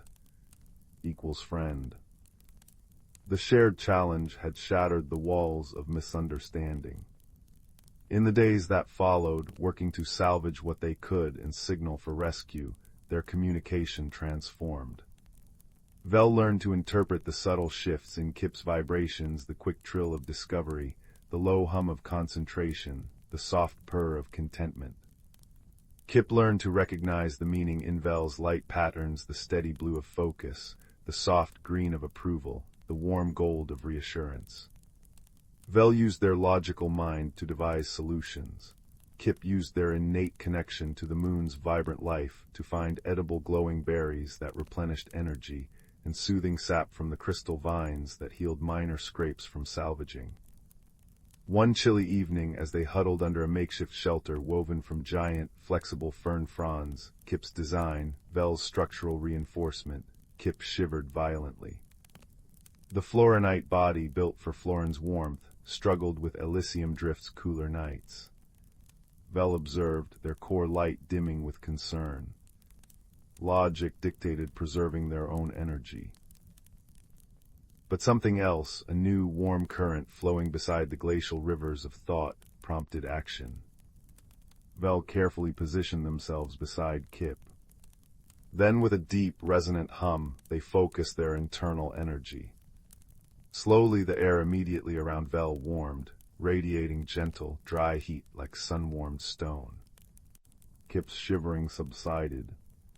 They looked up, their eyes glowing softly, and emitted a deep, resonant vibration of pure, profound gratitude and comfort. Equals warm, safe, a thank you, friend. They leaned gently against Vel's side. Vel pulsed a soft, steady gold. Equals preservation of vital unit, friend. Priority. When the rescue ship finally descended, drawn by the homing beacon they'd painstakingly repaired together, the guild officers found them sitting side by side on a sun-warmed rock. Vel was patiently holding components steady while Kip, vibrating with focused intensity, used their natural resonance to fuse microscopic fractures in a salvaged communicator circuit, a technique Vel had calculated and Kip instinctively executed. Back on the guild station, they became something of a legend, the ice and the moss. Where Vel went, Kip was often perched on their shoulder or tucked into a specially woven pouch, radiating warmth. Where Kip explored vibrant hydroponics gardens, Vel was a steady, watchful presence nearby, their cool light a comfort in the artificial heat. They had discovered the true meaning of friendship not in their similarities, but in the beautiful, challenging space between their differences. It was the warmth offered in the face of cold logic, the steady light provided in moments of chaotic fear, the patience to learn a new language of the heart, and the profound understanding that sometimes the strongest bonds are forged not in ease, but in the shared warmth of a campfire on a strange, glowing moon, where an open hand and a soft pulse of light said more than any shared language ever could. Their friendship, like the singing auroras of Xylos and the honey light of Florin, became a beacon, a quiet testament to the universe that understanding, kindness, and warmth could bridge any distance, melt any ice, and make even the vast, starry unknown feel like a place called home. And as they sat together in the station's observation deck, watching the swirling colors of the Lyra Nebula, Vel's core pulsed a serene gold, and Kip snuggled closer, purring a soft, contented vibration that echoed the peaceful hum of the stars themselves. In a village hugged by hills that turned violet at dusk, there lived a girl named Leela, with a map drawn in starlight ink on her palms. Not the kind you could see, mind you, the kind that tingled when the wind carried secrets from the east.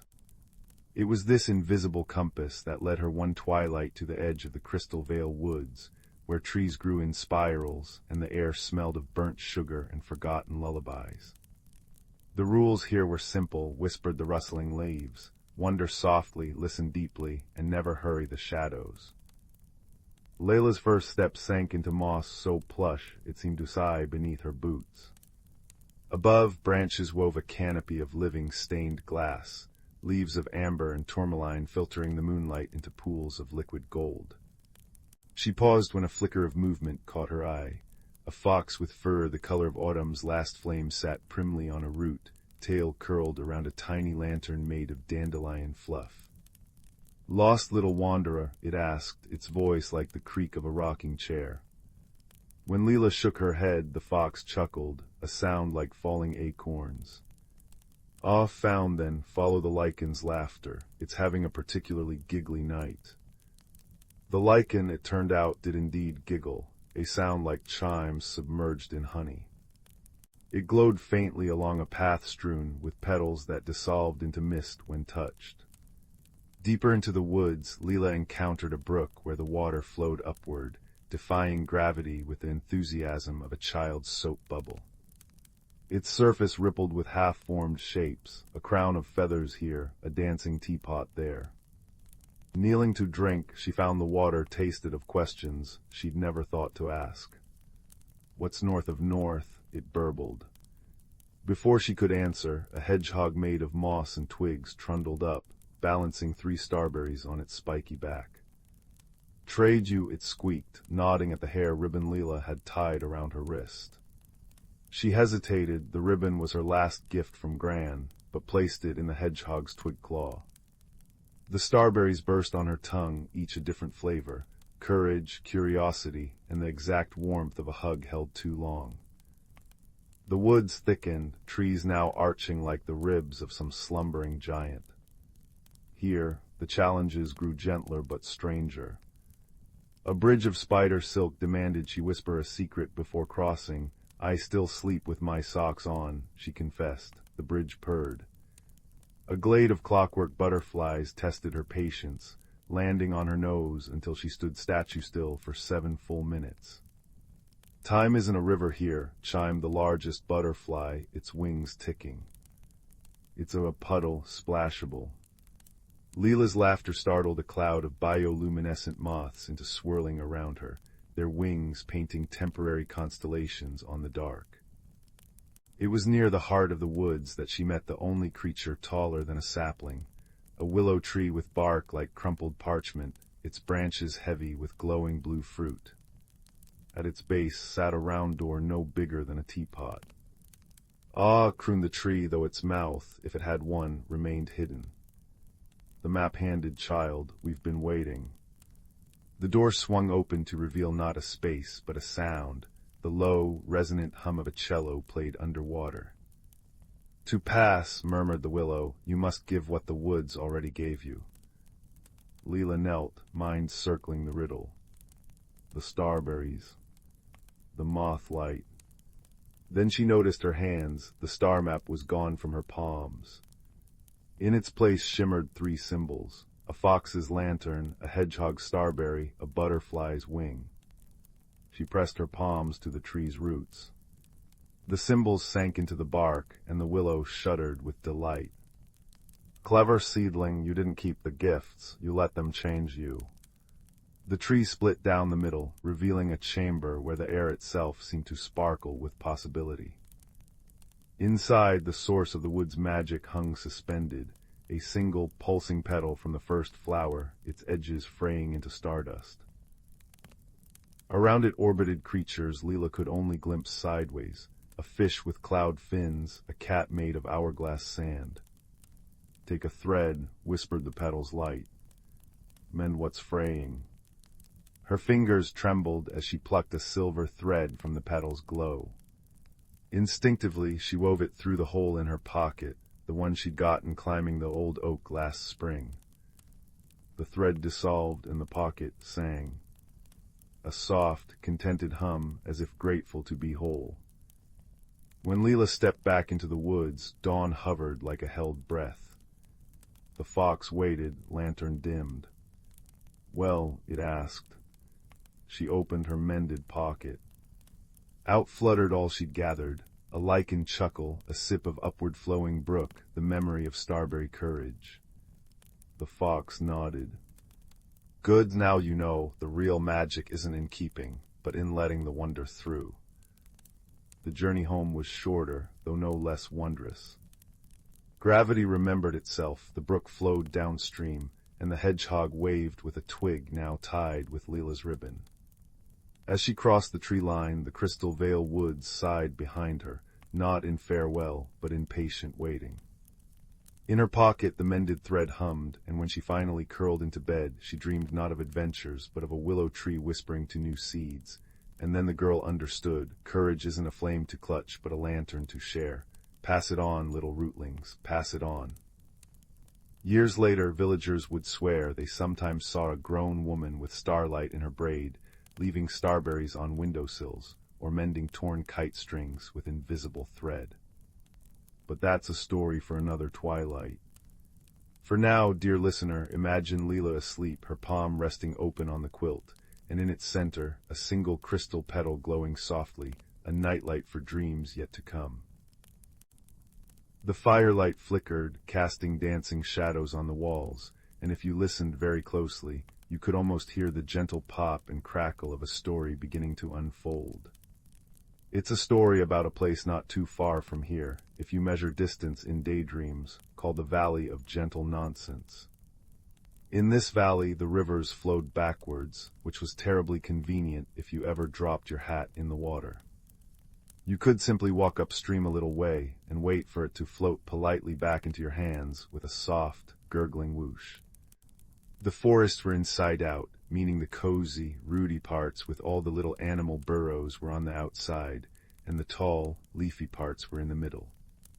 This made for excellent hide-and-seek, though sometimes a squirrel would accidentally end up in the sky. And in the very heart of this valley, perched precariously on a hill that wiggled when it laughed, was an upside-down tea shop. It was called the Steaming Kettle, though the kettle was always on the floor, and the floor was, technically, the ceiling. Patrons would sit on the ceiling, which was wonderfully carpeted, and their teacups would cling magically to the floor above their heads. It was run by a fellow named Barnaby, a cloud shepherd by trade, who spent his days gently herding fluffy, white cumulus clouds with a crook made of a giant's wishbone. He only ran the tea shop on Tuesdays, because Tuesdays, he said, were inside-out days, and it made perfect sense to him. Barnaby's best friend was a dragon named Pippin. But Pippin was not a fearsome dragon. Oh no. Pippin was a dragon with a passion for porcelain. He collected teacups. Not jewels or gold, but the most delicate, hand-painted, whimsically patterned teacups you could ever imagine. His cave was a labyrinth of carefully dusted shelves, each holding a cup that chimed with a tiny, crystal ping if you tapped it. His greatest treasure was a cup that looked like it was made of a captured rainbow, which made a sound like a happy sigh when you poured tea into it. Their other dear friend was a woman named Cora, a professional dream painter. Each evening, with a brush made of a single moonbeam and paints distilled from starlight and memories, she would add little details to people's dreams.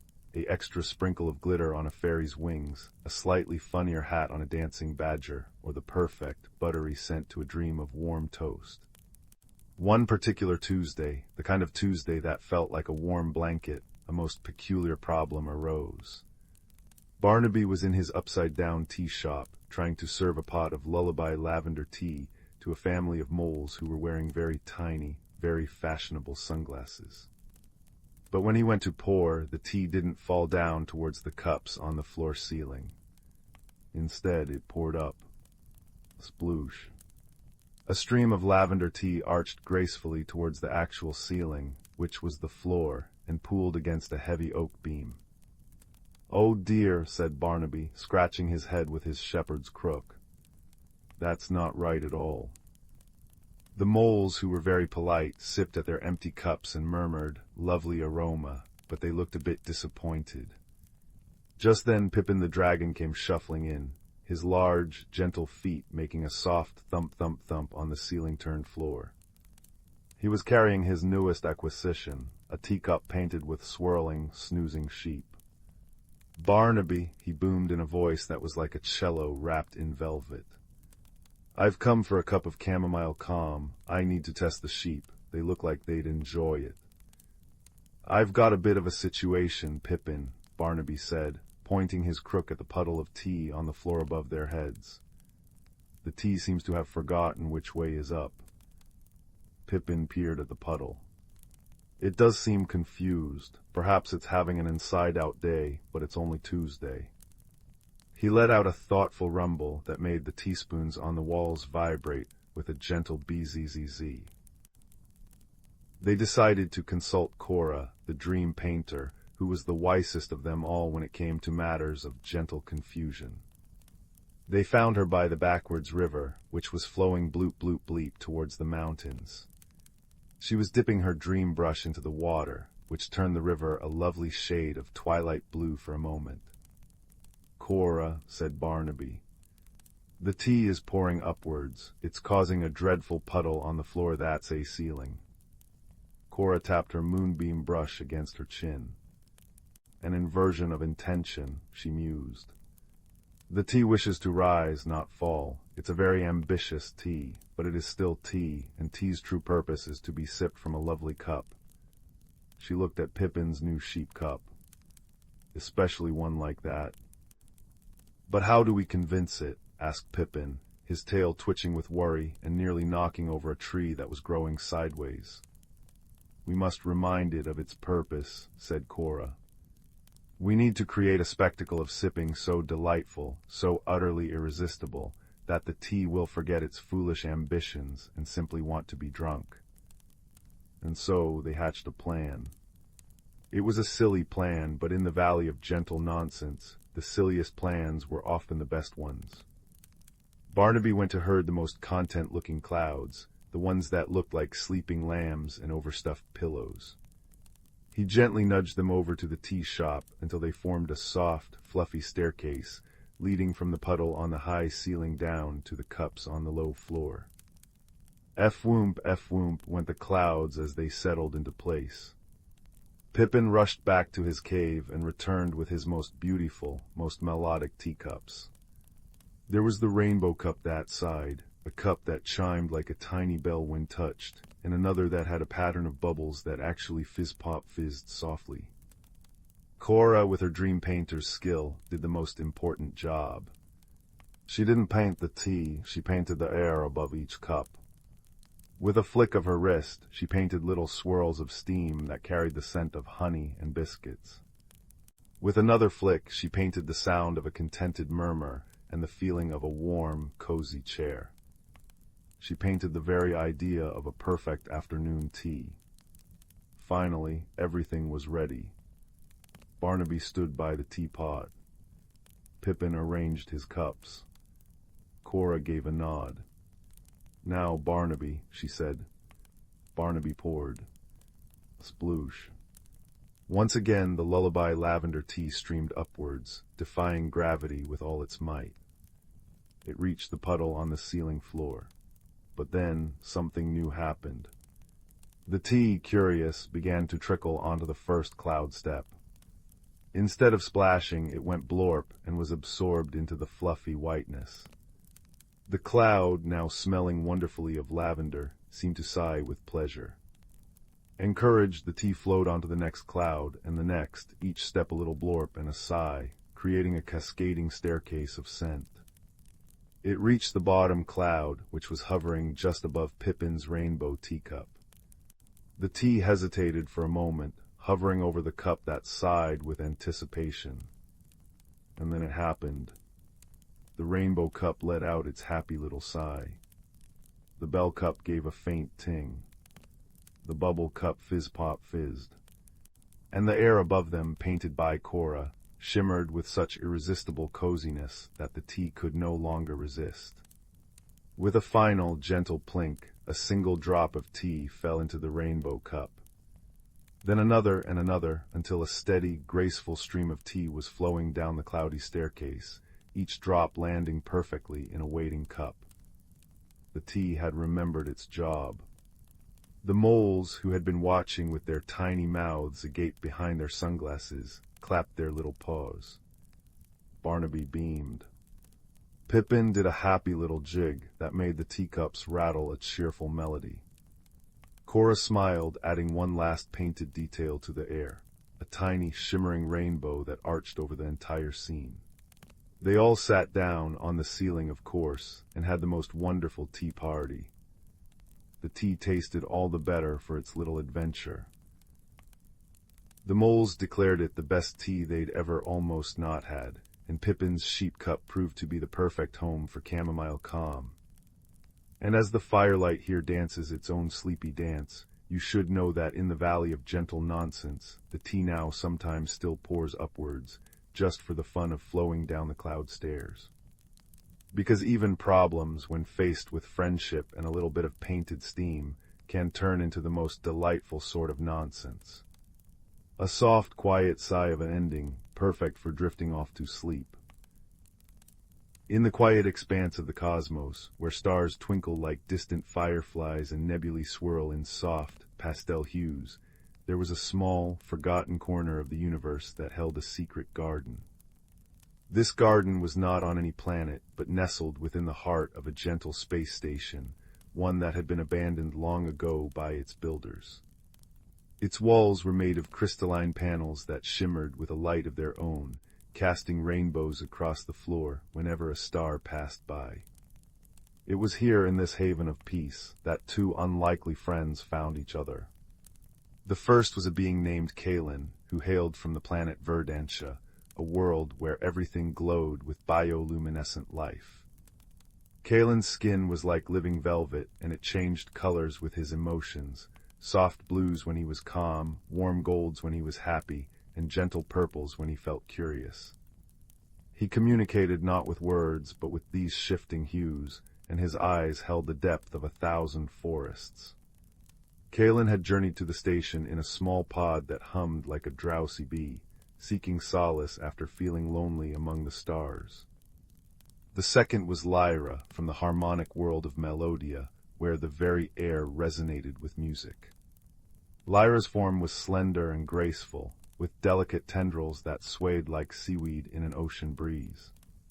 She spoke through melodies, soft hums for greeting, rising scales for excitement, and low, soothing notes for comfort. Her ship was a vessel that sailed on sound waves, leaving trails of harmonic echoes in its wake. Lyra had been drawn to the station by a faint, lonely frequency she had sensed from light years away. Their meeting was accidental, yet felt destined. Kaelen was tending to a patch of star moss that grew in the station's garden, its leaves glowing with a soft, silvery light. Lyra entered, her footsteps creating a gentle chime against the crystalline floor. At first they froze, uncertain. Kaelen's skin flushed a nervous indigo, while Lyra emitted a questioning trill that echoed through the hall. For days, they circled each other warily. Kaelen would leave offerings of luminous berries from Verdantia, placing them on a smooth rock, and Lyra would respond with a gift of harmonic crystals that sang when touched. But misunderstandings arose from their differences. Once Kaelen, feeling joyful, turned a bright yellow, but Lyra misinterpreted it as a warning signal from her world, where sharp colors meant danger. She retreated, humming an anxious melody that made Kaelen's skin shift to a confused gray. Another time, Lyra tried to share a story through a complex symphony of notes, but the volume overwhelmed Kaelen, whose ears were sensitive to sudden sounds. He flinched, his colors dimming, and Lyra fell silent, her tendrils drooping. Yet in their solitude, a spark of curiosity remained. They began to observe each other's habits. Kaelen noticed how Lyra's harmonies softened when she watched the nebula outside the station's dome, and Lyra saw how Kaelen's colors brightened when he nurtured the garden. Slowly, they started to experiment with communication. Kaelen would point to objects and let his skin glow in a specific pattern, while Lyra would mimic the color with a corresponding melody. It was clumsy at first, a dance of trial and error, but it led to moments of shared laughter. When Kaelen accidentally turned a comical shade of orange while slipping on a wet leaf, Lyra responded with a playful giggle-like trill, and they both understood the humor without words. Their breakthrough came when they decided to create a shared shelter within the station. The garden was overgrown with cosmic flora, vines that pulsed with light, flowers that bloomed in sync with passing comets, and trees with leaves that rustled like whispering stars. Together they cleared a cozy nook near the largest crystalline window, which offered a panoramic view of the Orion Nebula, its pink and blue gases swirling in an eternal dance. Kaelen used his knowledge of living light to weave benches from glowing fibers, while Lyra arranged harmonic stones that hummed a gentle lullaby when sat upon. They called it the Starlight Sanctuary, a place where they could feel safe and connected. As they worked, they learned each other's quirks. Kaelen discovered that Lyra's people expressed affection through duets, so he learned to change his colors in rhythm with her songs. Lyra found that Kaelen's kind showed trust by sharing food, so she began to brew teas from starlight-infused petals that steeped in harmony with her melodies. Their misunderstandings became lessons in empathy. Once Lyra brought a device that projected dreamlike patterns of light, thinking it would delight Kaelen, but it flickered too rapidly, causing his skin to ripple with discomfort. Instead of frustration, Lyra adjusted the device to pulse slowly, and Kaelen responded with a grateful lavender hue. They realized that kindness was a universal language, one that needed no translation. Quiet moments became their favorite times. In the Starlight Sanctuary, they would sit for hours, watching distant stars being born and dying in silent spectaculars. Kaelen's colors would melt into a serene azure, and Lyra's harmonies would drop to a whisper, blending with the station's gentle hum. During one such evening, as a meteor shower painted streaks of silver across the sky, Lyra sensed a deep sadness in Kaelen through the empathic connection they had built. She didn't need words, his skin had faded to a somber gray. In response, she hummed a melody from her childhood, one that spoke of hope and reunion. Kaelen understood, and he shared a memory through a cascade of colors, a story of losing his family to a cosmic storm, but finding courage in new beginnings. Lyra listened, her tendrils brushing his arm in comfort, and for the first time they felt truly understood. Their friendship was tested when a minor crisis arose. A solar flare from a nearby star caused the station's systems to flicker, threatening the garden's delicate ecosystem. Panic might have driven them apart, but instead they worked together. Kaelen used his bioluminescent abilities to create a soft light source, guiding Lyra to the control panels, while Lyra used her harmonic skills to recalibrate the energy fields with precise frequencies. It was a dance of cooperation, Kaelen's colors signaling directions, Lyra's melodies fine-tuning the controls. When the crisis passed, the garden glowed brighter than ever, and they shared a moment of triumph, their bond strengthened by adversity.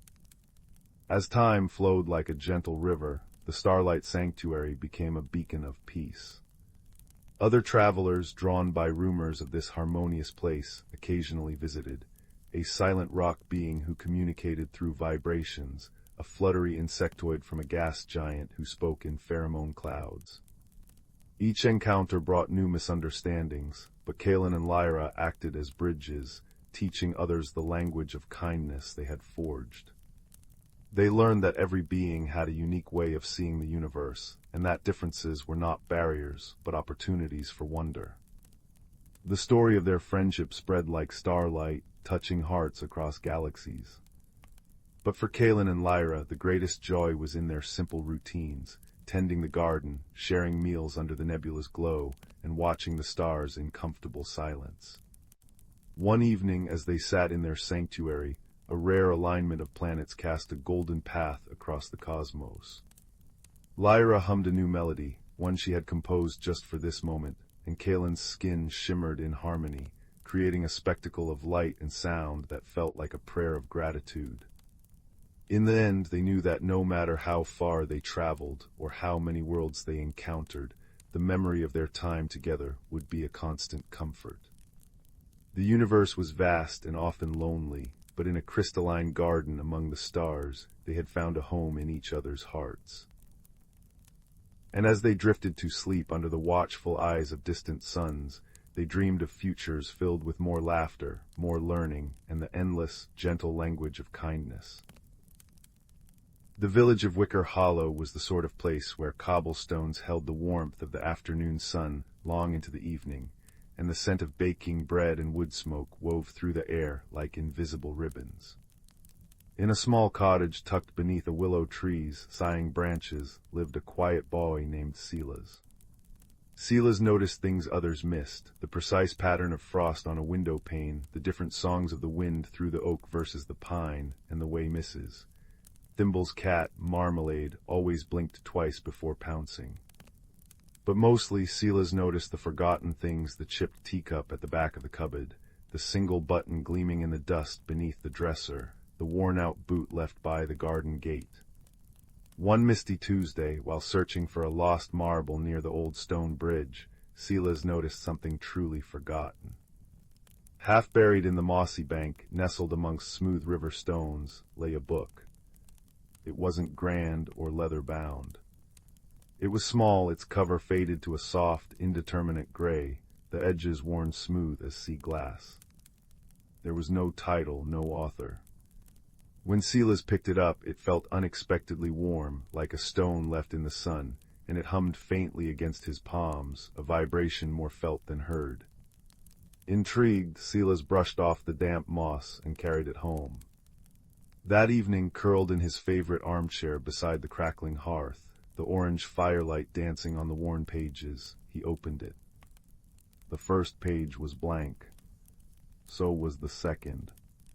Disappointment prickled, but then, as he turned the third page, something shimmered. Not ink, but light. Delicate, silvery lines began to weave across the paper, forming not words, but pictures. They were fleeting, like reflections on water, a glimpse of a soaring bird, the curve of a winding path through tall grass, the wink of a distant star. As Silas watched, mesmerized, the images shifted, responding to his quiet thoughts. When he thought of the river, the page showed minnows darting over pebbles. When he thought of the willow tree, its long leaves swayed in an unfelt breeze across the paper. The book, he realized with a gasp, didn't contain stories, it showed them. It reflected the world, but only the parts unseen, the hidden wonders, the secret heart of things. This discovery sparked a quiet yearning in Silas. The book showed him glimpses of places beyond Wicker Hollow, a forest glowing with bioluminescent mushrooms, mountains capped with clouds that looked like spun sugar, a meadow where flowers chimed like tiny bells. He longed to see these wonders himself, to understand the book's silent language. So one crisp morning, with the book tucked safely in his worn satchel, Silas set off, following the faint, shimmering path the book had shown him winding eastward from the village. His journey began gently, through sun-dappled woods. He hadn't gone far when he encountered his first helper. A large, rather drowsy badger named Barnaby was attempting to dig up a particularly stubborn truffle near the path. Barnaby had spectacles perched precariously on his snout and spoke in a slow, rumbling voice. Trouble with the subterranean aromatics, he grumbled, blinking at Silas. The scent is strong, but the earth, she clings. Can't quite triangulate the epicenter, you see. Silas, remembering the book, gently opened it. The page shimmered, showing not the truffle, but the intricate network of roots around it, and a single, bright earthworm wriggling near its location. Silas pointed. Barnaby adjusted his spectacles, squinted, then dug with renewed vigor. Ah, foundational disturbance, excellent cartography, young fellow. Barnaby, grateful for the help and intrigued by the shimmering book, decided Silas's quest sounded far more interesting than truffles. He became Silas's guide through the deeper woods, his knowledge of hidden trails and edible roots invaluable. Deeper into the ancient forest, where the trees grew tall and silent, they met Thistle. Thistle was a hedgehog, but unlike any Silas had seen. Her spines weren't just brown, they shimmered with tiny flecks of iridescent green and gold, like moss catching the light. She moved with surprising swiftness, darting between ferns. Thistle was incredibly observant, but terribly forgetful. "Oh, hello, lovely morning for the thing with the leaves," she'd chirp, then zoom off, only to circle back moments later. "Barnaby, Silas, have you seen the shiny pebble? No, oh well." She remembered every hidden spring, every patch of rare moon mint, and the exact location of the singing stones, which hummed when the wind blew just right, but couldn't recall what she'd had for breakfast. The book helped Silas understand her fragmented thoughts. It would show fleeting images of the things she'd forgotten: a blue pebble near the oak stump, a patch of clover she'd admired. Silas, with gentle patience, would help her find them, and Thistle, delighted, shared her knowledge of the forest's secret paths and moods in return. The trio traveled for days. The book showed them wonders: a waterfall where the water fell upwards into a cloud, a grove where trees whispered ancient secrets in rustling tongues only the book seemed to translate into shimmering images of long-gone travelers, and a lake so still it reflected not the sky, but a sky from another time, dotted with unfamiliar constellations. Silas felt himself changing. He grew braver navigating unknown paths, quieter in his observations, and kinder in understanding his companions' quirks. The world felt larger, yet more intimately connected, every rustle and scent holding potential magic revealed by his humble book. Their journey led them to the Whispering Peaks, jagged mountains veiled in perpetual mist. The book showed a path winding steeply upwards, towards a hidden valley where the most wondrous sight shimmered faintly. A tree made entirely of light, its branches holding tiny, pulsing stars. But the mist wasn't just mist. It was thick, swirling, and alive with confusion. It was the gray murk. As they entered its embrace, disorientation struck like a physical blow. Paths seemed to shift underfoot. Sounds became distorted echoes. Barnaby's usually precise directions faltered. East, or was it southwest, the olfactory markers are, scrambled. Thistle darted in frantic circles. "My pebble, I mean the path, it was here, or was it there?" Even the book flickered uncertainly, its images blurring and fading, reflecting only the swirling gray confusion surrounding them. Panic threatened to rise in Silas's chest. Force was useless against the formless murk. Shouting only made the echoes louder and more confusing. Pushing forward blindly led them in exhausting circles. Silas sat down on a cold rock, pulling the book close. He closed his eyes, ignoring the disorienting swirl. He thought not of the destination, but of his journey. He remembered the warm hum of the book in his hands that first day. He pictured Barnaby's earnest face as he studied his truffle maps, Thistle's spines shimmering like captured sunlight. He thought of the willow tree sighing outside his window, the scent of misses, thimbles baking, the comforting crackle of his hearth. He focused on the feelings, warmth, kindness, quiet wonder, friendship. He poured these feelings into his thoughts, holding them steady like a candle flame in the disorienting gray. He opened the book. Instead of showing the confusing mist or the distant light tree, the pages began to glow with a soft, steady, golden light. It wasn't a bright beam, but a gentle, unwavering radiance that emanated warmth and calm. The light didn't push the mist away, it simply held its space. Barnaby stopped his frantic sniffing. Thistle stopped her dizzy circling. They both looked at the book, then at Sela's, whose face was calm, reflecting the golden glow. The disorienting whispers of the mist seemed to soften, the swirling slowed. The golden light from the book acted like a beacon of clarity, not by fighting the confusion, but by offering a calm center. "Follow the warmth," Sela said softly, his voice steady amidst the muffled echoes. He didn't shout directions, he simply held the book aloft, its gentle light a focal point. Barnaby, taking a deep, calming breath, focused on the light. Thistle, her forgetfulness momentarily stilled by the calm, darted not randomly, but towards the warmest patches of light reflecting on the damp rocks. Step by deliberate step, focusing only on the calm, golden light and the feeling of quiet connection it represented, they moved through the murk. The path didn't magically appear. They found it by ignoring the confusion and moving towards the warmth and steadiness Sela's held within him and projected through the book. The swirling gray thinned, the disorientation faded, and finally they stepped out of the murk onto a sunlit ledge.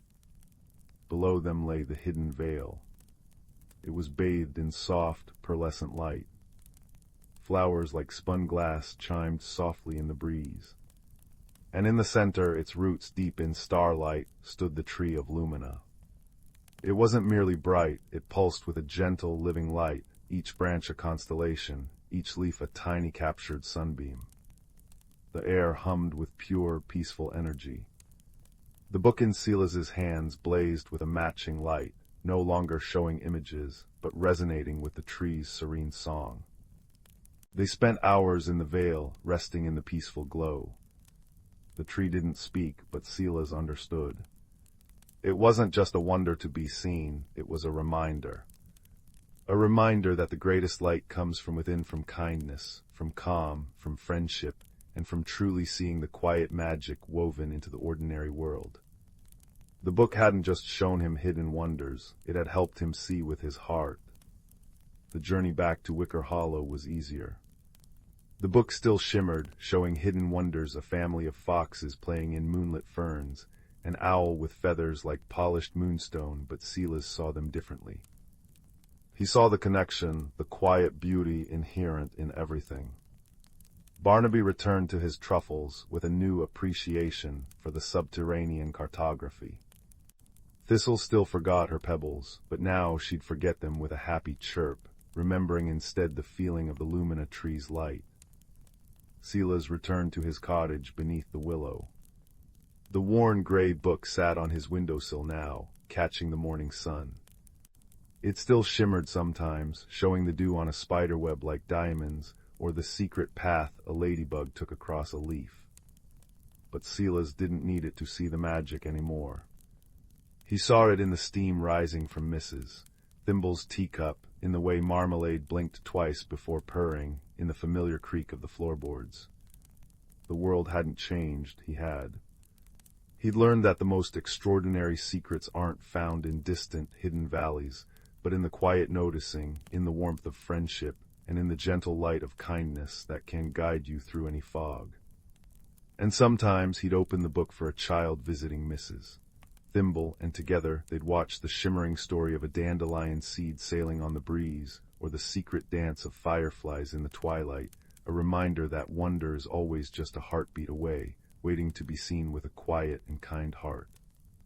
The gentle hum of the book blended with the crackle of the hearth, a soft lullaby of hidden wonders and peaceful hearts, perfect for drifting into dreams. The fire crackled softly in the hearth, casting dancing shadows upon the walls that seemed to breathe in time with the sleeping house. Outside, the wind whispered through the pine boughs, a gentle counterpoint to the steady tick-tock of the grandfather clock in the hall. It was on such a night, when the world felt wrapped in a blanket of quiet, that the most unexpected stories often began.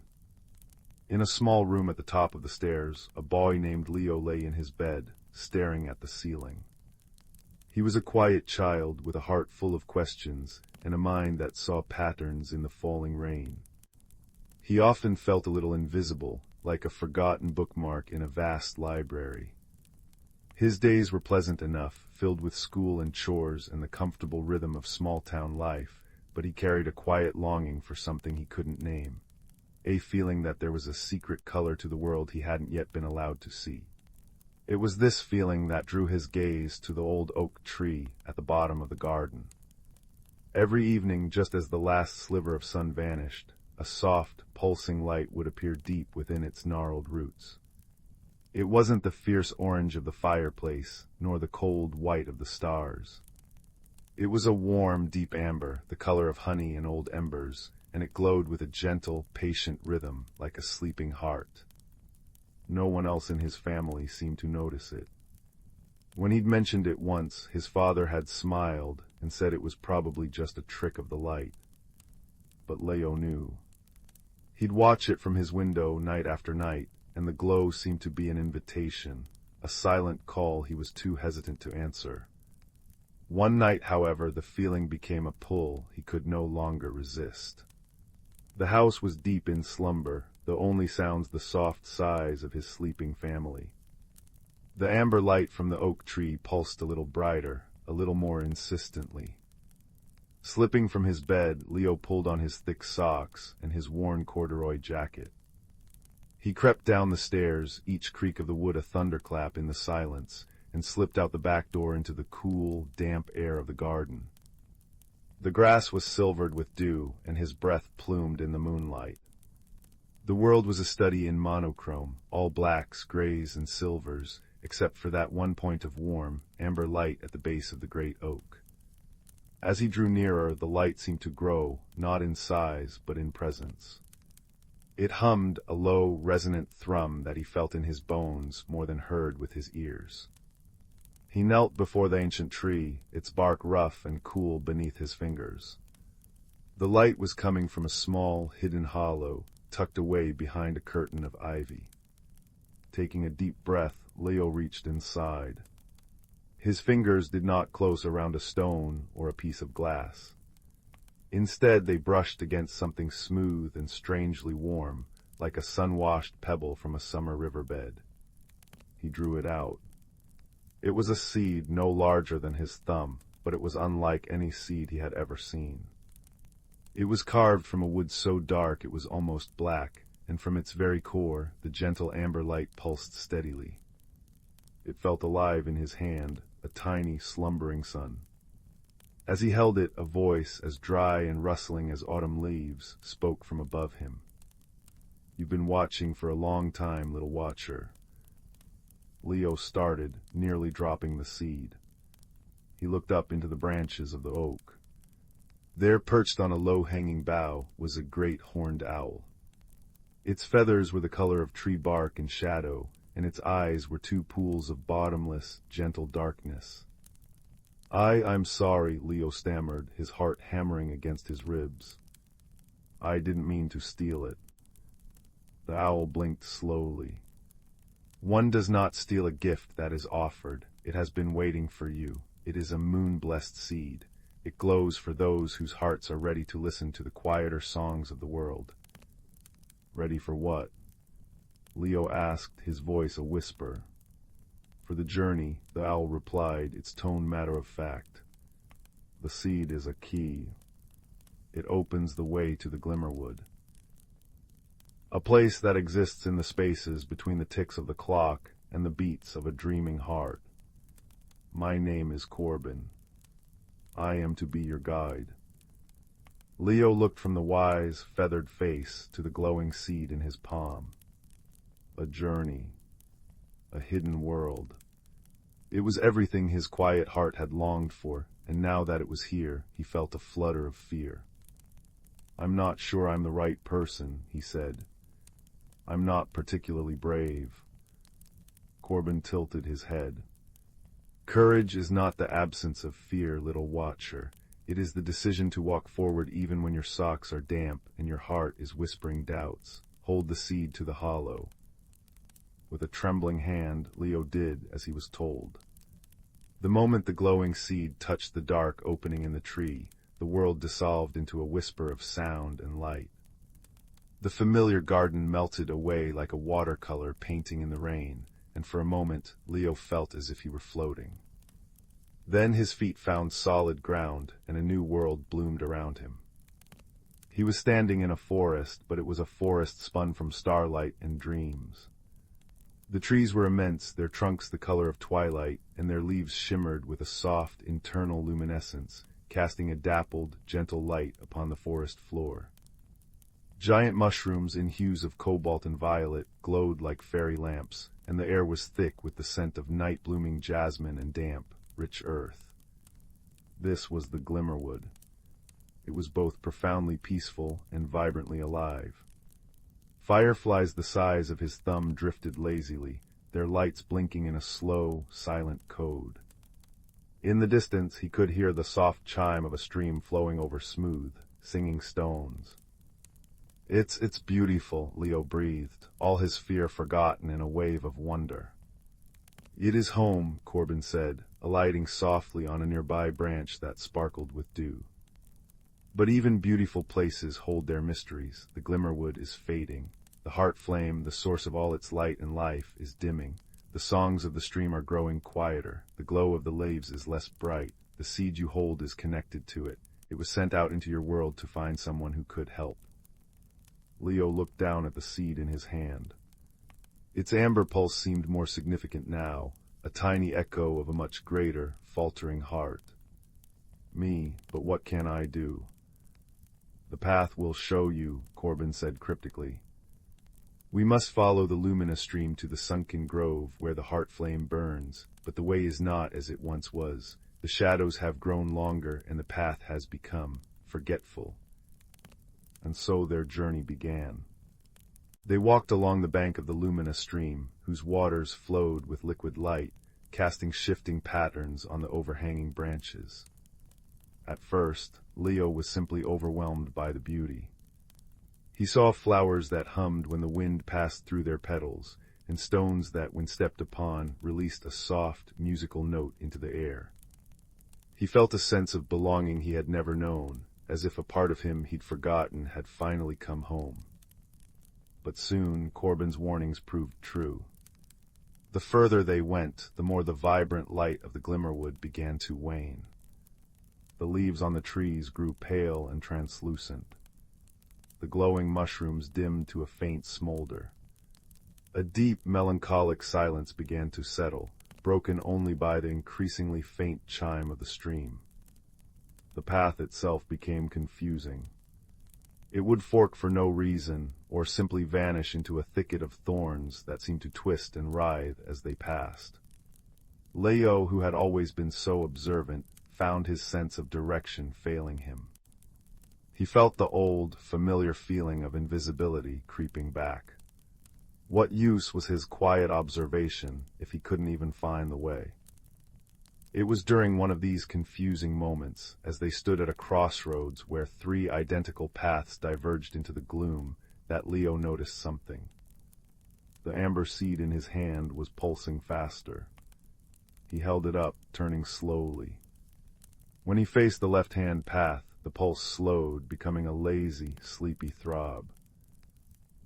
When he faced the right, it flickered uncertainly. But when he faced the center path, which looked the most overgrown and forbidding, the seed's light burned steady and strong, its rhythm confident. Corbin, he said, his voice gaining a new strength. It's this way. The owl swiveled his head, his dark eyes glinting with approval. You see, the key is also a compass. You only needed to learn how to read it. This small success was a spark that lit a tiny, steady flame of confidence within Leo. He was not just a passenger on this journey, he had a role to play. He began to pay closer attention to the seed, learning its language. A quick, frantic pulse meant danger or discord.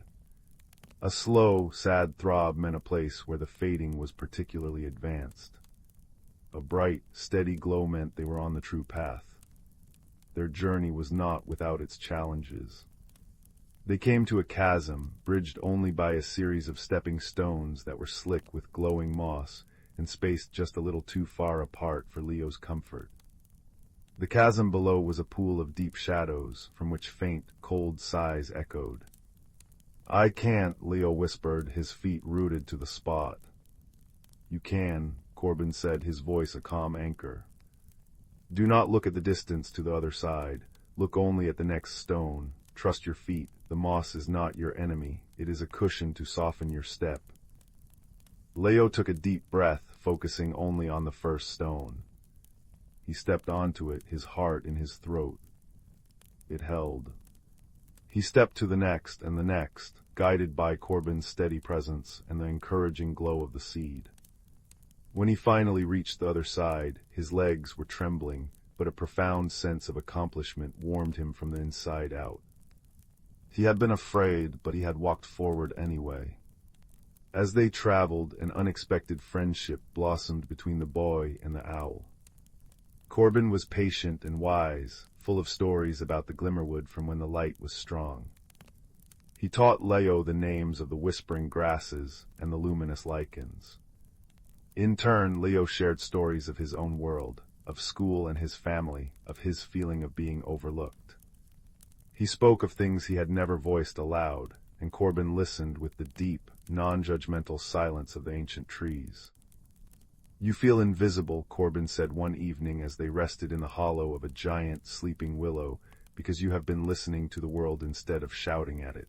Here, that is not a weakness. It is your greatest strength. The glimmerwood responds not to noise, but to attention. The words settled in Leo's heart, quiet and true. He had always thought his quiet nature was something to be fixed. Now he was starting to see it as a kind of magic all its own. Days blended into nights in the timeless glimmerwood, marked only by the gradual dimming of the world around them. Finally, they reached the sunken grove. It was a vast circular depression in the forest floor, lined with ancient, crystalline trees whose branches were woven together in a domed canopy. At the center of the grove stood a magnificent, petrified tree stump, and within its hollow core a flame should have been burning. But what Leo saw made his heart sink. The heart flame was no more than a sputtering ember, a tiny, desperate flicker of amber light fighting against an encroaching tide of gray ash.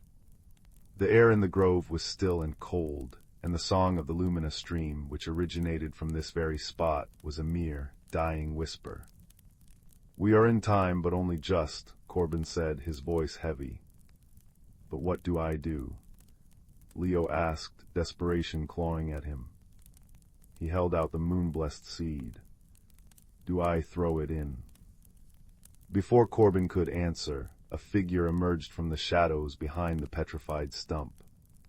It was a creature made of woven roots and sorrow, with eyes like dull coals. It was a wither-wraith, a being born from the despair of the fading wood. You are too late, it rasped, its voice the sound of dead leaves crumbling to dust. The silence is almost complete. Your little light cannot compete with the great quiet.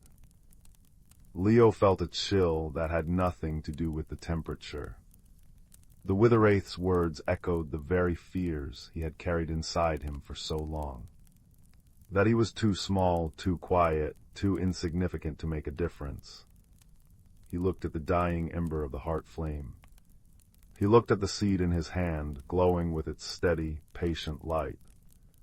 And then he thought of Corbin and the stepping stones and the humming flowers and the feeling of belonging. He thought of all the small, quiet wonders he had witnessed. He was not just Leo, the quiet boy. He was Leo, the watcher, the listener, the friend. He knew with a certainty that settled deep in his bones that a grand gesture would not work here. Throwing the seed into the flame would be like shouting into a gale. The glimmerwood did not need noise, it needed attention. It needed remembrance. He ignored the wither-wraith and walked slowly toward the dying heart flame. He did not look at the wraith, nor at the overwhelming gloom. He knelt before the flickering ember, as he had once knelt before the old oak in his garden. And he began to speak. His voice was soft, but it carried in the silent grove. He did not chant a spell or shout a command.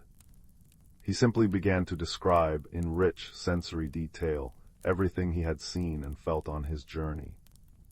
He spoke of the velvety softness of the glowing moss.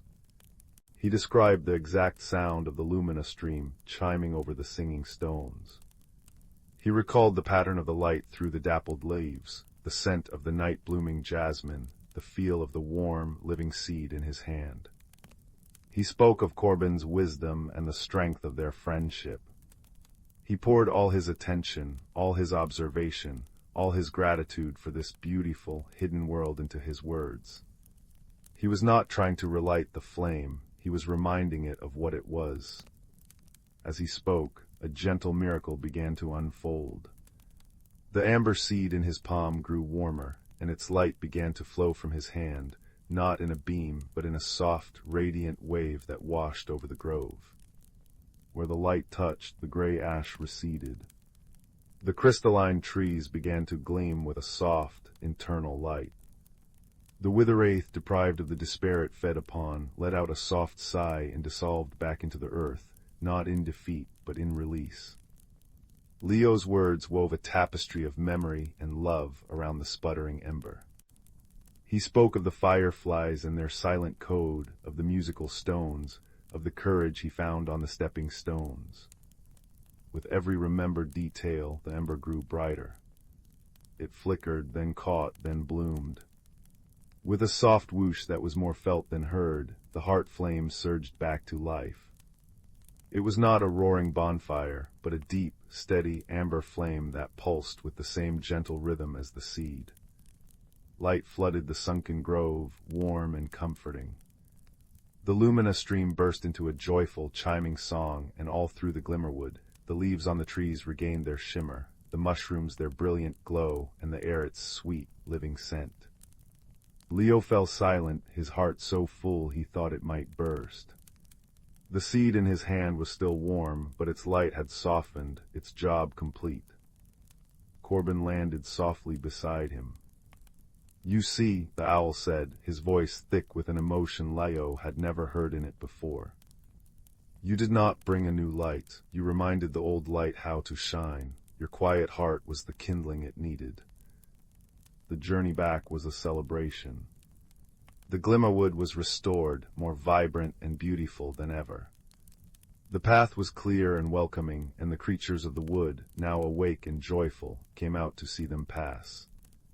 They reached the great oak tree that was the gateway, and Leo felt a pang of sadness. He did not want to leave this place or his friend. "You can always return," Corbin said, as if reading his thoughts. "The way is open to you now. You are a part of this world, as it is a part of you. The journey has transformed you, little watcher.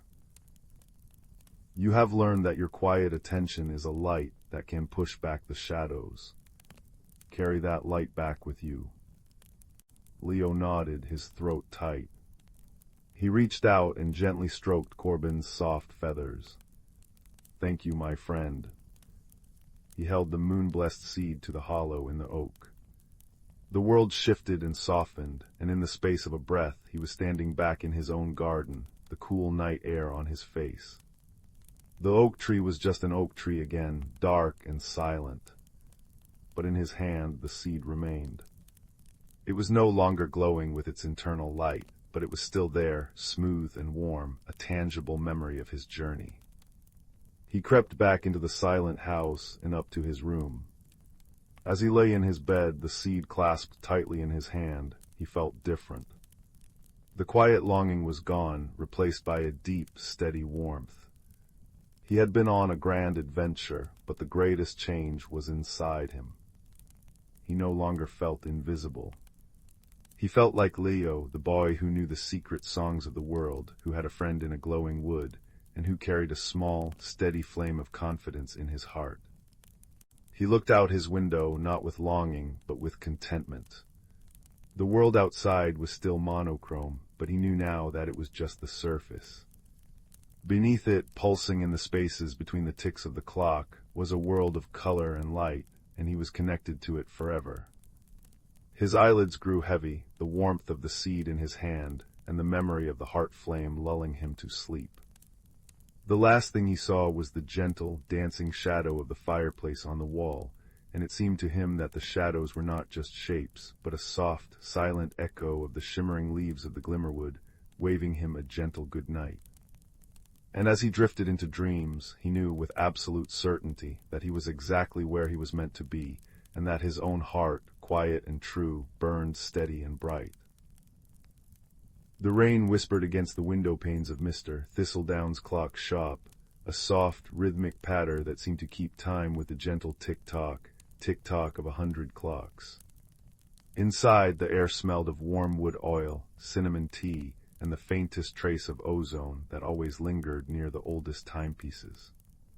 Young Leo, with his perpetually messy brown hair and eyes wide with curiosity, was polishing the brass face of a grandfather clock, his reflection warped and wobbly in its gleaming surface.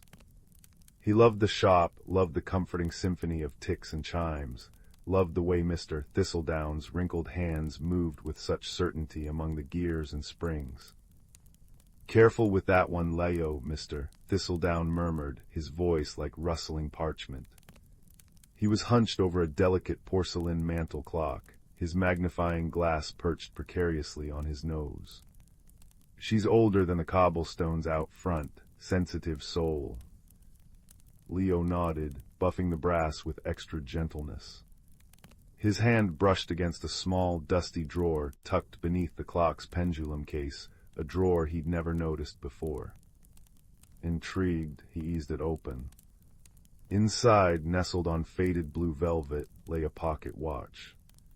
It wasn't grand or jewel-encrusted. Its silver case was tarnished, its glass face scratched, and the chain was a simple, thin braid of metal. It looked utterly ordinary, forgotten. Curiosity prickling his fingertips, Leo picked it up.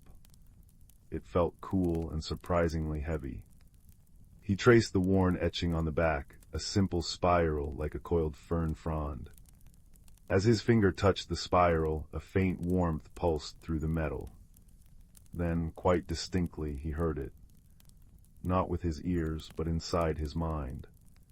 A soft, rhythmic thrum-thrum-thrum like a tiny heartbeat, and a feeling of deep, aching loneliness.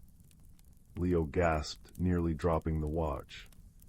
He looked quickly at Mr. Thistledown, but the old man was absorbed in his work. Holding the watch carefully in both hands, Leo focused. The thrum-thrum was steady, but the loneliness was a cold, gray fog swirling around it. He closed his eyes, picturing the warm shop, the smell of cinnamon, the comforting ticking. Slowly, tentatively, he pushed that feeling towards the watch. The cold gray fog seemed to shimmer, then thin just a little. The thrum-thrum felt a fraction stronger, a tiny bit warmer. Leo's eyes flew open. This wasn't just an old watch. It felt things. "Mr. Thistledown," Leo asked, his voice barely above a whisper. "This watch in the drawer, does it belong to anyone?"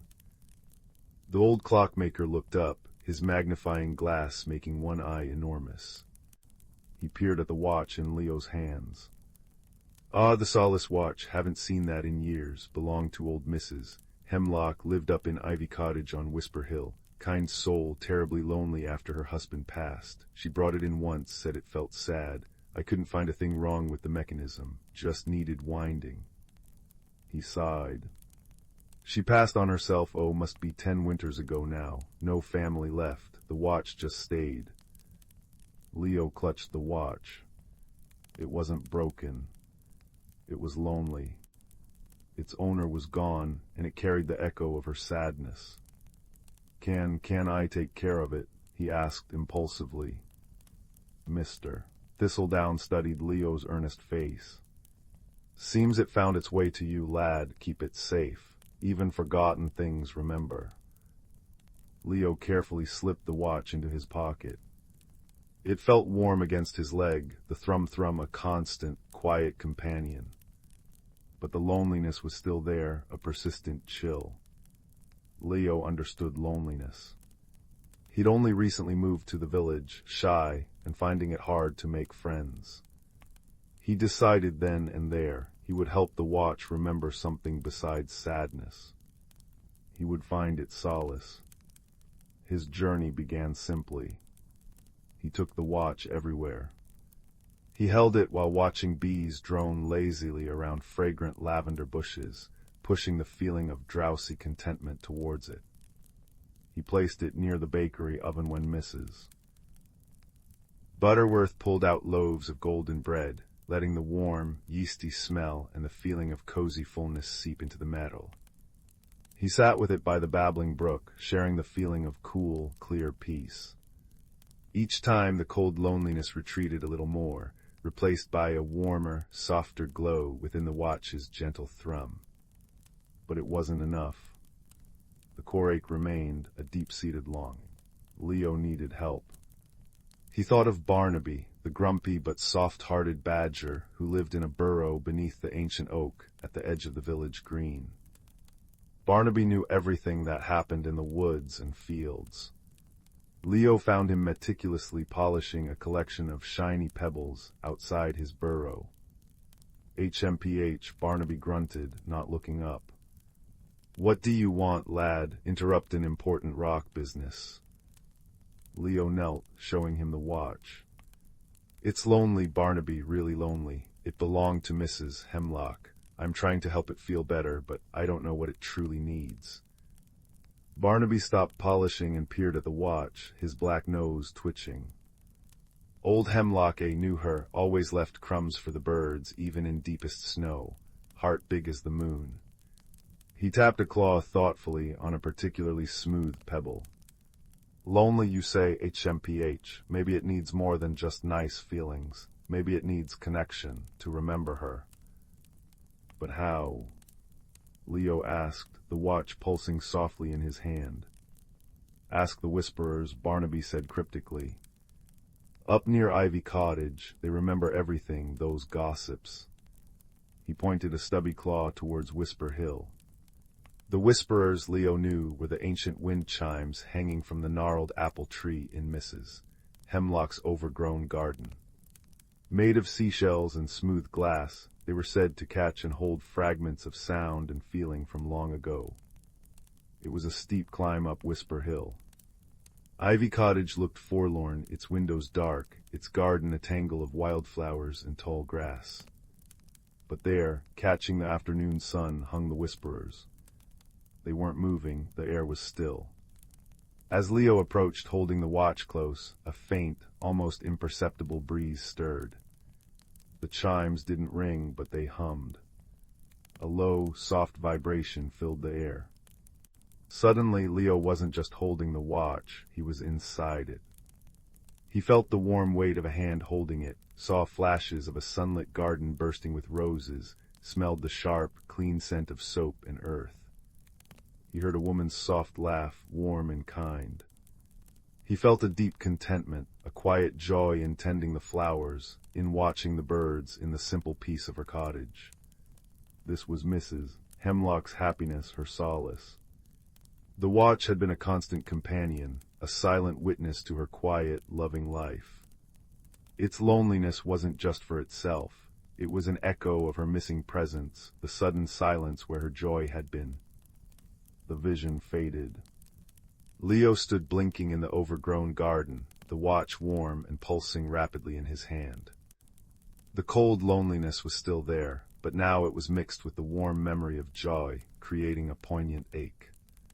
He understood now. The watch needed to feel useful again.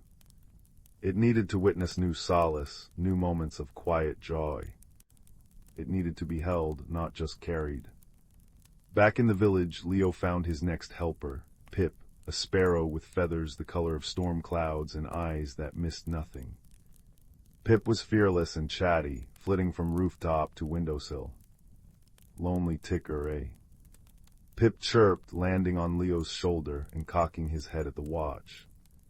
Seen sadness, needs busy work, needs purpose. He pecked gently at the watch chain. Follow me. Pip led Leo not to grand places, but to small moments.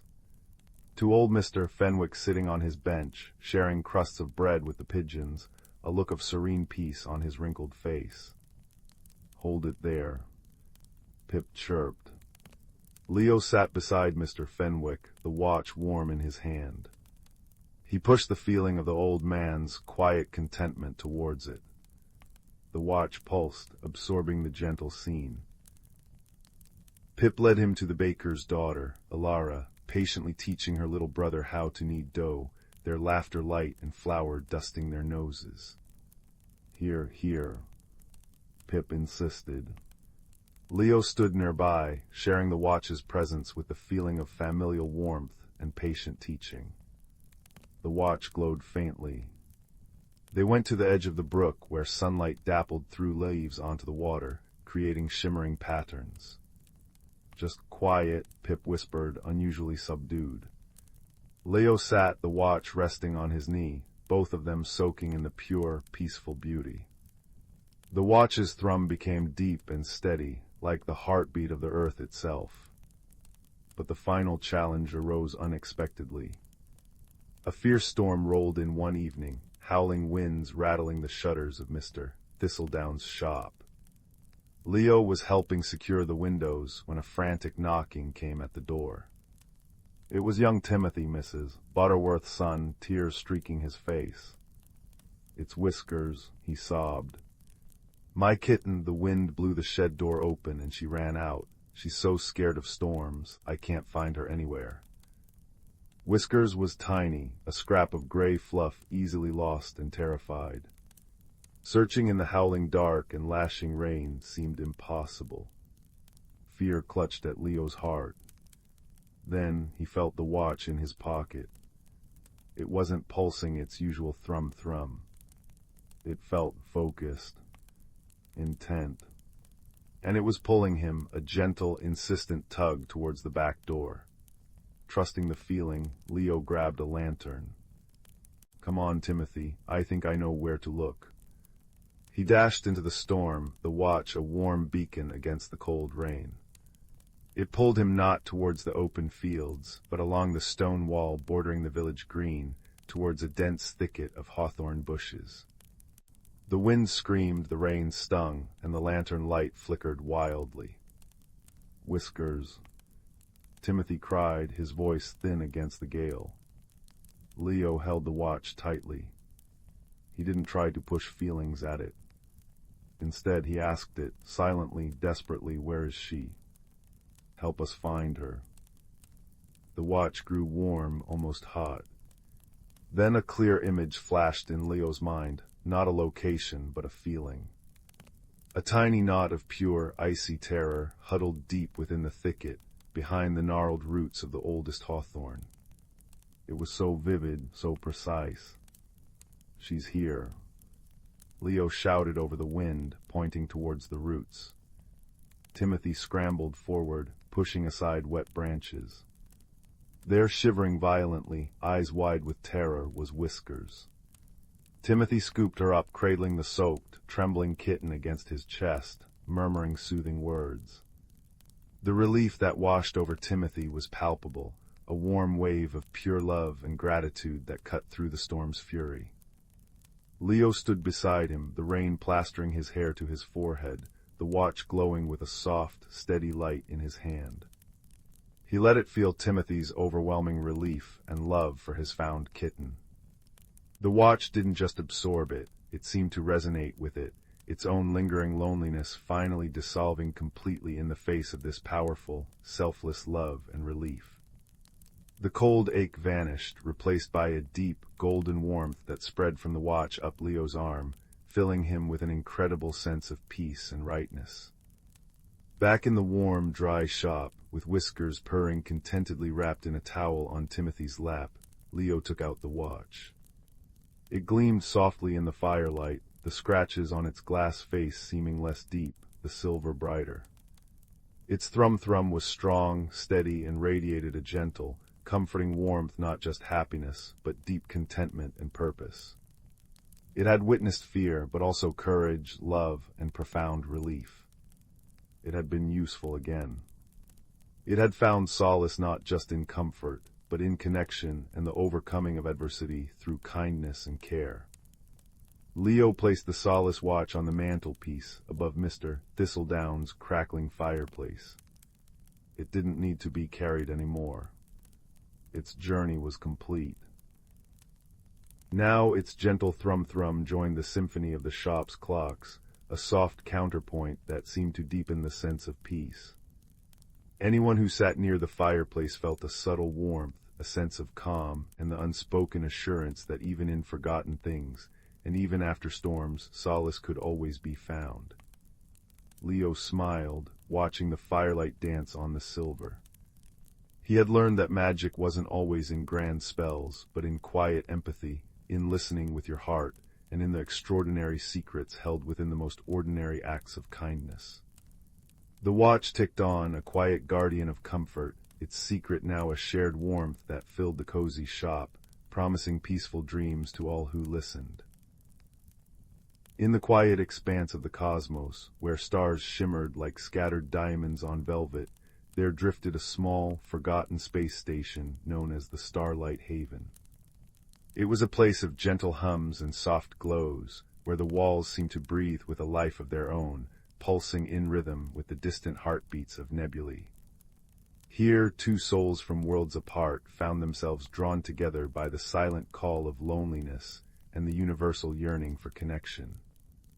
The first was a being from the planet Chroma, a world where the very air danced with light. His name was Kaelen, and his skin was a canvas of ever-shifting hues, reflecting his innermost feelings in a silent symphony of color.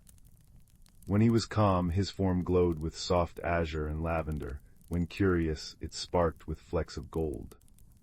He communicated not with words, but with these radiant displays, each shade telling a story deeper than any language could convey.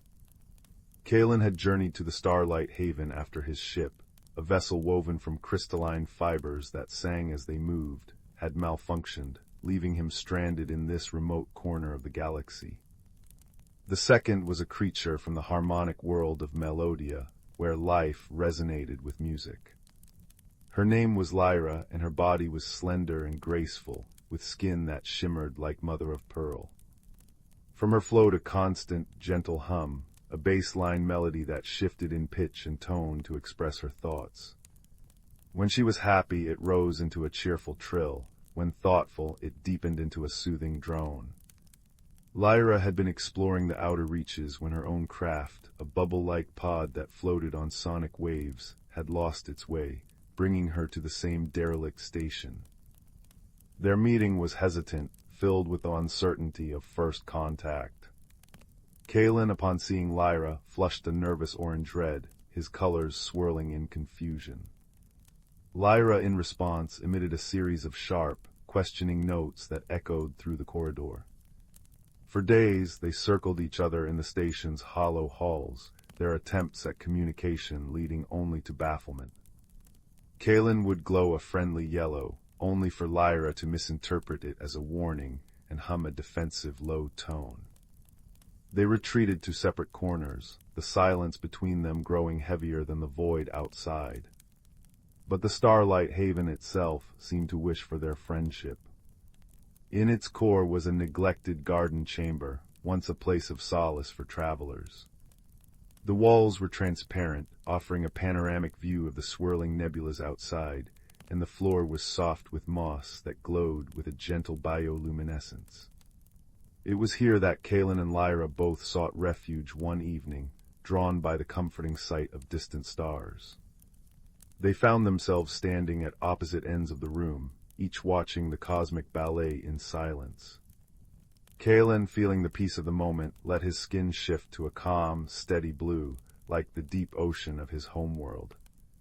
Lyra, sensing the change, allowed her hum to soften into a melodic whisper, reminiscent of the winds that swept across Melodia's singing plains. Slowly, cautiously, they moved closer. Kaelen pointed a shimmering hand toward a particularly bright star, and his colors bloomed into a pattern of wonder, silver streaks against a backdrop of violet. Lyra, understanding the gesture, responded with a rising scale of notes that mirrored the star's brilliance. It was not yet conversation, but it was a start, a shared moment of awe. In the days that followed, they began to explore the garden together. The chamber was overgrown with alien flora, vines that curled like ribbons of light, flowers that opened and closed in time with the station's gentle breaths, and trees whose leaves chimed softly when touched. They decided to make this place their sanctuary, a project to bridge the gap between them. Kaelen, with his innate connection to light, nurtured the bioluminescent plants, his touch causing them to brighten in joyful response. Lyra, using her harmonic abilities, encouraged the musical plants to harmonize, creating a backdrop of ethereal melodies that filled the space. Their collaboration was not without its humorous stumbles. Once Kaelen arranged a cluster of glowberries in a pattern he intended as a gift, a spiral of warm pink and green, which on chroma symbolized friendship. But Lyra, seeing the colors, interpreted it as a sign of distress, for on Melodia such hues were associated with alarm. She burst into a frantic, high-pitched melody that sent the garden's creatures skittering. Kaelen, startled, flushed a bewildered gray. It took a long, patient evening of trial and error for them to realize the misunderstanding. They sat among the chiming trees, and Lyra hummed a slow, explanatory tune, while Kaelen slowly shifted his colors to demonstrate their meanings. When they finally grasped the cultural differences, Lyra let out a light, laughing trill, and Kaelen glowed with amused gold spots. The incident became a fond memory, a lesson in patience that only deepened their bond. As they worked, they developed a unique way of communicating, a blend of color, sound, and empathetic feeling. Kaelen learned to read the subtleties in Lyra's harmonics, recognizing the difference between a curious inquiry and a joyful exclamation. Lyra, in turn, began to understand the vocabulary of Kaelen's hues, seeing how a slow pulse of indigo could mean contentment, or a quick flash of cerulean might indicate excitement. They often spent hours in quiet companionship, tending to their garden while watching stars drift past the viewport. In those moments, words were unnecessary. The soft glow of the plants and the gentle hum of the station wrapped around them like a warm blanket. One evening, a challenge arose that tested their newfound understanding. A solar flare from a nearby star caused the station's systems to flicker, casting the garden into momentary darkness. The plants dimmed and the harmonious sounds faded into silence. Lyra, whose world was always filled with music, felt a surge of panic, her hum turning into a distressed waver. Kaelen, remembering how darkness on chroma was a time for reflection, glowed a steady, reassuring amber. He moved close to Lyra, his light providing a soft beacon in the gloom. Together they realized that the garden's central crystal, which powered the bioluminescence, had been disrupted. Drawing on their strengths, Kaelen focused his inner light to recharge the crystal, while Lyra sang a stabilizing melody that calmed the erratic energies. As the garden slowly brightened, their efforts merged into a beautiful display, light and sound weaving together until the chamber was once again aglow with peace. This shared triumph solidified their friendship. They had created not just a shelter, but a home, a place where their differences were celebrated. The garden thrived under their care, becoming a tapestry of intergalactic life. Chroma's light-playing fungi grew alongside Melodia's resonant blossoms, each enhancing the other. They often invited passing cosmic creatures, floating spore fairies or gentle rock beasts, to visit, sharing stories through their unique languages. The station became a legend among wanderers, a beacon of harmony in the vastness of space. As time passed, Kaelen and Lyra found themselves spending countless evenings in their sanctuary, side by side. They would watch the nebulas paint the sky in hues of rose and sapphire, or count the shooting stars that streaked like tears of light. In these quiet moments, they felt the universe's gentle embrace, a reminder that kindness needed no translation. Lyra would hum a lullaby from her childhood, and Kaelen would glow in time, his colors flowing like a slow river. They learned that friendship was not about perfection, but about the willingness to listen, whether with eyes, ears, or heart. Eventually, the day came when both their ships were repaired, thanks to the help of other travelers they had aided. They knew they would have to return to their own worlds, but the thought brought no sadness, only gratitude. On their last night together, they sat in the garden, surrounded by the soft light and music they had nurtured. Kaelen's skin shone with a brilliant, heartfelt spectrum, a farewell that spoke of everlasting bond. Lyra responded with a melody that wove through the air, a song of promise and memory. They understood that distance meant nothing, for they had built a bridge between their souls that would span any galaxy. And so, as the stars twinkled like distant campfires, Kaelen and Lyra parted ways, each carrying a piece of the other in their heart. The Starlight Haven remained, a silent testament to their friendship, its garden forever blooming with the light of understanding and the sound of kindness. For in the endless cosmos, where worlds may be strange and languages unfamiliar, it is the simple acts of compassion that truly connect us all, weaving a tapestry of peace that glows brighter than any star. The salt-kissed wind whispered secrets through Finn's unruly brown hair as he shuffled along the damp sand. Dusk painted the sky in bruised purples and fiery oranges, reflecting on the retreating tide that left behind a glistening tapestry of treasures. Finn, a quiet boy with eyes the color of storm clouds, preferred the company of the sea's leavings to the boisterous games of the other village children.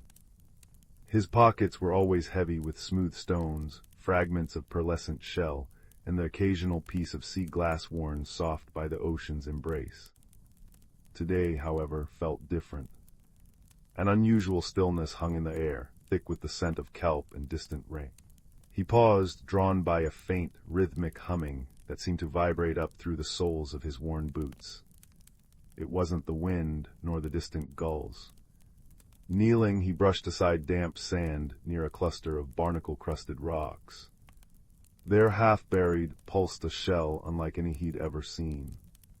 It was no larger than his palm, a spiral of deepest midnight blue, swirling with veins of shimmering silver that seemed to shift and dance like captured moonlight. As his fingers brushed its cool, impossibly smooth surface, the humming intensified, resonating deep within his chest. It felt warm, alive. He carefully pried it free, cradling it in his hands. The silver veins flared brightly for a moment, then settled into a soft, steady glow. Finn felt a strange pull, a magnetic yearning towards the vast, whispering expanse of the ocean. That night, tucked beneath his patchwork quilt with the shell resting on his bedside table, its soft glow painted shifting constellations on the ceiling. The rhythmic humming filled his small room, a lullaby sung by the sea itself. Sleep claimed him, deep and profound. He dreamed not of flying, but of sinking, gently, into cool, welcoming water. He could breathe, easily, the salt tang fresh and clean. Around him the ocean bloomed with impossible colors, corals like frozen fireworks, fish darting like living jewels, forests of kelp swaying in unseen currents. He felt weightless, peaceful, utterly at home. When he awoke at dawn, the dream clung to him like seawater, vivid and real. The shell lay silent and dark on the table. The pull intensified over the next few days. The shell remained inert during daylight hours, but its presence was a constant, quiet hum in the back of Finn's mind. He found himself drawn back to the shore each twilight, the shell tucked safely in his pocket. One evening, as the last sliver of sun dipped below the horizon, painting the waves in molten gold, Finn stood at the water's edge, the shell held tightly. The humming crescendoed, vibrating through his bones. The silver veins blazed with light.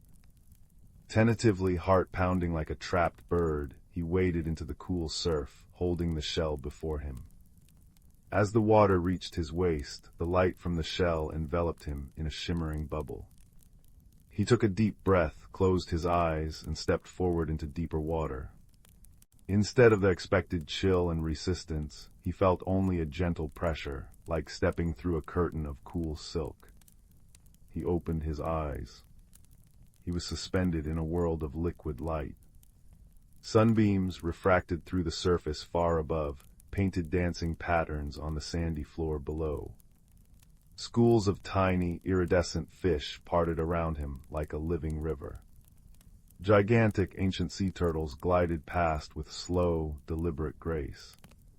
The humming wasn't just in the shell now. It was the ocean itself, the sigh of currents, the crackle of distant reefs, the song of whales echoing from the deep.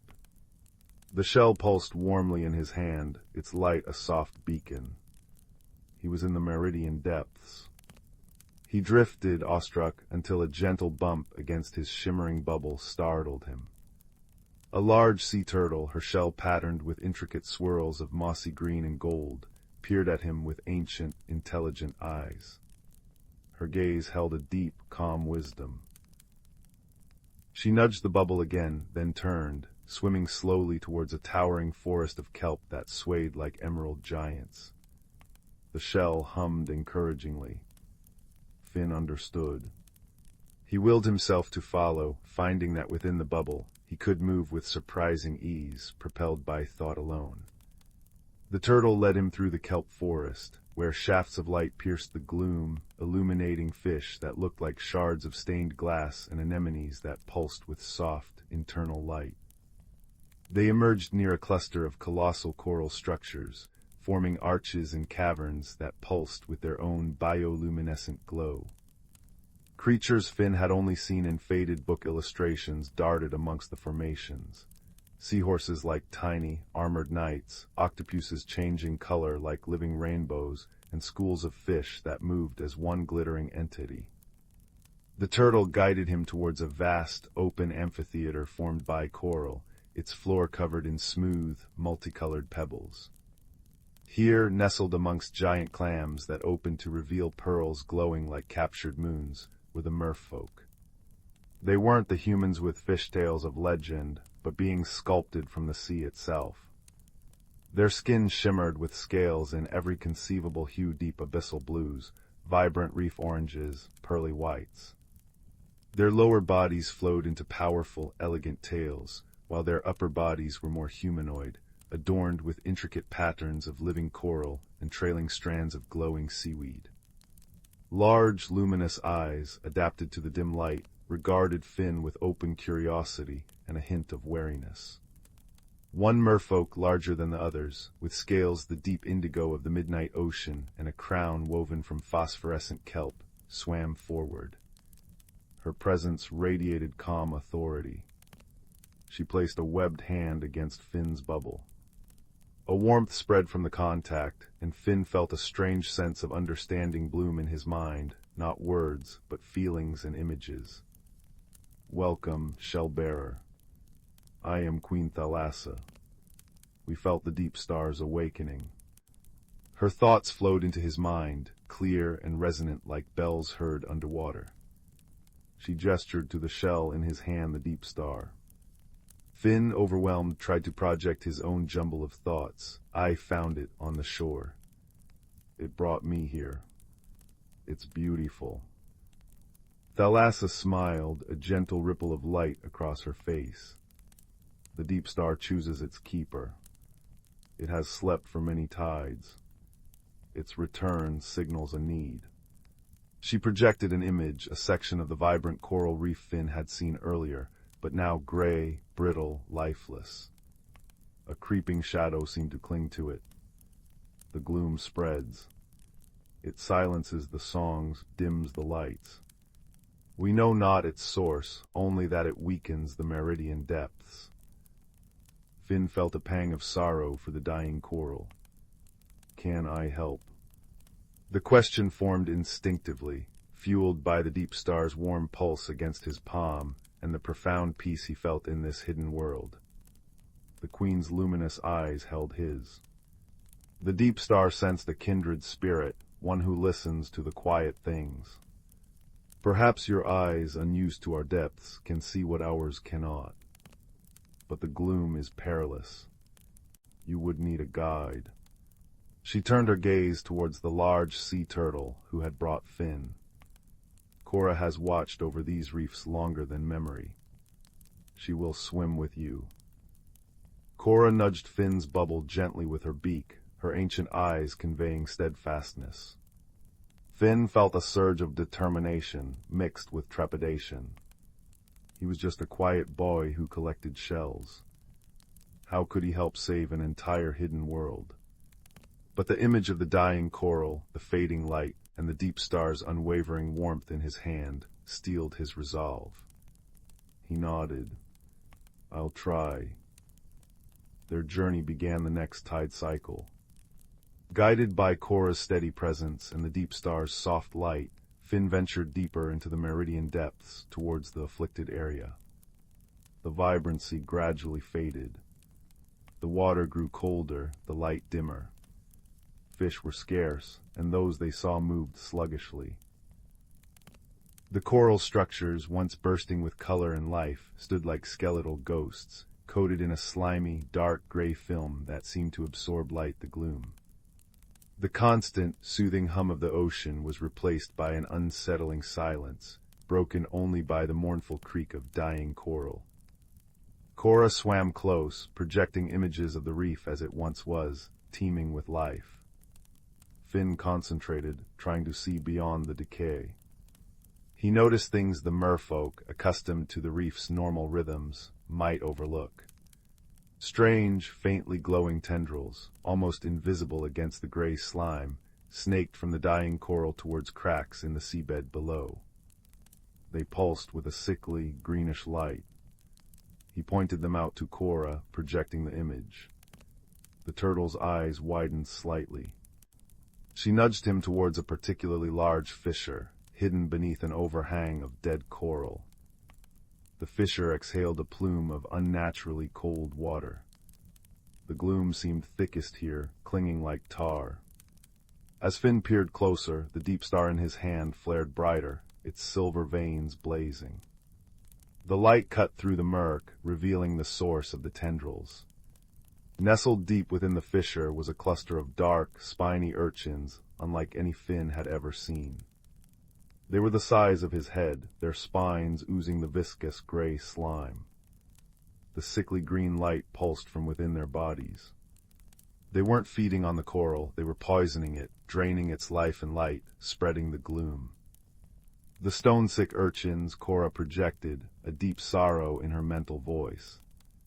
Thought lost to the deep trenches. Their poison brings silence and cold. Finn felt a chill that wasn't from the water. How do we stop them? He remembered something his grandmother, a healer in the village, once said about ailments. Sometimes the strongest poison needs the gentlest cure. Cora projected an image of a specific luminous plant, a kelp with fronds that glowed a soft, healing blue. Moonlace. Its light purifies.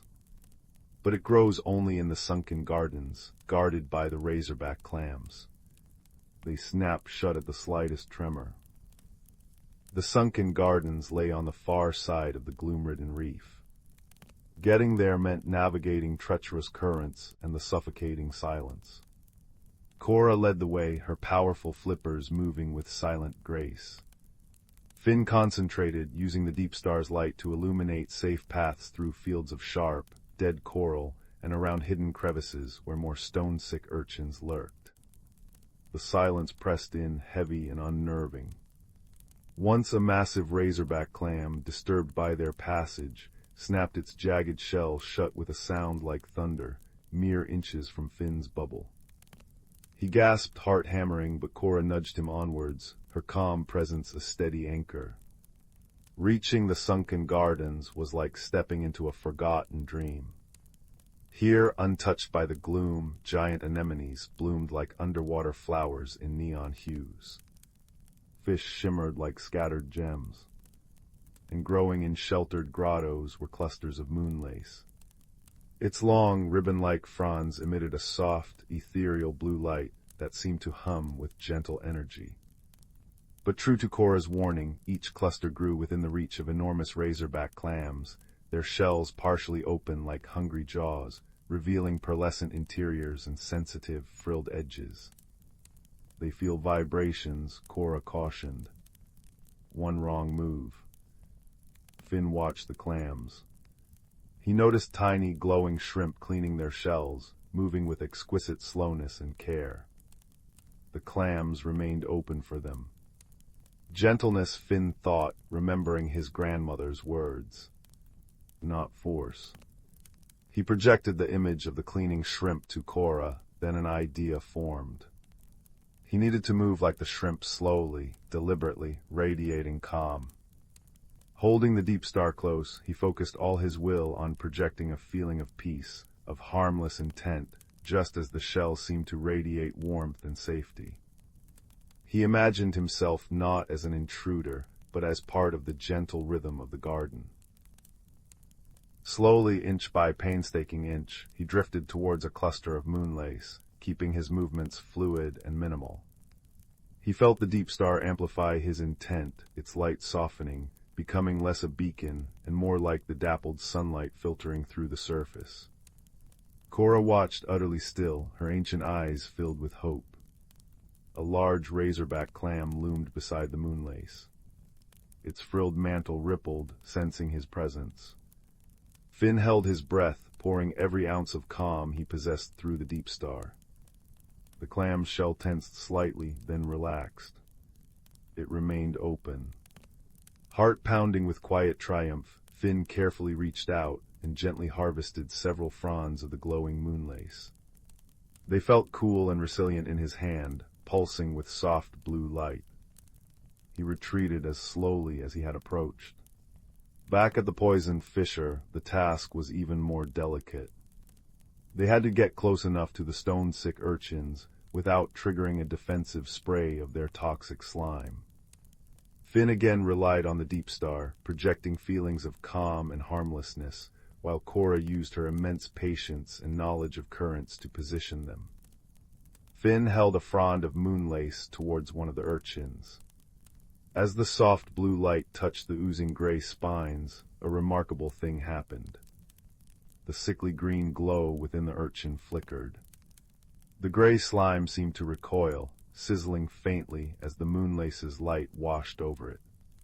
Slowly, agonizingly slowly, the darkness receded from the spines, replaced by their natural, dull purple. The urchin stopped pulsing its toxic light and became still and dormant. Working with painstaking care, Finn and Cora treated each stone-sick urchin in the cluster. The deep star warmed in Finn's hand, its light blending with the moonlace's blue glow, amplifying the cleansing effect. They worked until the fissure was clear, the cold plume ceased, and the last traces of the sickly green light vanished.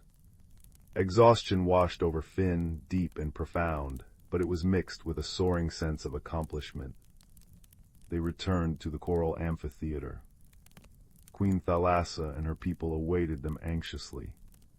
As Finn presented the remaining moonlace and projected images of their mission, the discovery of the urchins, the perilous journey, the gentle application of the cure, a wave of profound gratitude washed over him from the gathered merfolk.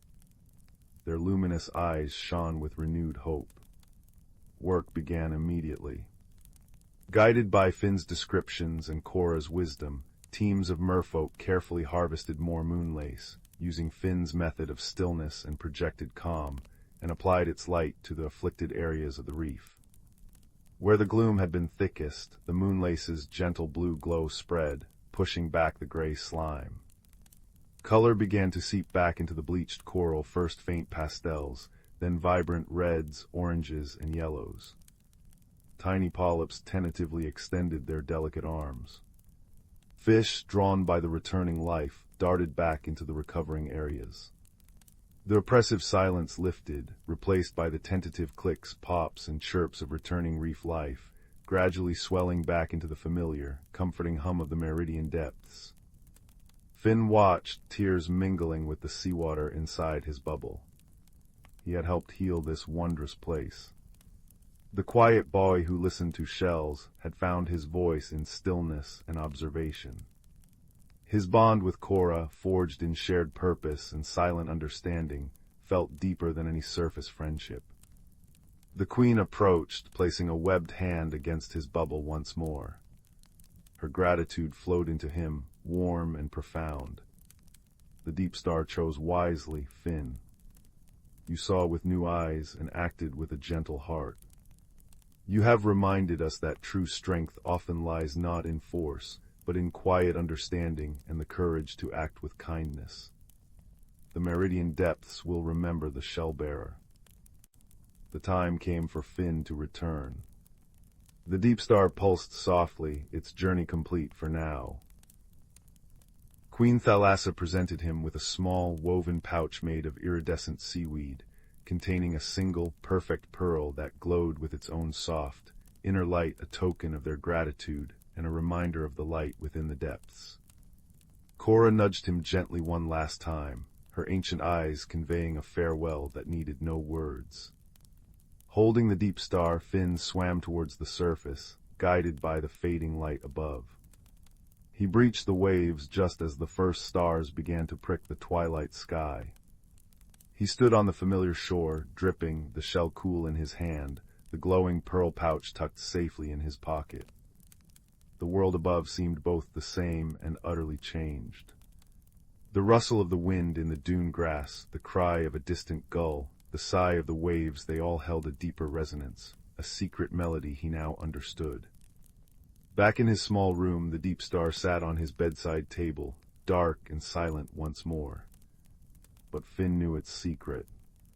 He held the glowing pearl, its soft light, a comforting echo of the meridian depths. He was no longer just the quiet boy who collected shells. He was the shell-bearer, the boy who had befriended an ancient turtle, helped heal a hidden world, and learned that the greatest magic often lies in listening, observing, and acting with gentle courage. He knew the deep star would sleep, but its connection, like his bond with Cora and the memory of the shimmering depths, would remain, a warm, secret light within him.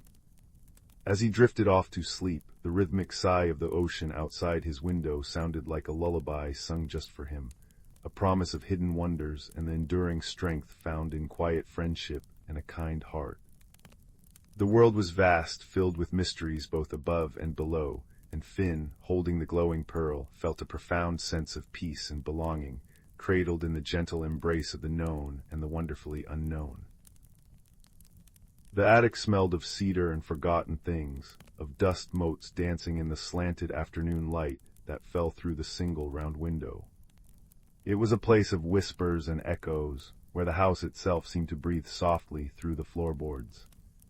A young boy named Leo had been sent up to find an old picture frame for his mother, but the task had quickly been forgotten in the quiet thrill of exploration.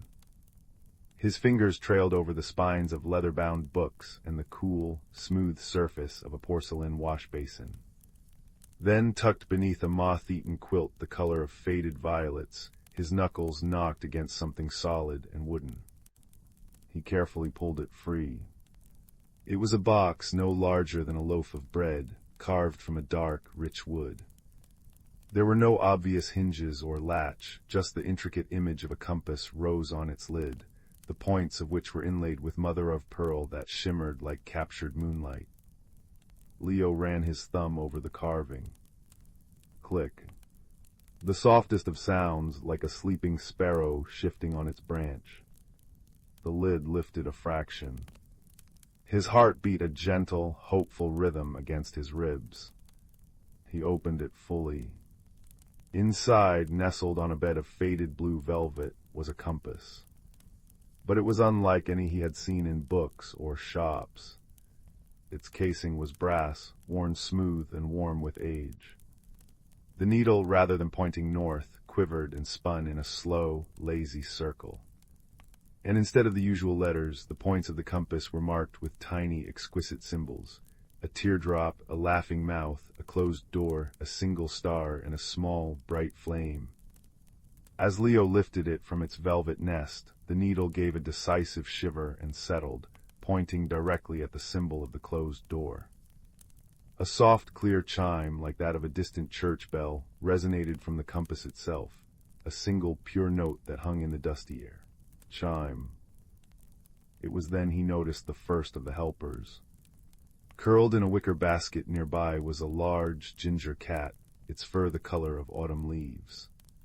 It opened one golden eye, which fixed not on Leo, but on the compass in his hand. "It's been quiet for a long time," the cat said, its voice a low, rumbling purr.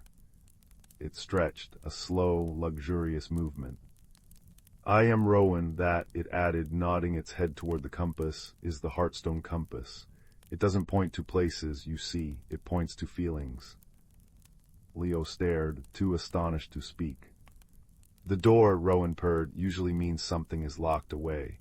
A fear, a memory, a piece of one's self." The cat padded over and rubbed its head against Leo's knee, a comforting, grounding weight. "The compass has chosen you for a journey, but the distance you will travel will be measured in courage, not in miles." Just then, a tiny, squeaky voice piped up from a hole in the baseboard. "Did someone say journey? I do love a good itinerary." A small, bright-eyed mouse, wearing a minuscule helmet fashioned from a silver thimble, scurried out and stood on its hind legs, whiskers twitching with excitement. "I am Pip," the mouse declared. "Official scout and cartographer of the Between Places. That compass is a tricky bit of work. Are you its new keeper?" Leo, finding his voice at last, managed a whisper. I think so." "Splendid," squeaked Pip. "Then we haven't a moment to lose. A closed door is a dreadful thing. It blocks the drafts and keeps out the starlight. Which way is it pointing?" Leo showed them. The needle remained steadfastly fixed on the tiny carved door. Rowan's purr deepened. "Then we follow. The journey begins not out there, but in here." The cat gently tapped a paw against Leo's chest. And so, holding the softly chiming compass, with a purring cat at his heels and a mouse perched on his shoulder, Leo took a step forward. He didn't walk toward the attic door, but toward the darkest, most cluttered corner, where shadows gathered thick as velvet. As he moved, the world around him seemed to soften and shift. The stacks of old newspapers blurred into a forest of whispering ferns, their fronds rustling with a sound like turning pages. The trunk full of winter coats became a great, mossy boulder, and the single round window now showed a sky full of swirling, lavender-tinged clouds. They were walking through a landscape woven from the attic's own essence, a cozy, quiet world that felt both strange and deeply familiar. The air smelled of rain-soaked earth and old books. In the distance, the gentle plink, plink of water dripping into a puddle echoed like a slow melody. "The compass shows the path through your own heart," Rowan explained, his voice a soft rumble beside Leo. "The challenges are yours alone to face, but you do not face them alone." After a time, the path led them to the base of a great, gnarled oak tree, its trunk so wide Leo couldn't see around it. And there, set right into the ancient bark, was a door. It was made of dark, polished wood, banded with iron, and it was very firmly shut. The compass needle pointed directly at it, and the soft chime grew slightly more insistent. Chime, chime. This was the challenge. The locked-away thing. Leo reached out and tried the iron handle. It didn't budge. He pushed with all his might, but the door was as immovable as the tree itself. A stubborn one, Pip chirped from his shoulder. No keyhole either, a puzzle. Leo felt a flicker of frustration, and with it, a chill seemed to seep from the door. He shivered. "Patience, little keeper," Rowan murmured, curling his tail around Leo's ankles. "A door locked by fear cannot be opened by force. What is it you are afraid of?" Leo looked at the imposing door. He thought about the reason he'd been so eager to hide in the attic that afternoon. A new school. New faces. The terrifying prospect of walking into a room full of strangers. He had locked that fear away, trying to ignore it, hoping it would vanish. But here it was, a solid, unmovable door in the landscape of his heart. "I'm afraid of being alone," he whispered, the confession hanging in the quiet air. As soon as he spoke the words, the iron bands on the door seemed to gleam less coldly. "Ah," said Pip, nodding sagely. "A very common lock, but it has a very simple key." The mouse scampered down Leo's arm and stood before the door. "You must offer it a gift of kindness." "Kindness to a door?" Leo asked, bewildered. "Kindness to the fear itself," Rowan corrected gently. "A fear that feels seen and understood is a fear that begins to lose its power." Leo thought for a moment. Then he sat down, his back against the great tree, right beside the door. He didn't try to open it. He simply sat there, holding the warm brass compass in his lap. He imagined the fear behind the door not as a monster, but as a small, shivering version of himself. He sent thoughts of comfort toward it. He imagined sharing his lunch with that lonely boy, telling him a funny story, sitting with him in silence so he wouldn't have to be alone. He poured all the kindness he wished for into that silent offering. For a long while, nothing happened. The only sounds were the rustle of the fern forest, the distant plink of water, and Rowan's steady, rumbling purr, a sound that seemed to vibrate through the very earth. Pip sat quietly on his knee, his tiny helmet gleaming. Then a new sound joined the symphony. A soft, warm, golden light began to spill from the seam around the door. It was the color of honey and candle flame. And with the light came a sound, a deep, resonant thrum like the string of a cello being gently plucked, a sound of deep contentment. Thrum. The iron bands glowed with a gentle warmth. Leo, acting on an impulse of pure kindness, reached out and laid his palm flat against the wooden door. It was no longer cold and forbidding, but warm like something alive. With a sigh that seemed to come from the roots of the great tree itself, the door swung inward, not with a jarring bang, but with a soft, whispering creak. There was no monster behind it. There was no dark, terrifying space. Instead, the doorway framed a scene of perfect, cozy safety. It was a small, circular room, lined with books, with a soft rug and a fireplace where friendly flames crackled and danced. In the center of the room stood a small version of himself, no longer shivering but smiling, holding out a hand in welcome. The compass in Leo's hands grew warm. He looked down. The needle was spinning joyously before settling on a new symbol, the single bright star.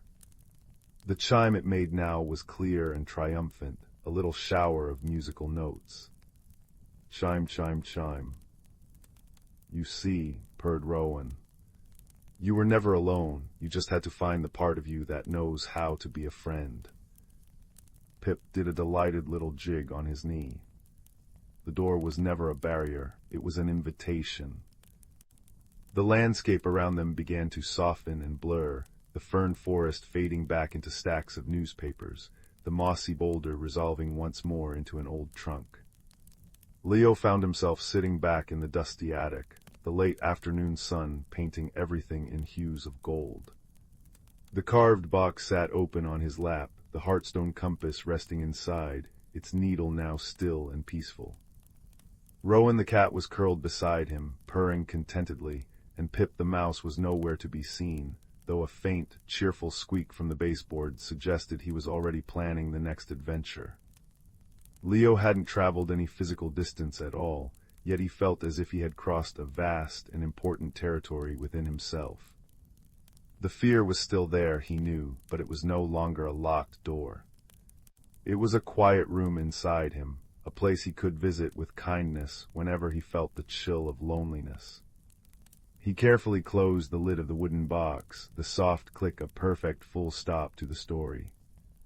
The attic was quiet once more, filled only with the peaceful sounds of a settling house and the gentle rhythm of his own, much lighter heart.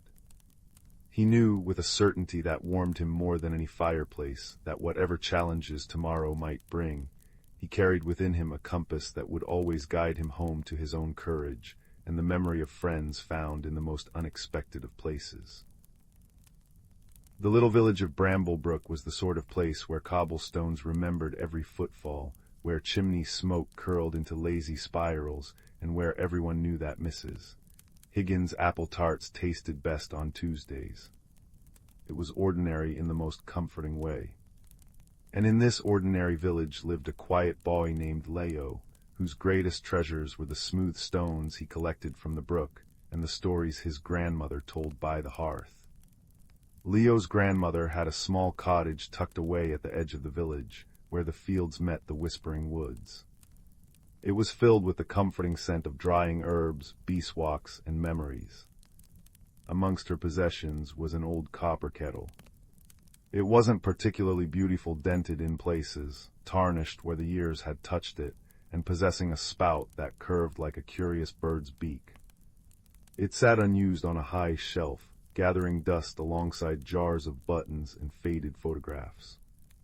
"That old thing belonged to my great-aunt," grandmother would say with a dismissive wave. Never could get it to whistle properly.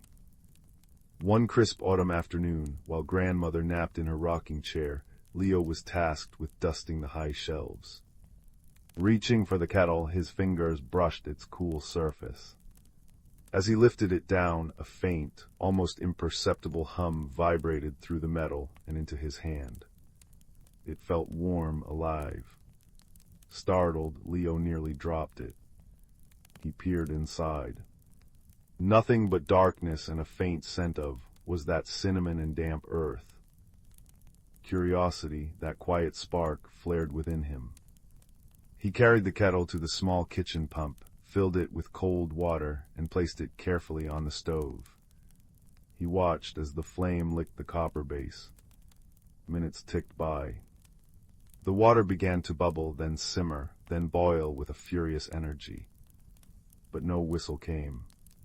Instead, the kettle began to glow with a soft, internal light, like a captured sunset. And then from its spout, instead of steam, poured a ribbon of shimmering, golden mist. The mist didn't dissipate. It swirled lazily in the air, forming shapes, miniature trees, a winding path, a distant, star-shaped peak. It felt warm and smelled of pine needles and distant rain. A gentle, melodic humming filled the room, resonating from the kettle itself. It wasn't a sound heard with ears, but felt deep in Leo's bones, an invitation, a call. Leo knew with a certainty that surprised him that the mist was a map and the humming was a song meant only for him. The kettle held a secret, and it was asking him to follow. He carefully lifted the still glowing kettle from the stove. It felt warm, not scalding, wrapped it in his thickest woolen scarf, and tucked it into his worn canvas satchel alongside his favorite skipping stone and a crust of bread. He left a quick note for his grandmother, gone exploring. Back soon. Love, Leo. The golden mist led him past Mrs. Higgins' fragrant bakery, past the chattering blacksmiths, and straight towards the edge of the whispering woods. The woods were usually a place of dappled sunlight and birdsong, but today, as Leo stepped beneath the ancient oaks, the mist map intensified, glowing brighter, and the kettle's humming grew stronger, thrumming softly against his back. The woods felt different, deeper, older, watching.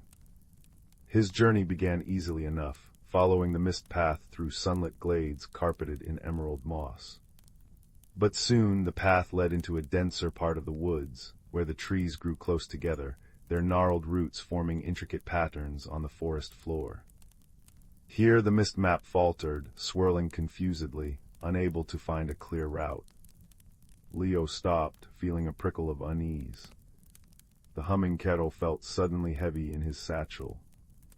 A rustle came from behind a large, moss-covered boulder. Leo froze. Slowly, a badger emerged. He wasn't just any badger. He wore tiny spectacles perched precariously on his nose and carried a small, knotted walking stick. His fur was silver-tipped, and his eyes held a deep, patient wisdom. HMMPH, grunted the badger, peering at Leo and then at the swirling mist. Lost the scent, have you, or rather the path? His voice was a low rumble, like stones shifting in a brook. I have a map, Leo stammered, gesturing to the mist. But it's confused here. The badger, who introduced himself as Thorn, tapped his spectacles. Maps are tricky things. They show the way, but they don't always show the why of the way.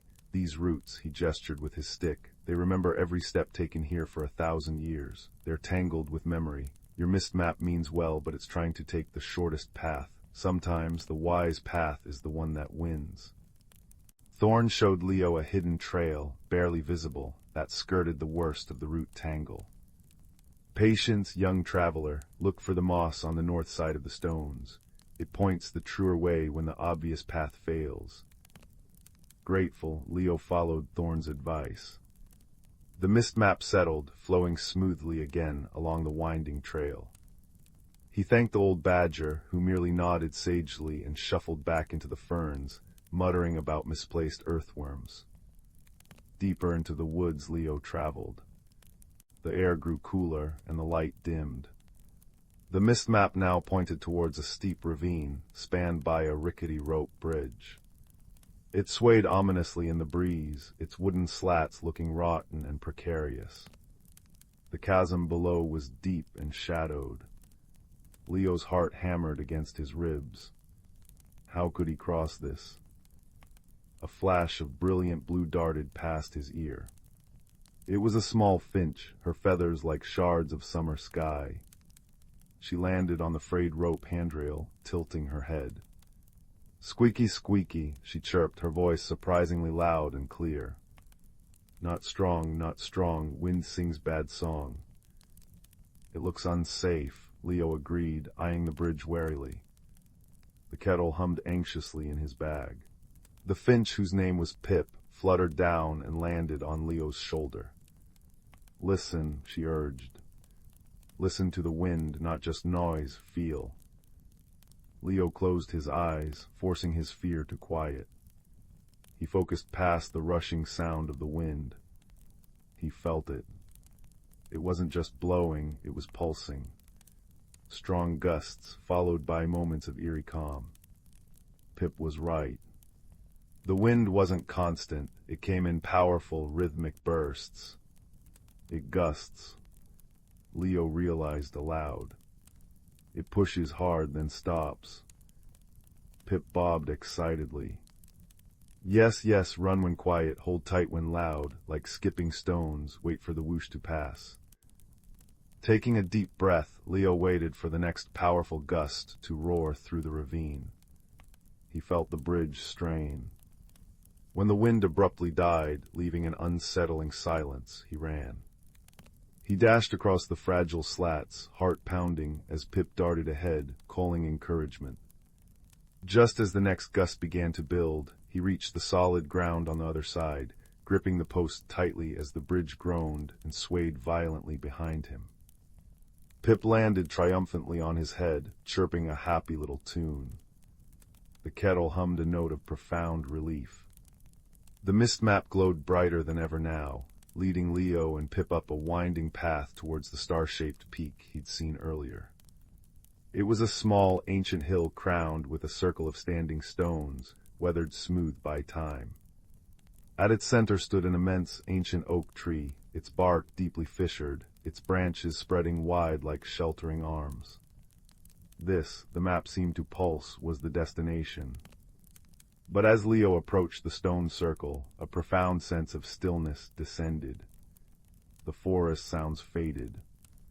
The mist map dissipated. The kettle's humming ceased, replaced by a deep, resonant silence that seemed to emanate from the great oak itself. Leo felt a wave of awe, but also confusion. He'd arrived. Now what? What was the kettle's secret? What was he supposed to do? Pip flitted nervously. "Old tree sleeps deep," she whispered. "Very deep." Leo approached the oak, placing his hand gently on its ancient bark. It felt cool and rough, humming with a slow, ancient energy. He remembered Thorn's words, "Maps show the way, but not the why." The kettle had brought him here, but what wisdom was needed now? Force wouldn't wake an ancient tree. Shouting wouldn't help. He sat down on a mossy stone at the oak's base, taking the copper kettle from his satchel. It felt warm but inert. He thought about its journey unused, forgotten, dismissed as broken. He thought about the map of mist, the song of invitation. It hadn't demanded, it had offered. It hadn't forced a path, it had needed guidance, patience, and listening. Perhaps the kettle wasn't broken. Perhaps it was just different. Its magic wasn't in whistling a loud alarm, but in singing a quiet song and painting a path only the patient could see.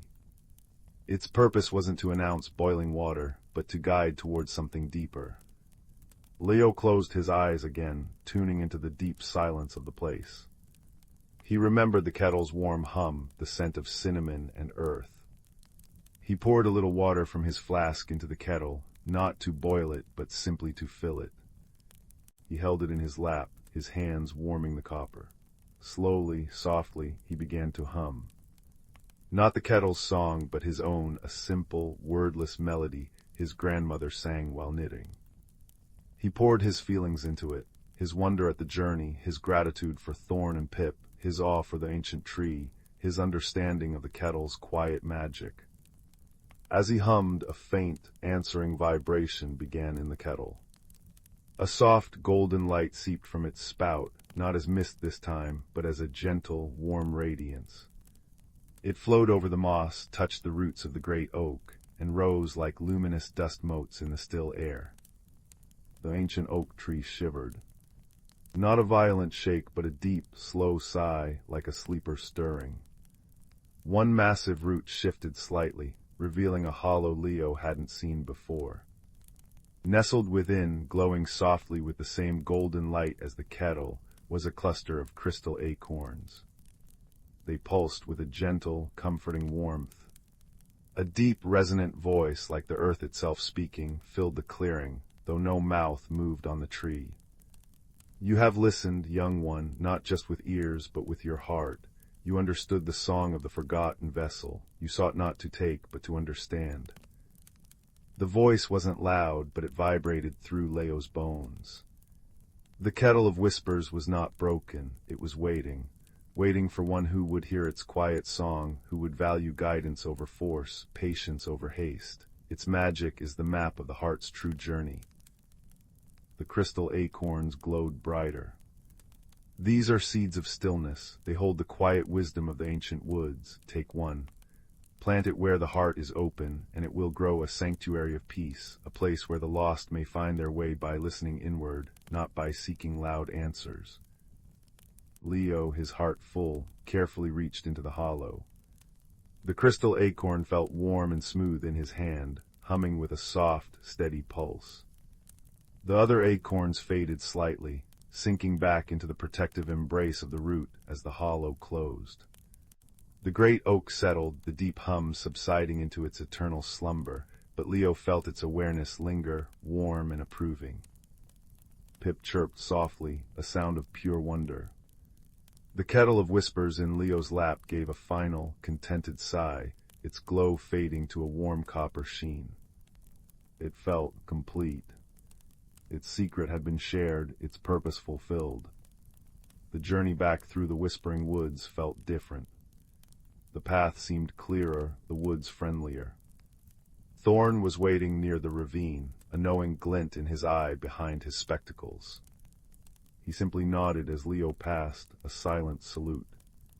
Pip accompanied Leo all the way to the edge of the woods, singing a bright, complex song that seemed to tell the whole tale before she zipped back into the green depths. Grandmother was waiting on her cottage doorstep, her face etched with worry that melted into profound relief as she saw Leo. He rushed to her, showing her the now ordinary-looking copper kettle and the glowing crystal acorn nestled safely in his palm. He poured out his tale, the map of mist, Thorn's wisdom, Pip's guidance, the ancient oak, and the seeds of stillness. Grandmother listened, her eyes wide with wonder, tears glistening at the corners. She touched the kettle with reverence. "My great-aunt," she whispered, "she was the quietest soul, always listening, always knowing the right thing to say without raising her voice. She cherished this kettle. Now I understand why." Together they planted the seed of stillness in grandmother's small, sun-dappled garden. As Leo placed it in the rich earth and covered it gently, the crystal acorn pulsed once, sending a wave of warm, calming energy through the soil. Almost instantly, tiny, shimmering green shoots emerged, curling towards the light. The kettle of whispers found a new place of honor, not on the dusty shelf, but on grandmother's sturdy kitchen table. They discovered it still wouldn't whistle, but when filled with water and placed near warmth, it would sometimes emit a soft, comforting hum and a faint scent of cinnamon and earth, filling the cottage with a sense of peace and gentle guidance. Villagers who felt lost or troubled sometimes found themselves drawn to grandmother's cottage. Sitting near the kettle, sipping chamomile tea, they often found their worries softening, a quiet clarity replacing their confusion. The small sapling in the garden grew steadily, its leaves shimmering with a faint inner light, a beacon of quiet wisdom. Leo still collected stones from the brook, but now he listened to their smoothness, feeling the stories they held within their silent forms. He understood that the world was filled with quiet magic, hidden in plain sight in an old kettle, in the patience of a badger, in the courage of a finch, in the deep sleep of an ancient tree, and within the stillness of his own listening heart. The greatest journeys, he knew, weren't always across ravines and through woods, but into the gentle, extraordinary secrets held within the ordinary, waiting only for a patient ear and a kind spirit to discover them. And as the fire crackled low in the hearth, the scent of earth and peace lingering in the air, Leo knew that true wonder was always just a quiet whisper away. The cobblestone streets of Willowbrook always smelled of rain and possibility, especially in the quiet hour just after twilight. Young Finn, who preferred the company of dusty library books to boisterous games, was returning home from Mrs. Thistle's bookshop, clutching a worn volume on cloud formations. His path took him past the ancient, leaning oak tree that guarded the town square. Tonight, something glinted amongst its gnarled roots. Curiosity, that quiet friend Finn trusted above all others, nudged him closer. Nestled in the moss, half-buried like a forgotten secret, lay a key. Not a grand, ornate key fit for a castle, but a small, humble thing made of warm, tarnished brass. It felt strangely comforting in his palm, humming with a faint warmth like a sleepy kitten. Engraved on its bow was a single, tiny feather. Finn slipped the key into his pocket, its gentle warmth a constant, reassuring companion. That night, as he traced the feather engraving by candlelight, the key pulsed softly.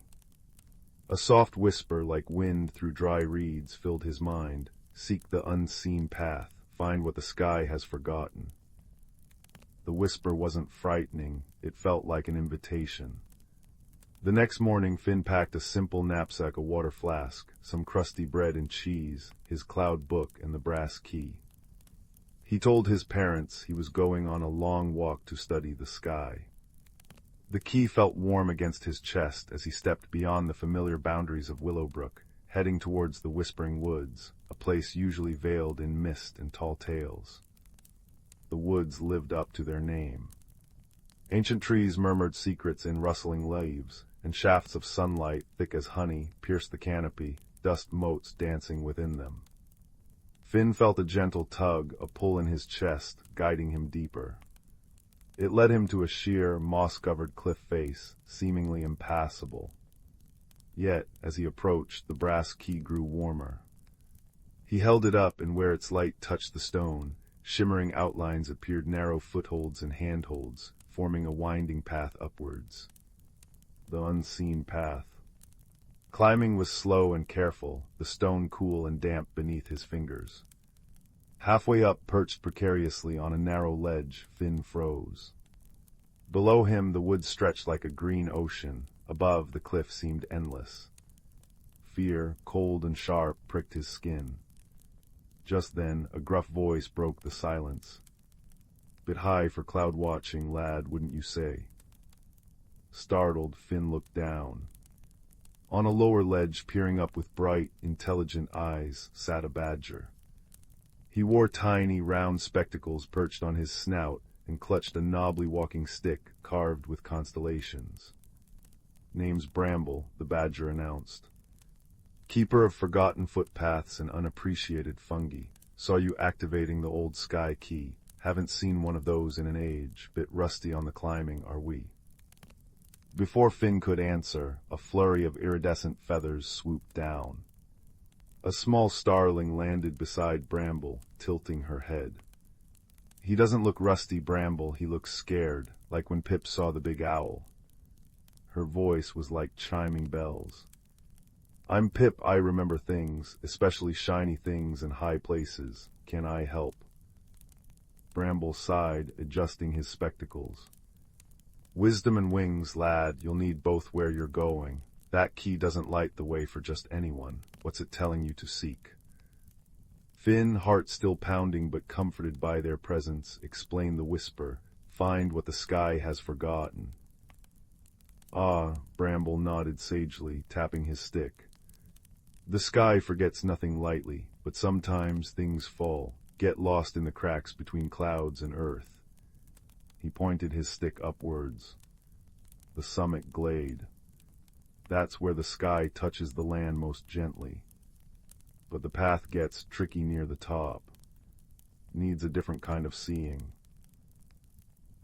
With Bramble offering steadying advice, "Plant your foot there, lad, see that sturdy root," and Pip darting ahead, scouting the safest route and chattering encouragement, "Almost there. Ooh, look at that butterfly." Finn climbed higher.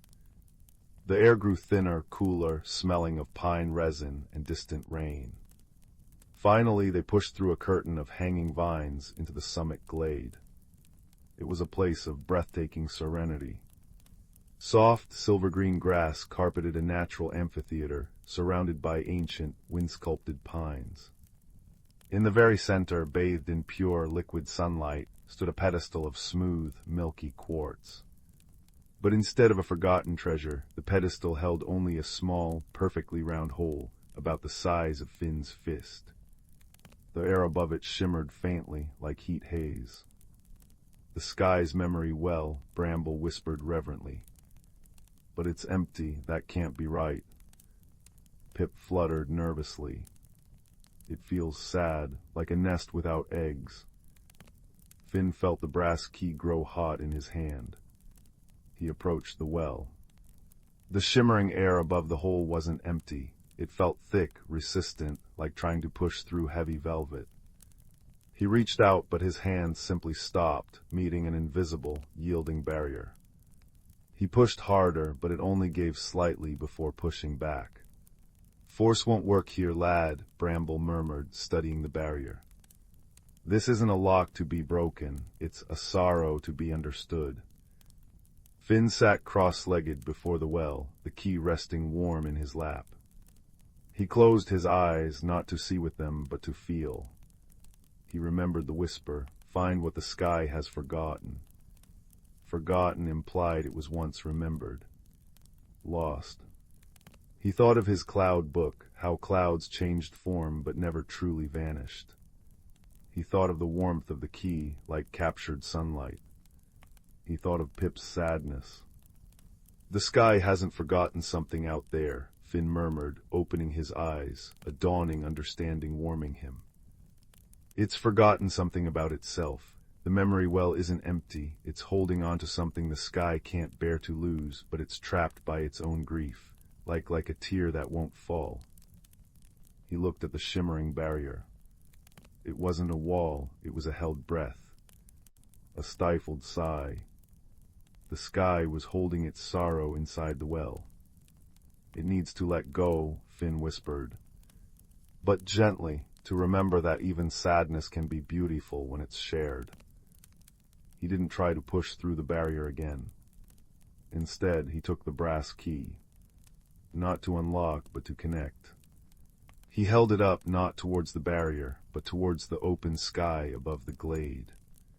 The tiny feather engraving caught the sunlight. Finn focused on the feeling of the key warm, comforting, a small, solid thing holding a promise. He thought of gentle rain after a drought, of mist clearing to reveal the sun, of the quiet comfort of sharing a burden. It's okay, he said softly, his voice barely a whisper yet echoing in the glade's stillness. It's okay to remember, it's okay to let it go. The sadness isn't lost, it becomes the rain that feeds the earth, the mist that paints the dawn. It becomes part of everything beautiful again. He poured his understanding, his quiet empathy, through the key. It wasn't magic words, but magic feeling the wisdom of accepting loss as part of the cycle. A single radiant tear, like liquid starlight, fell from the clear blue sky above. It landed silently on the shimmering barrier above the well. Where it touched, the resistant shimmer softened, dissolved, and flowed like liquid silver down into the hole in the pedestal. The instant the last drop vanished, the summit glade bloomed. Flowers Finn hadn't seen before unfurled in a burst of impossible colors, their scent like moonlight and dew. The air hummed with pure, resonant joy, a sound felt more than heard. Light brighter and softer than before filled the glade, painting everything in hues of gold and pearl. Above the memory well where the barrier had been, a small, perfect image shimmered into being, a fledgling starling taking its very first, wobbly flight towards a radiant sunset. It was a moment of pure, fragile joy, preserved forever. The sky hadn't forgotten the beauty, it had only forgotten how to release the pain of its passing. Finn had helped it remember. Bramble removed his spectacles, wiping his eyes. Wisdom, lad, true wisdom. You didn't force the lock, you understood the heart that held it closed. Pip danced in the air, singing a sweet, wordless song. It's remembering, the sky is remembering the happy things too. The journey back down the unseen path felt lighter. Finn carried no physical treasure, but his heart felt full, expanded. He understood now that the greatest magic wasn't in grand gestures, but in quiet understanding, in helping something lost find its way home, even if that home was simply acceptance. The brass key had cooled in his pocket, feeling like an ordinary, slightly tarnished piece of brass once more. Yet when he touched it, he felt the echo of the sky's gratitude, a soft warmth like the first ray of dawn. Back in Willowbrook, under a sky now streaked with the gentle pinks and oranges of sunset, Finn stopped beneath the old oak tree. He placed the brass key back amongst the roots where he'd found it. It belonged to the secrets, to the next seeker who listened with their heart. As he walked home, the scent of rain and possibility hung in the air, richer than ever. He looked up at the clouds, no longer just shapes in a book, but part of a vast, feeling sky that remembered, that let go, and that held countless quiet wonders in its embrace. And Finn, the quiet boy who loved books, now carried a different kind of story within him, a story of a key, a journey, and the gentle, enduring magic of understanding. The world felt softer, kinder, and infinitely more full of unseen paths, waiting for a kind heart to find them. The comforting warmth of that knowledge settled over him like a well-loved blanket as the first stars began to twinkle, silent promises in the darkening blue. In a quiet corner of the spiral galaxy, where stardust gathered like frost on a window pane, there lived two beings from worlds so distant they should never have met. One was from the crystalline planet of Luminara, where inhabitants communicated through shifting hues that danced across their semi-transparent forms. The other hailed from the harmonic world of Melodia, where thoughts were expressed through gentle vibrations that hummed through the air like wind chimes. The Luminaran, whom we might call Gleam, had found their small exploration vessel caught in the gravitational pull of a wandering asteroid field. Meanwhile, the Melodian, whom we might call Hum, had been drawn to the same sector by the peculiar musical resonance of the cosmic debris. Their ships, one shaped like a floating droplet of mercury, the other like a blossoming metallic flower, drifted silently toward each other until they came to rest side by side on a large, stable asteroid. When they first stepped out onto the asteroid's surface, their forms could not have been more different. Gleam shimmered with anxious silver streaks, their bodies shifting between worry blue and caution yellow. Hum responded with a low, concerned thrum that vibrated through their 6 delicate limbs. Neither could understand the other's language, but both recognized the universal signs of being stranded far from home. The asteroid offered little shelter from the cosmic winds that occasionally whispered through the void, so together they began to build a refuge. Gleam used their natural ability to shape crystalline structures, drawing minerals from the asteroid's core and weaving them into translucent walls. Hum contributed by finding the perfect harmonic frequencies that strengthened the crystals, their vibrations causing the structure to grow in elegant, arching patterns. What emerged was a sanctuary unlike any other in that sector of space, a grotto of living crystal that pulsed with soft inner light, its walls singing faintly with the memory of Hum's harmonies. Through the transparent ceiling, the nebula outside painted everything in hues of violet and gold, while star clusters glittered like scattered diamonds.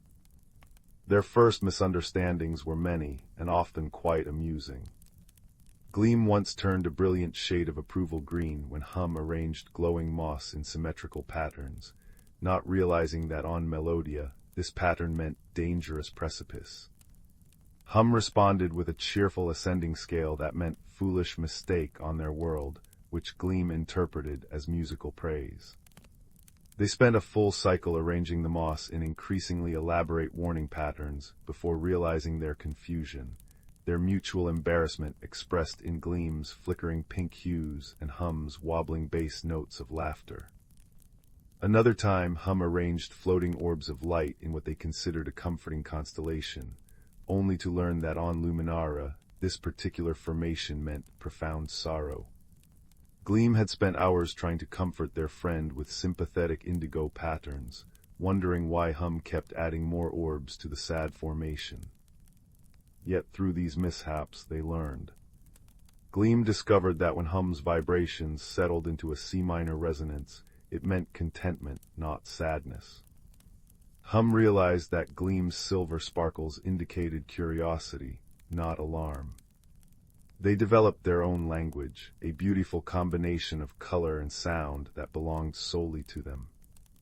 Their favorite times were the quiet hours when the asteroid rotated to face the galactic core. They would sit together in their crystalline sanctuary, watching star systems being born in clouds of luminous gas. Gleam would pulse softly in rhythm with the distant light, while Hum would harmonize with the faint electromagnetic songs of passing comets. In those moments, words were unnecessary. Understanding flowed between them like starlight through clear water. One particularly memorable evening, as they watched a binary star system perform its eternal dance, Hum noticed Gleam's light dimming slightly, a sign of homesickness on Luminara. In response, Hum began to vibrate at a frequency that caused the crystals around them to project images of their homeworld's musical forests. Then, remembering how much Gleam loved patterns, Hum arranged floating light particles to mimic the dancing auroras of Luminara. Touched beyond measure, Gleam responded by finding a rare mineral that, when struck, produced the exact harmonic tone of Hum's favorite childhood melody. Together they created something new, a light and sound sculpture that captured the essence of both their worlds, a testament to their friendship. As cycles turned, they learned each other's stories through their shared language. Gleam communicated through cascading colors, how their people measured time by the shifting hues of their planet's three suns. Hum responded with vibrational poems about the great chorus that occurred when their world's tidal forces created natural harmonics across the crystal oceans. They discovered that despite coming from different worlds, they shared the same wonder at the universe's beauty, the same curiosity about other life forms, and the same capacity for kindness that needs no translation. When rescue finally came, a Luminaran scout ship following Gleam's energy signature, both friends knew their time together in their crystalline sanctuary was ending. As a farewell gift, they spent one last cycle perfecting their shared language, creating a complete lexicon of color and sound that could bridge their worlds. The scout ship's crew watched in amazement as their missing compatriot communicated with the musical being through complex patterns of light and vibration. Before departing, Gleam and Hum pressed their forms together, crystal against harmonic resonance, in a gesture that needed no translation. Though light years would soon separate them, they had built something more permanent than their crystal sanctuary, a connection that transcended species, language, and space itself. And sometimes, on quiet nights when the cosmic winds were just right, they could still sense each other's presence. Gleam in the particular way starlight refracted through atmosphere, Hum in the specific resonance of solar winds against planetary magnetic fields. For true friendship, they had learned, is not limited by distance or difference. It flows between souls like starlight through the void, connecting all who are willing to listen beyond words, see beyond appearances, and understand with the heart rather than the mind. And in the vast, beautiful darkness of space, such connections shine brightest of all. Once upon a time, nestled between lush, rolling hills and the whispering babble of a crystal-clear brook, lay the quaint village of Meadows. This little village was known for its charming cobblestone streets, the scent of sweet lavender drifting from cottage gardens, and the gentle chime of bells from the old stone chapel at the village square. But beyond the common sights and sounds, Meadows held a secret known only to those who had the heart to discover it. In a small, ivy-clad cottage at the edge of the village lived a young girl named Clara. Clara was a kind-hearted soul, with hair the color of ripe chestnuts and eyes that sparkled like dew-kissed leaves. She was known throughout the village for her gentle nature and unwavering curiosity. Her days were filled with helping her neighbors, tending her garden, and dreaming of adventures beyond the horizon. One crisp autumn morning, as Clara wandered through the golden-hued forest that bordered Meadows, she stumbled upon an object unlike any she had seen before. It was a delicate, silver key, its surface intricately etched with swirling patterns that glinted in the dappled sunlight. Intrigued, Clara picked up the key, feeling a gentle warmth spread through her fingers as she held it. As she examined the key, a soft voice broke the gentle rustling of the leaves. "Ah, you have found it," the voice said, seemingly coming from nowhere and everywhere at once. Startled, Clara looked around until her eyes fell upon a small rabbit with fur as white as freshly fallen snow and eyes as blue as the summer sky. This was no ordinary rabbit, for it wore a tiny emerald-green waistcoat and a pair of spectacles perched upon its twitching nose. "Who are you?" Clara asked, her voice filled with wonder rather than fear. "My name is Thistle," the rabbit replied, adjusting his spectacles with a practiced paw. "I am the guardian of the Whispering Woods, and it seems you have found the Key of Whispers." Clara looked at the key in her hand, now understanding its significance. "What does the key unlock?" she asked, her curiosity piqued. Thistle hopped closer, his whiskers twitching with excitement. "The key unlocks the Door of Secrets, a magical portal that reveals the hidden wonders of the forest. But beware, only those with a pure heart and a wise mind can truly benefit from its magic." With Thistle guiding her, Clara embarked on a journey deeper into the forest. The path was lined with towering trees whose branches formed a canopy of vibrant reds and oranges, and the air was filled with the earthy scent of fallen leaves. As they walked, Thistle shared stories of the forest's hidden magic, of creatures that sang to the moon and flowers that bloomed only under starlight. Their journey was not without challenges. At one point, they came upon a wide, rushing stream, its waters too deep and swift to cross easily. Clara paused, thinking deeply.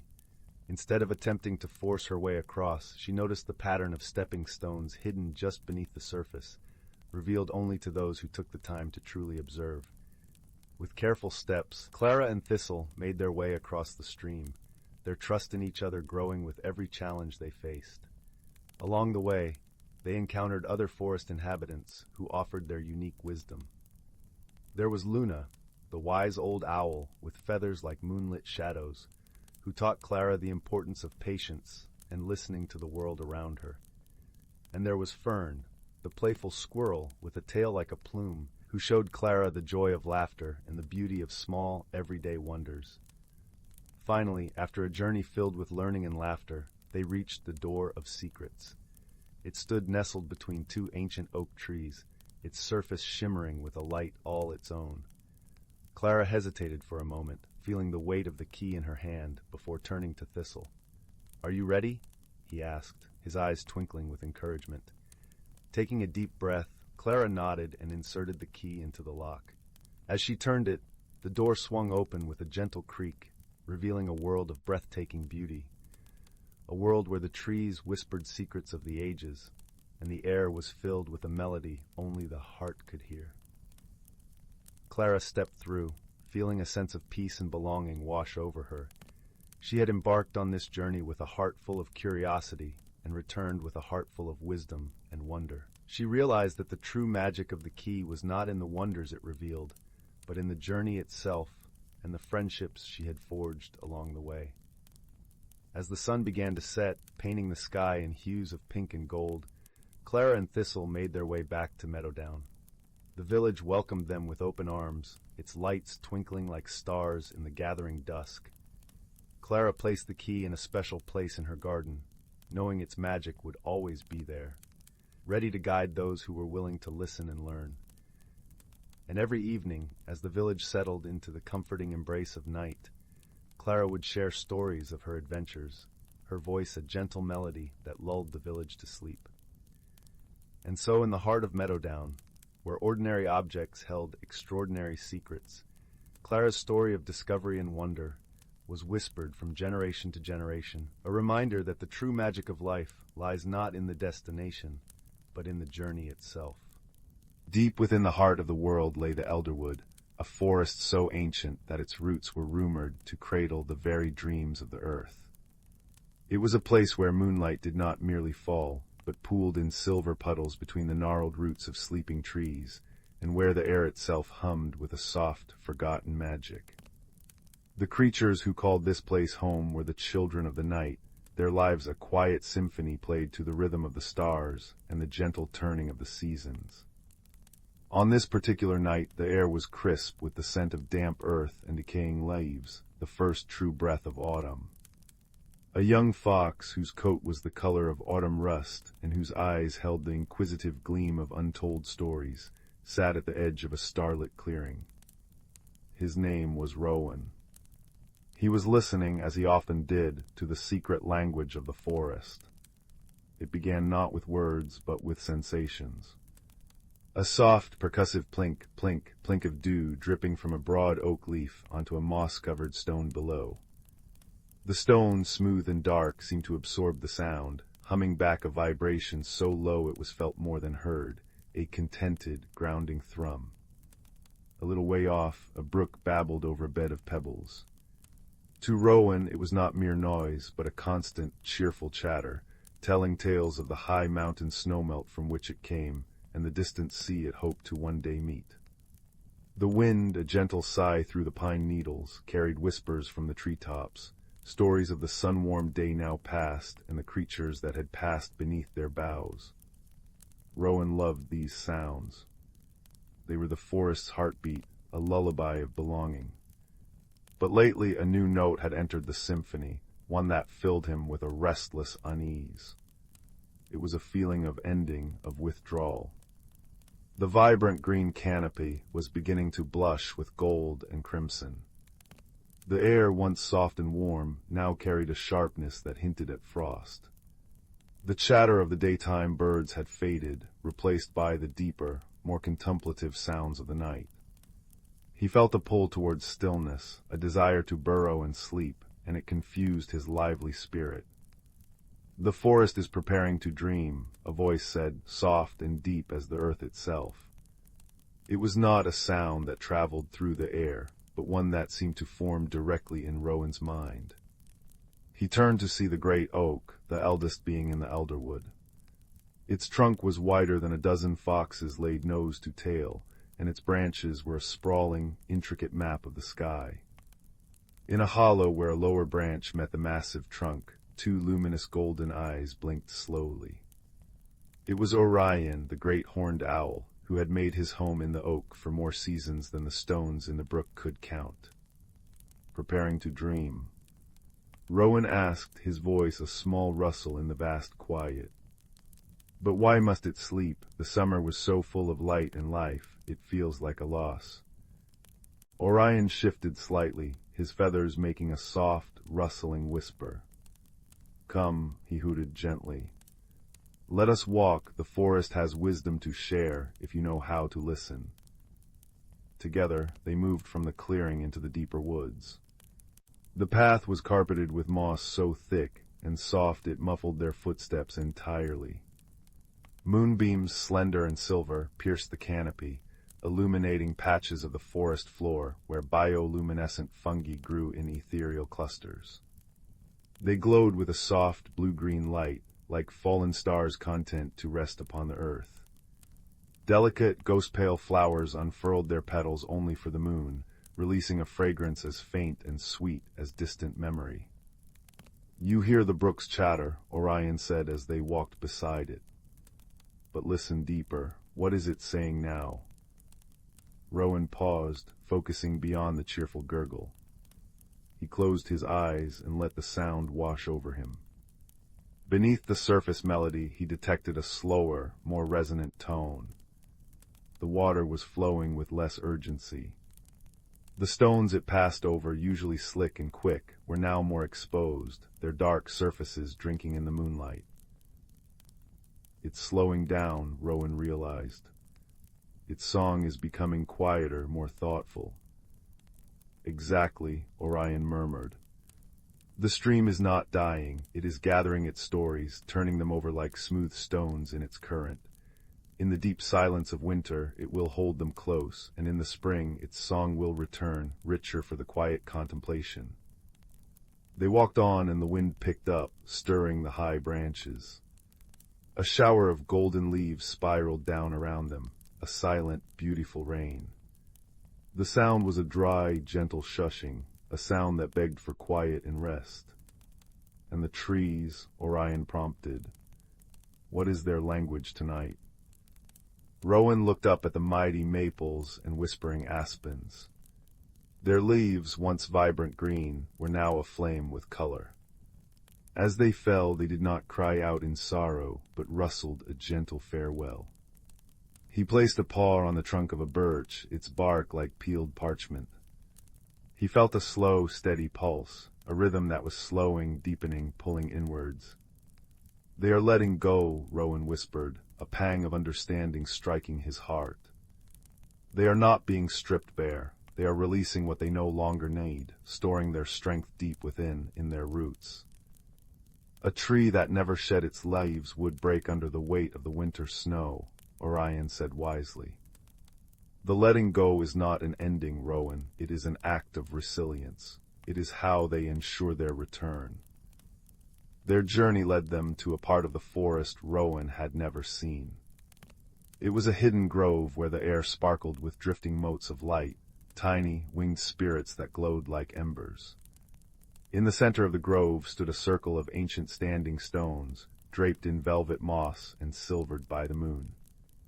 In the middle of the stones, a small, still pool reflected the star-strewn sky so perfectly it was impossible to tell where the earth ended and the heavens began.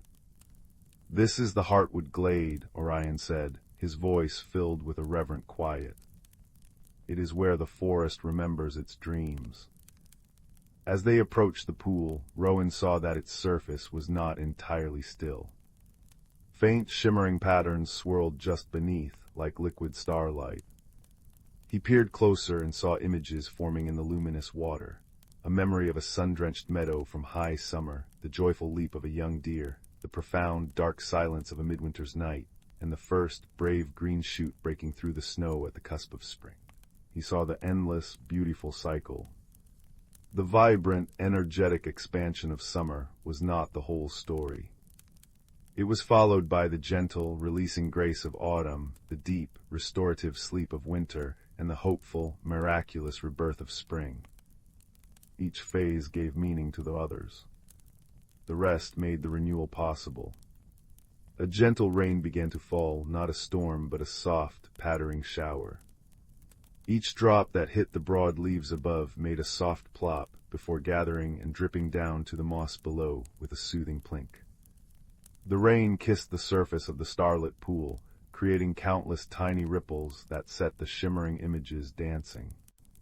The wind joined the chorus, a soft soughing through the pines, a natural lullaby that spoke of comfort and release. Rowan sat back on his haunches, all his restlessness washed away by the gentle rain and the profound understanding that had bloomed within him. He was not witnessing an ending, but a transformation. The forest was not dying, it was breathing out, preparing to breathe in again, deeper and richer than before. "Thank you," he said to Orion, his voice full of a newfound peace.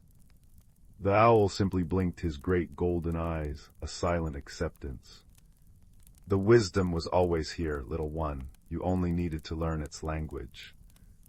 Rowan made his way back to his den, a cozy hollow beneath the roots of the great oak. The sounds that had once made him anxious now cradled him. The rustle of falling leaves was a blanket being tucked in for the long sleep.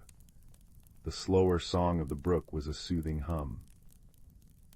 The patter of rain on the canopy was a gentle promise that all was well. He curled up in his nest of dried ferns and soft moss, his rust-colored fur blending into the shadows. As he drifted into sleep, he felt the deep, slow dream of the forest envelop him. He was not separate from the cycle, he was a part of it.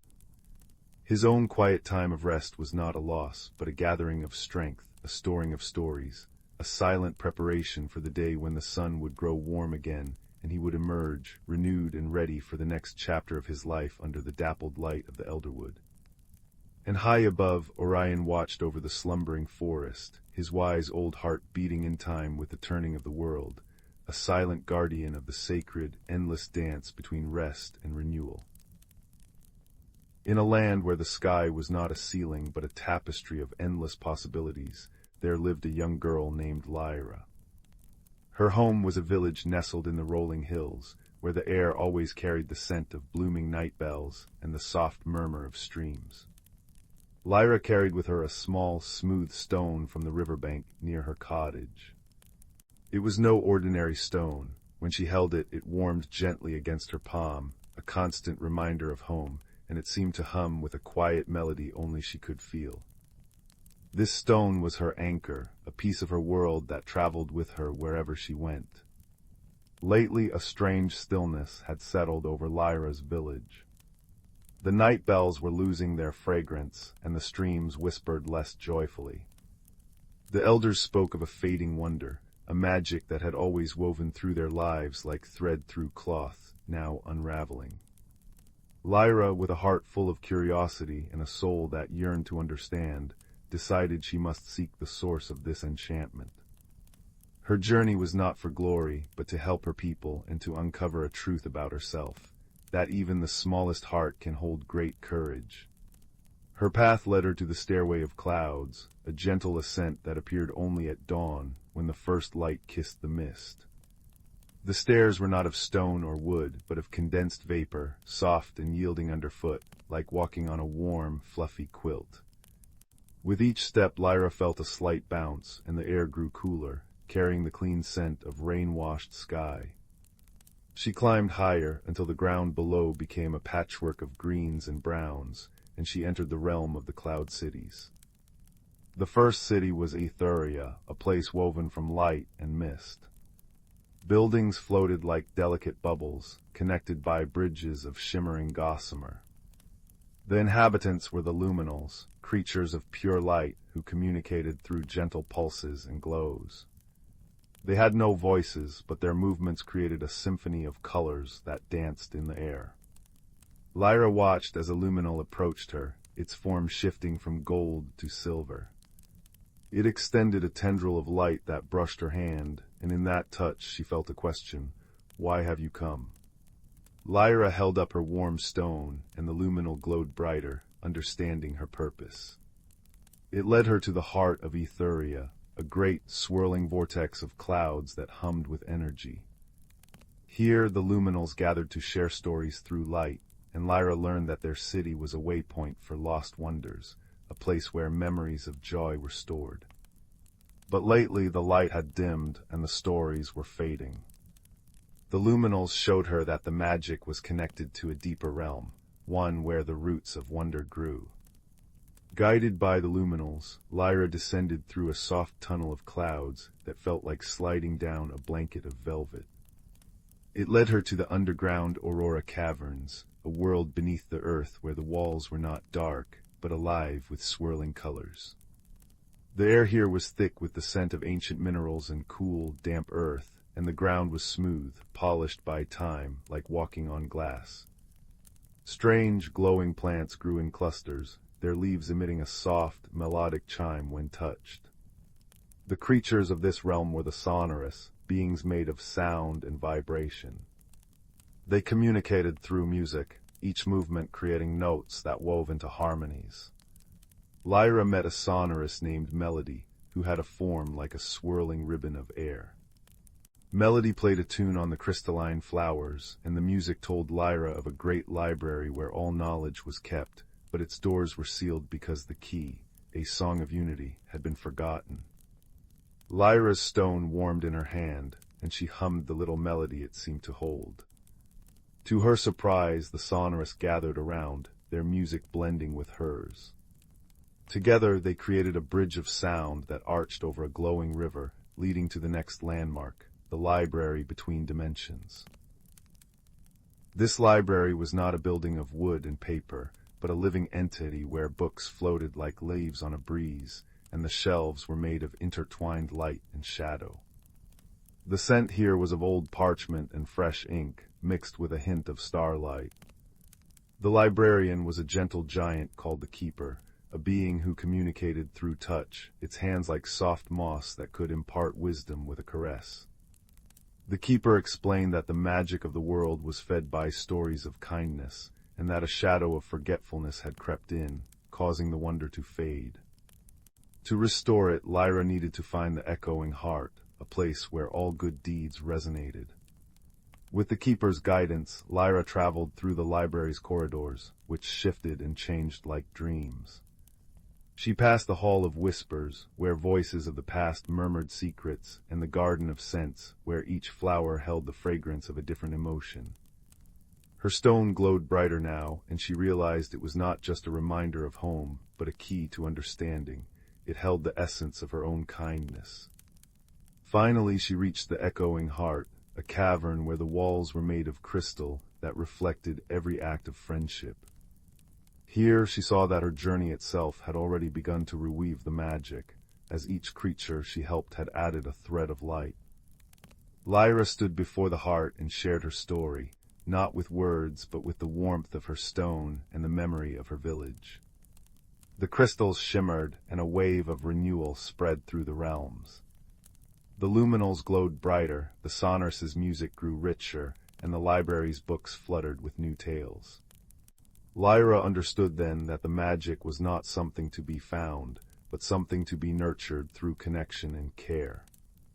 She returned home, her stone now humming with a joyful tune, and found her village revived, the night bells fragrant once more.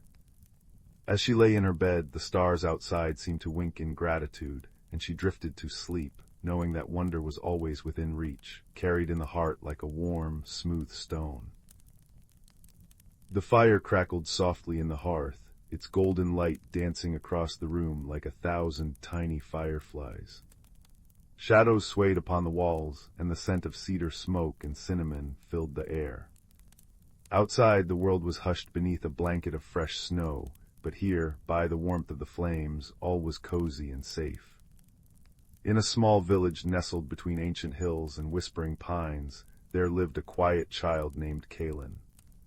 While other children raced through the meadows or climbed the gnarled oak trees, Kaelen preferred the company of old books and the gentle hum of the spinning wheel in grandmother's cottage.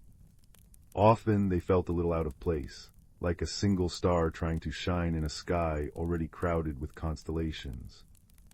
One evening, as the first frost painted delicate patterns upon the window panes, Kaelen's grandmother beckoned them closer to the fire. Her voice was like the rustle of autumn leaves, soft and full of secrets. "Come, child," she said, her eyes twinkling in the firelight. "I have something for you." From a small wooden chest, she drew out an object wrapped in velvet the color of midnight. As she unfolded the cloth, a soft, warm light spilled into the room.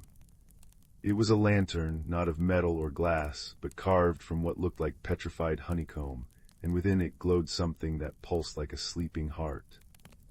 "This," grandmother said, her voice barely above a whisper, "is an ember lantern. It does not hold fire, but memory, the memory of light from places few have ever seen. It has been in our family for generations, waiting for the right keeper."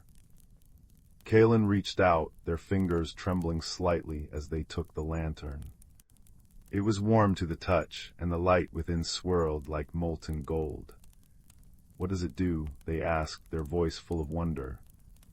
"It guides," grandmother replied. "Not along roads you can see with your eyes, but paths you feel in your heart. When the time is right, it will show you the way." That night, Kaelen fell asleep with the ember lantern on their bedside table, its gentle glow casting soft shapes upon the ceiling. And in their dreams they heard a melody, a distant, humming tune that seemed to call from deep within the woods. The next morning, a thick mist had settled over the village, softening the edges of cottages and fences, muffling the sounds of waking life. Kaelen dressed quietly and, almost without thinking, took the ember lantern from its place. As they stepped outside, the lantern's light brightened, pulsing in time with that strange, dreamlike melody. Curiosity tugged at Kaelen's heart. They followed the light, leaving the village behind and venturing into the forest where the trees stood tall and silent, their branches heavy with snow. The world was so still that Kaelen could hear their own heartbeat, and the soft crunch of their boots in the snow seemed to echo in the vast, white silence. For hours they walked, the ember lantern glowing ever brighter, its light cutting through the mist like a beacon. Just as the sun began to dip below the tree line, casting long blue shadows across the snow, Kaelen came upon a sight that made them catch their breath. There, half hidden behind a curtain of frozen ivy, was a door set into the side of an enormous, ancient oak. It was carved with intricate patterns of leaves and stars, and from beneath it spilled a warmth that smelled of earth and honey. The ember lantern pulsed joyfully, as if greeting an old friend. Hesitantly, Kaelen reached out and pushed the door. It swung open without a sound, revealing not a hollow tree, but a passageway that sloped gently downward, lined with roots that glowed with a soft, bioluminescent light. The air grew warmer, and the humming melody grew louder, now accompanied by the gentle sound of trickling water. Kaelen stepped inside, and the door closed behind them. But instead of fear, they felt a strange sense of homecoming. The passage opened into a vast, underground cavern, where the ceiling was studded with glowing crystals like a starry sky, and a slow, clear river wound its way between banks of soft moss and luminous flowers. This was a hidden world, a place of gentle light and deeper quiet. And there, sitting by the river with a fishing rod made of willow, was a creature unlike any Kaelen had ever seen. It was small and stout, with fur the color of mossy stones, and eyes that held the wisdom of centuries. It turned as Kaelen approached, and its face broke into a warm smile. "Ah," it said in a voice like stones smoothing in a stream. "You've come at last. I am Thistle." Kaelen stood frozen for a moment, then remembered their manners. "I'm Kaelen," they said softly. "And this lantern brought me here." Thistle nodded, setting aside the fishing rod. "The ember lantern knows its own. It remembers the light of this place, you see. It was made here long ago from the crystal that grows only in these caves." The creature gestured around them. "Welcome to the Glimmer Delve." Over the next few hours, Thistle showed Kaelen the wonders of the Glimmer Delve. They walked along the riverbank where flowers chimed softly when touched, and through meadows of glowing grass that swayed in a breeze that seemed to come from nowhere. Thistle explained that this was a place of balance, where light and shadow, sound and silence lived in harmony. "But something is changing," Thistle said, their voice growing somber. "The heart crystal, the source of all light in the Glimmer Delve, has begun to dim. The flowers chime less brightly, the river flows more slowly, and even the air feels heavier. I have tried everything I know, but I fear the balance is shifting." Kaelen looked at the ember lantern in their hand. Its light, too, seemed softer than before. "Can I help?" they asked. Thistle's eyes softened. "Perhaps the heart crystal does not respond to force or haste. It responds to memory, to stories, to kindness, to the quiet moments that often go unnoticed. You carry an ember lantern, which holds a piece of its light. You may be able to remind it how to shine." Together they journeyed deeper into the cavern, following the river to its source, a vast crystalline chamber where a massive crystal, twice as tall as Thistle, stood pulsating with a faint, weary light. This was the heart crystal, and Kaelen could feel its sadness like a weight in the air. Thistle placed a paw on the crystal's surface. "It has grown lonely," they murmured. "For centuries, keepers like me tended to it, sharing stories and songs. But I am the last of my kind, and my voice alone is not enough." Kaelen stepped forward, holding up the ember lantern. As its light touched the heart crystal, a soft shimmer ran through the chamber. Then, without quite knowing why, Kaelen began to speak. They spoke of grandmother's cottage, of the smell of baking bread, and the sound of the spinning wheel. They described the way frost painted the windows, and how firelight made stories dance upon the walls. They talked about feeling out of place, and yet how the lantern had made them feel chosen. As Kaelen spoke, the ember lantern glowed brighter, and the heart crystal began to hum in response, a deep, resonant sound that vibrated through the stone beneath their feet. Encouraged, Kaelen shared more, small, tender memories they hadn't realized they cherished. The time they helped a fallen bird back to its nest. The first snowflake they ever caught on their tongue. The way their grandmother's laughter sounded like bells. With each memory the crystal brightened, its light growing warmer, stronger. Thistle joined in, adding their own stories, of underground rivers that sang, of glowing mushrooms that bloomed only once a century, of generations of keepers who had loved this place. And then something miraculous happened. The heart crystal began to project their memories into the air around them, soft, glowing images that danced and swirled like living paintings. Kaelen saw Thistle as a young keeper, learning to fish in the glowing river. Thistle saw Kaelen reading by firelight, safe and content. They saw each other's joys and sorrows, hopes and fears, and in that sharing they understood they were not so different after all. The chamber filled with light, brighter and more beautiful than before. The flowers on the riverbank chimed in celebration, and the air itself seemed to sparkle with joy. The heart crystal was restored not by magic or force, but by friendship and shared memory. Thistle turned to Kaelen, their eyes shining.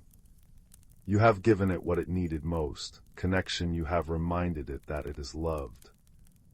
Kaelen smiled, feeling a warmth spread through their chest that had nothing to do with the lantern. And you've reminded me that I have something to offer, too. As the balance restored itself, Kaelen knew it was time to return home. Thistle walked with them to the oak tree door, the ember lantern now glowing with a steady, confident light. "You will always be welcome here," Thistle said, placing a small, smooth stone in Kaelen's hand. It glowed with the same soft light as the cavern. "Whenever you feel lost or alone, hold this. It will remind you that you carry a light within you, one that can brighten even the darkest places." Kaelen hugged Thistle, feeling the rough warmth of their fur. "I'll come back," they promised, "and I'll bring more stories." The journey home felt shorter, as if the forest itself was guiding them back. When Kaelen stepped into Grandmother's cottage, the fire was still crackling, and the smell of cinnamon still hung in the air. Grandmother looked up from her knitting, her eyes gentle. "You've been on a journey," she said, not as a question, but as a statement. Kaelen nodded, placing the ember lantern on the table. "I found where the light comes from," they said softly. "And I learned that it lives in stories and in kindness and in not being afraid to share who you are." Grandmother smiled, her face crinkling like a well-loved map. "Then the lantern has found its true keeper." That night, as Kaelen lay in bed, the ember lantern glowed peacefully on the bedside table. They held Thistle's stone in their hand, its light soft and steady. Outside, the snow continued to fall, wrapping the world in a blanket of silence and peace. And as sleep began to pull them into dreams, Kaelen realized that the journey had transformed them. They no longer felt like a star alone in the sky, but like part of a constellation, connected to others by light and story, by memory and friendship. They had discovered that the greatest magic was not in glowing alone, but in helping others to shine. The fire in the hearth whispered its last embers, and the room grew dark save for the gentle light of the lantern and the stone. And in that quiet, comforting glow, Kaelen drifted into a deep and restful sleep, knowing that somewhere beneath an ancient oak, a friend was smiling up at a crystal sky, remembering them too. And all was well. In a quiet corner of the spiral galaxy, where stardust gathered like snowflakes in the cosmic winds, there drifted a small, forgotten moon called Lumen. It was here that two unlikely travelers found themselves stranded, far from the familiar skies of their homeworlds. The first was a being from the planet Chroma, where communication happened not through words, but through shifting hues that danced across their gelatinous forms. His name was Azul, and when he was anxious, as he very much was now, he turned the pale blue of a twilight sky. He had been collecting samples of iridescent moss from asteroid fields when his ship's crystal drive fractured, sending him spiraling down to Lumen's surface. The second was a creature from the world of Symphonia, where thoughts were expressed through delicate, bell-like harmonies that chimed from the delicate filaments growing along her arms. Her name was Lyra, and her current song was a worried, minor-key melody that fluttered like a trapped moth. She had been charting sonic patterns in nebulae when an unexpected solar flare scrambled her navigation crystals, leaving her vessel nestled between Lumen's silvery dunes. They discovered one another at the edge of a vast, crystalline forest, where trees of amethyst and quartz caught the light of three small suns and fractured it into rainbows that danced across the ground. Azul, upon seeing Lyra, flushed a startled shade of violet. Lyra, in turn, chimed a high, surprised note that echoed through the crystals. At first, their differences seemed impossible to bridge. When Azul tried to express his peaceful intentions by glowing a soft sunrise orange, Lyra misinterpreted it as a warning and responded with a defensive, sharp C-sharp that made the nearby crystals vibrate. When Lyra attempted to share her loneliness through a gentle, descending melody, Azul read it as sadness and turned a melancholy indigo, which Lyra then mistook for disapproval. But necessity is the mother of connection, and as Lumen's nights grew cold, with temperatures that turned the very air to shimmering frost, they realized they would need to work together to survive. They found shelter in a great geode cave, its walls lined with glowing cyan crystals that pulsed with a gentle, innate warmth. Here, they began to build their safe space. Azul, with his malleable form, could squeeze into narrow crevices to gather clusters of warm light crystals, while Lyra, with her precise harmonic abilities, could test the structural integrity of the cavern by singing certain frequencies that made the walls hum in response. Slowly, a friendship began to blossom in that crystalline haven.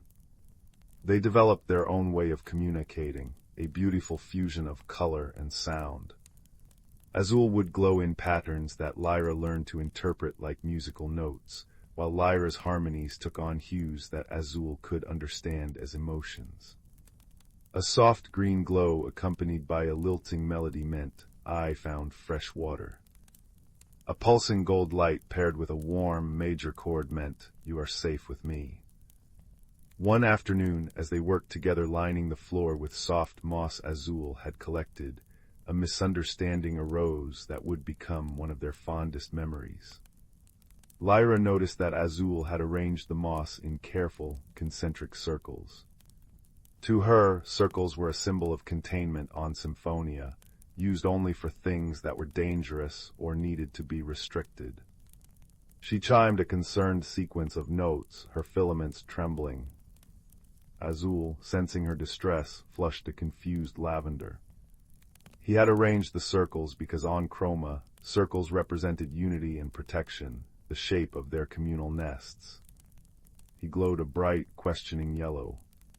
For a moment they simply looked at one another, unable to comprehend the other's concern. Then Lyra hesitantly sang a questioning phrase that meant, "Why confine?" while gesturing to the circles. Azul's form shifted to a realization of soft pink, and he pulsed a pattern that meant, "Not confine, embrace." Understanding dawned in Lyra's large, luminous eyes.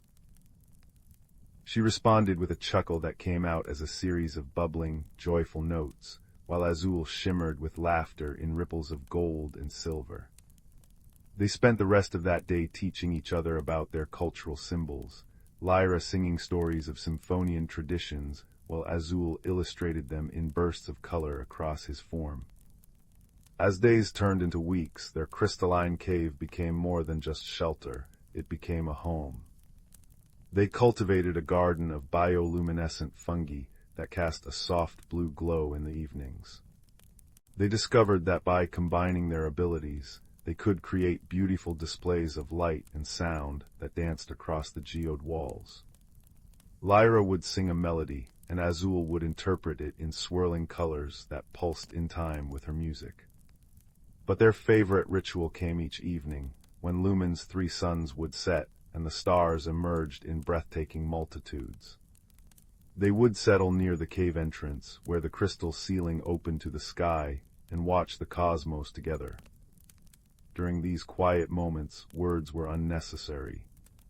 Lyra would hum a soft, wandering tune that spoke of longing and wonder, while Azul would glow in deep blues and purples that mirrored the nebulas swirling above.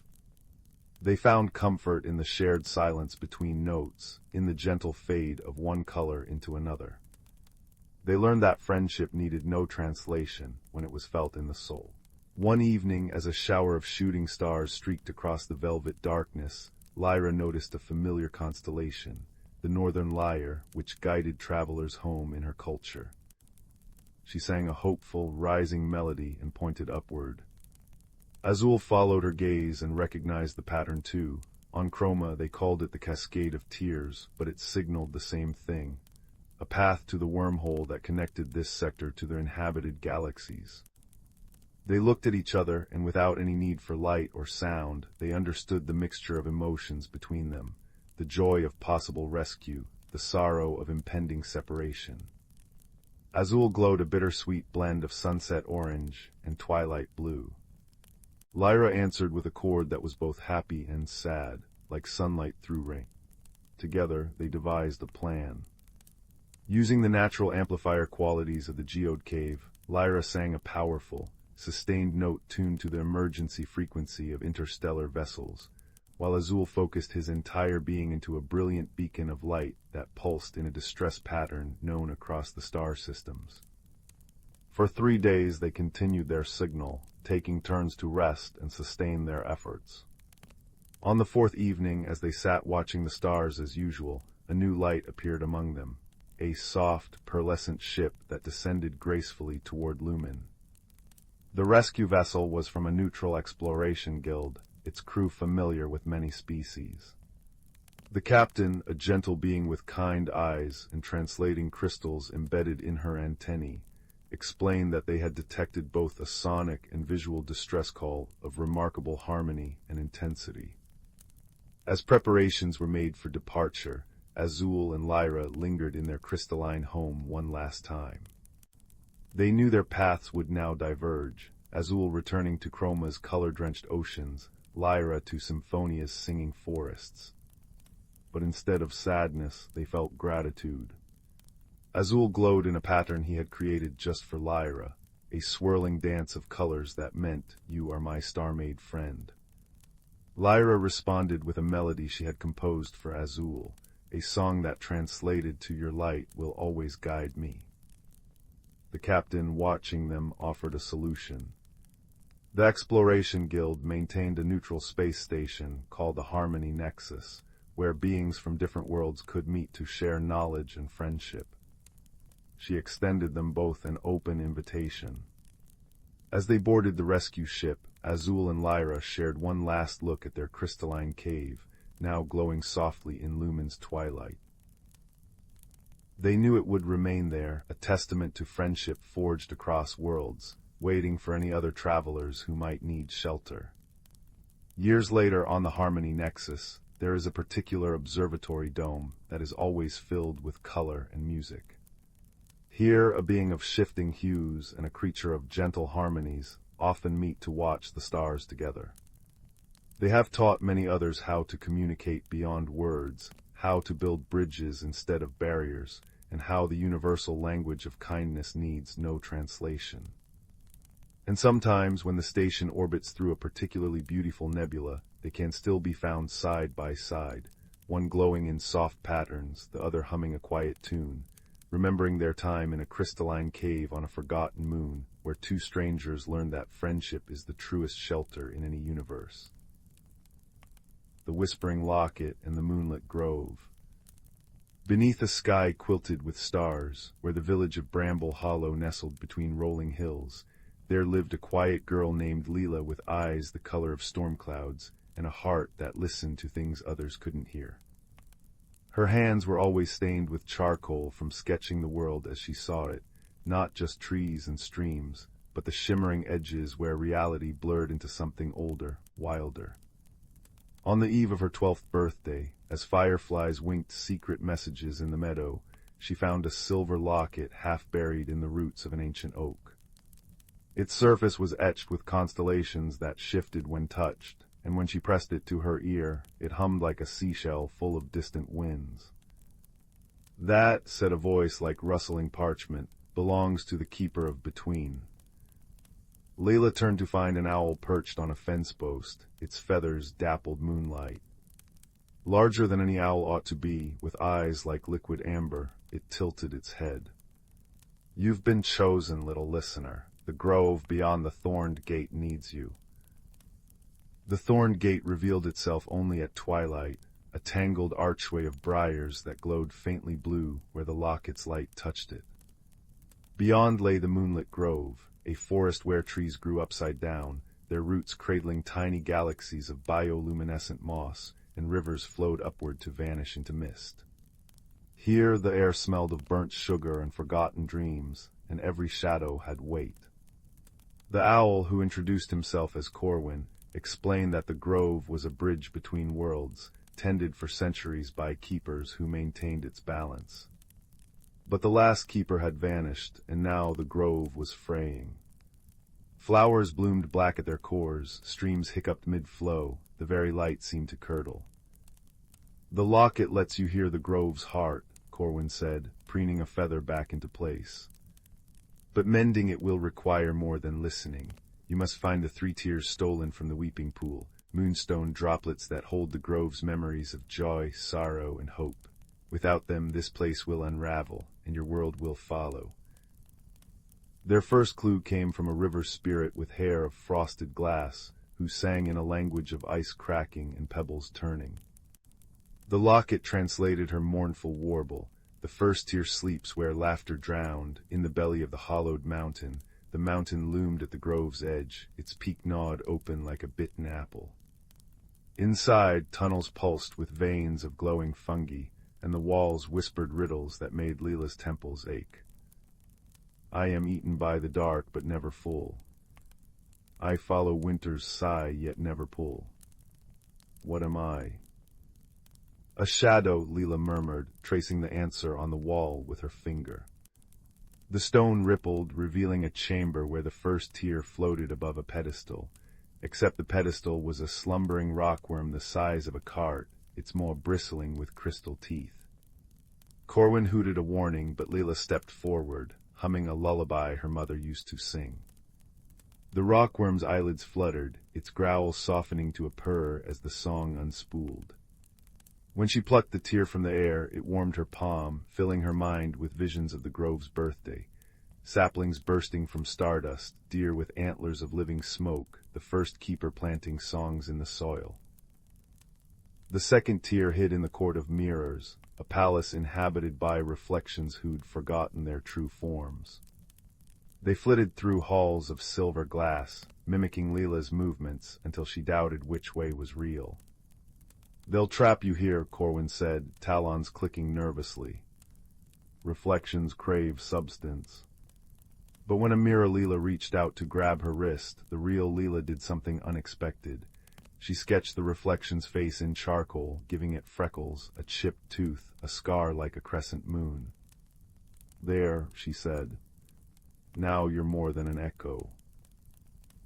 The reflection blinked, tears of quicksilver pooling as it handed her the second tier. This one tasted of salt and apologies, showing the grove's first loss, a keeper dissolving into wind after centuries of service. By the time they reached the weeping pool, a basin of liquid mercury encircled by weeping willows, Leela's boots were full of sand from the hourglass desert, and her braid twined with feathers from bargaining with crow folk. The third tier was guarded by the thief of whispers, a creature woven from smoke and old regrets. It hissed, "Why should I return what I've rightfully stolen? This world abandoned me long ago." Leela hesitated. The locket showed her the thief's true form, a former keeper, warped by loneliness after the grove forgot him. "You're right," she said, lowering the locket. "It's not fair, but I'm here now. Let me remember you." She drew his story in the sand, his years of service, his slow fading, the moment the stars stopped saying his name. As the sketch deepened, the thief's smoke solidified into a man with kind eyes and leaves in his hair. With a sigh, he dropped the third tier into her palm. "Thank you," he said, vanishing into a shower of fireflies. Returning the tears to the weeping pool was like dropping snowflakes into a storm. The grove shuddered, then bloomed, trees straightened, rivers danced, and the sky peeled back to reveal a dawn made of opals. But as the magic settled, Leela felt the locket grow heavy. "It's binding you to the grove," Corwin said quietly. "To stay, you must become its new keeper, immortal but alone, to leave." He nodded at the locket, now dull as tarnished tin. Leela thought of her mother's voice, of charcoal sketches tucked under her pillow, of the way sunlight caught the village bakeries frosting each morning. She placed the locket on the pool's edge. "The grove deserves someone who can give it everything, but that's not me, not yet." The grove sighed, not in anger but understanding. The locket dissolved into stardust, sprinkling her hair with silver. "You'll always hear its whispers," Corwin said, nudging her shoulder. "Keeper or not." Back in Bramble Hollow, dawn gilded the hills. Leela's mother found her asleep under the oak, clutching a charcoal sketch of an owl and a silver locket. "Just a dream," her mother murmured, tucking the blanket closer. but Layla knew better. That night, she left a bowl of milk by the window. When she woke, it was empty, and a single amber feather lay on the sill. Outside, the meadow grass swayed in patterns too deliberate to be wind, and the shadows beneath the thorned gate hummed a familiar lullaby. Years later, when townsfolk asked why Leela's painting seemed to breathe, why lost children always found their way home near her cottage, she'd simply smile. "The world's fuller than it looks," she'd say. And if you pressed your ear to her garden wall at midnight, you might hear it too, the soft, sweet sigh of a grove remembering its friend.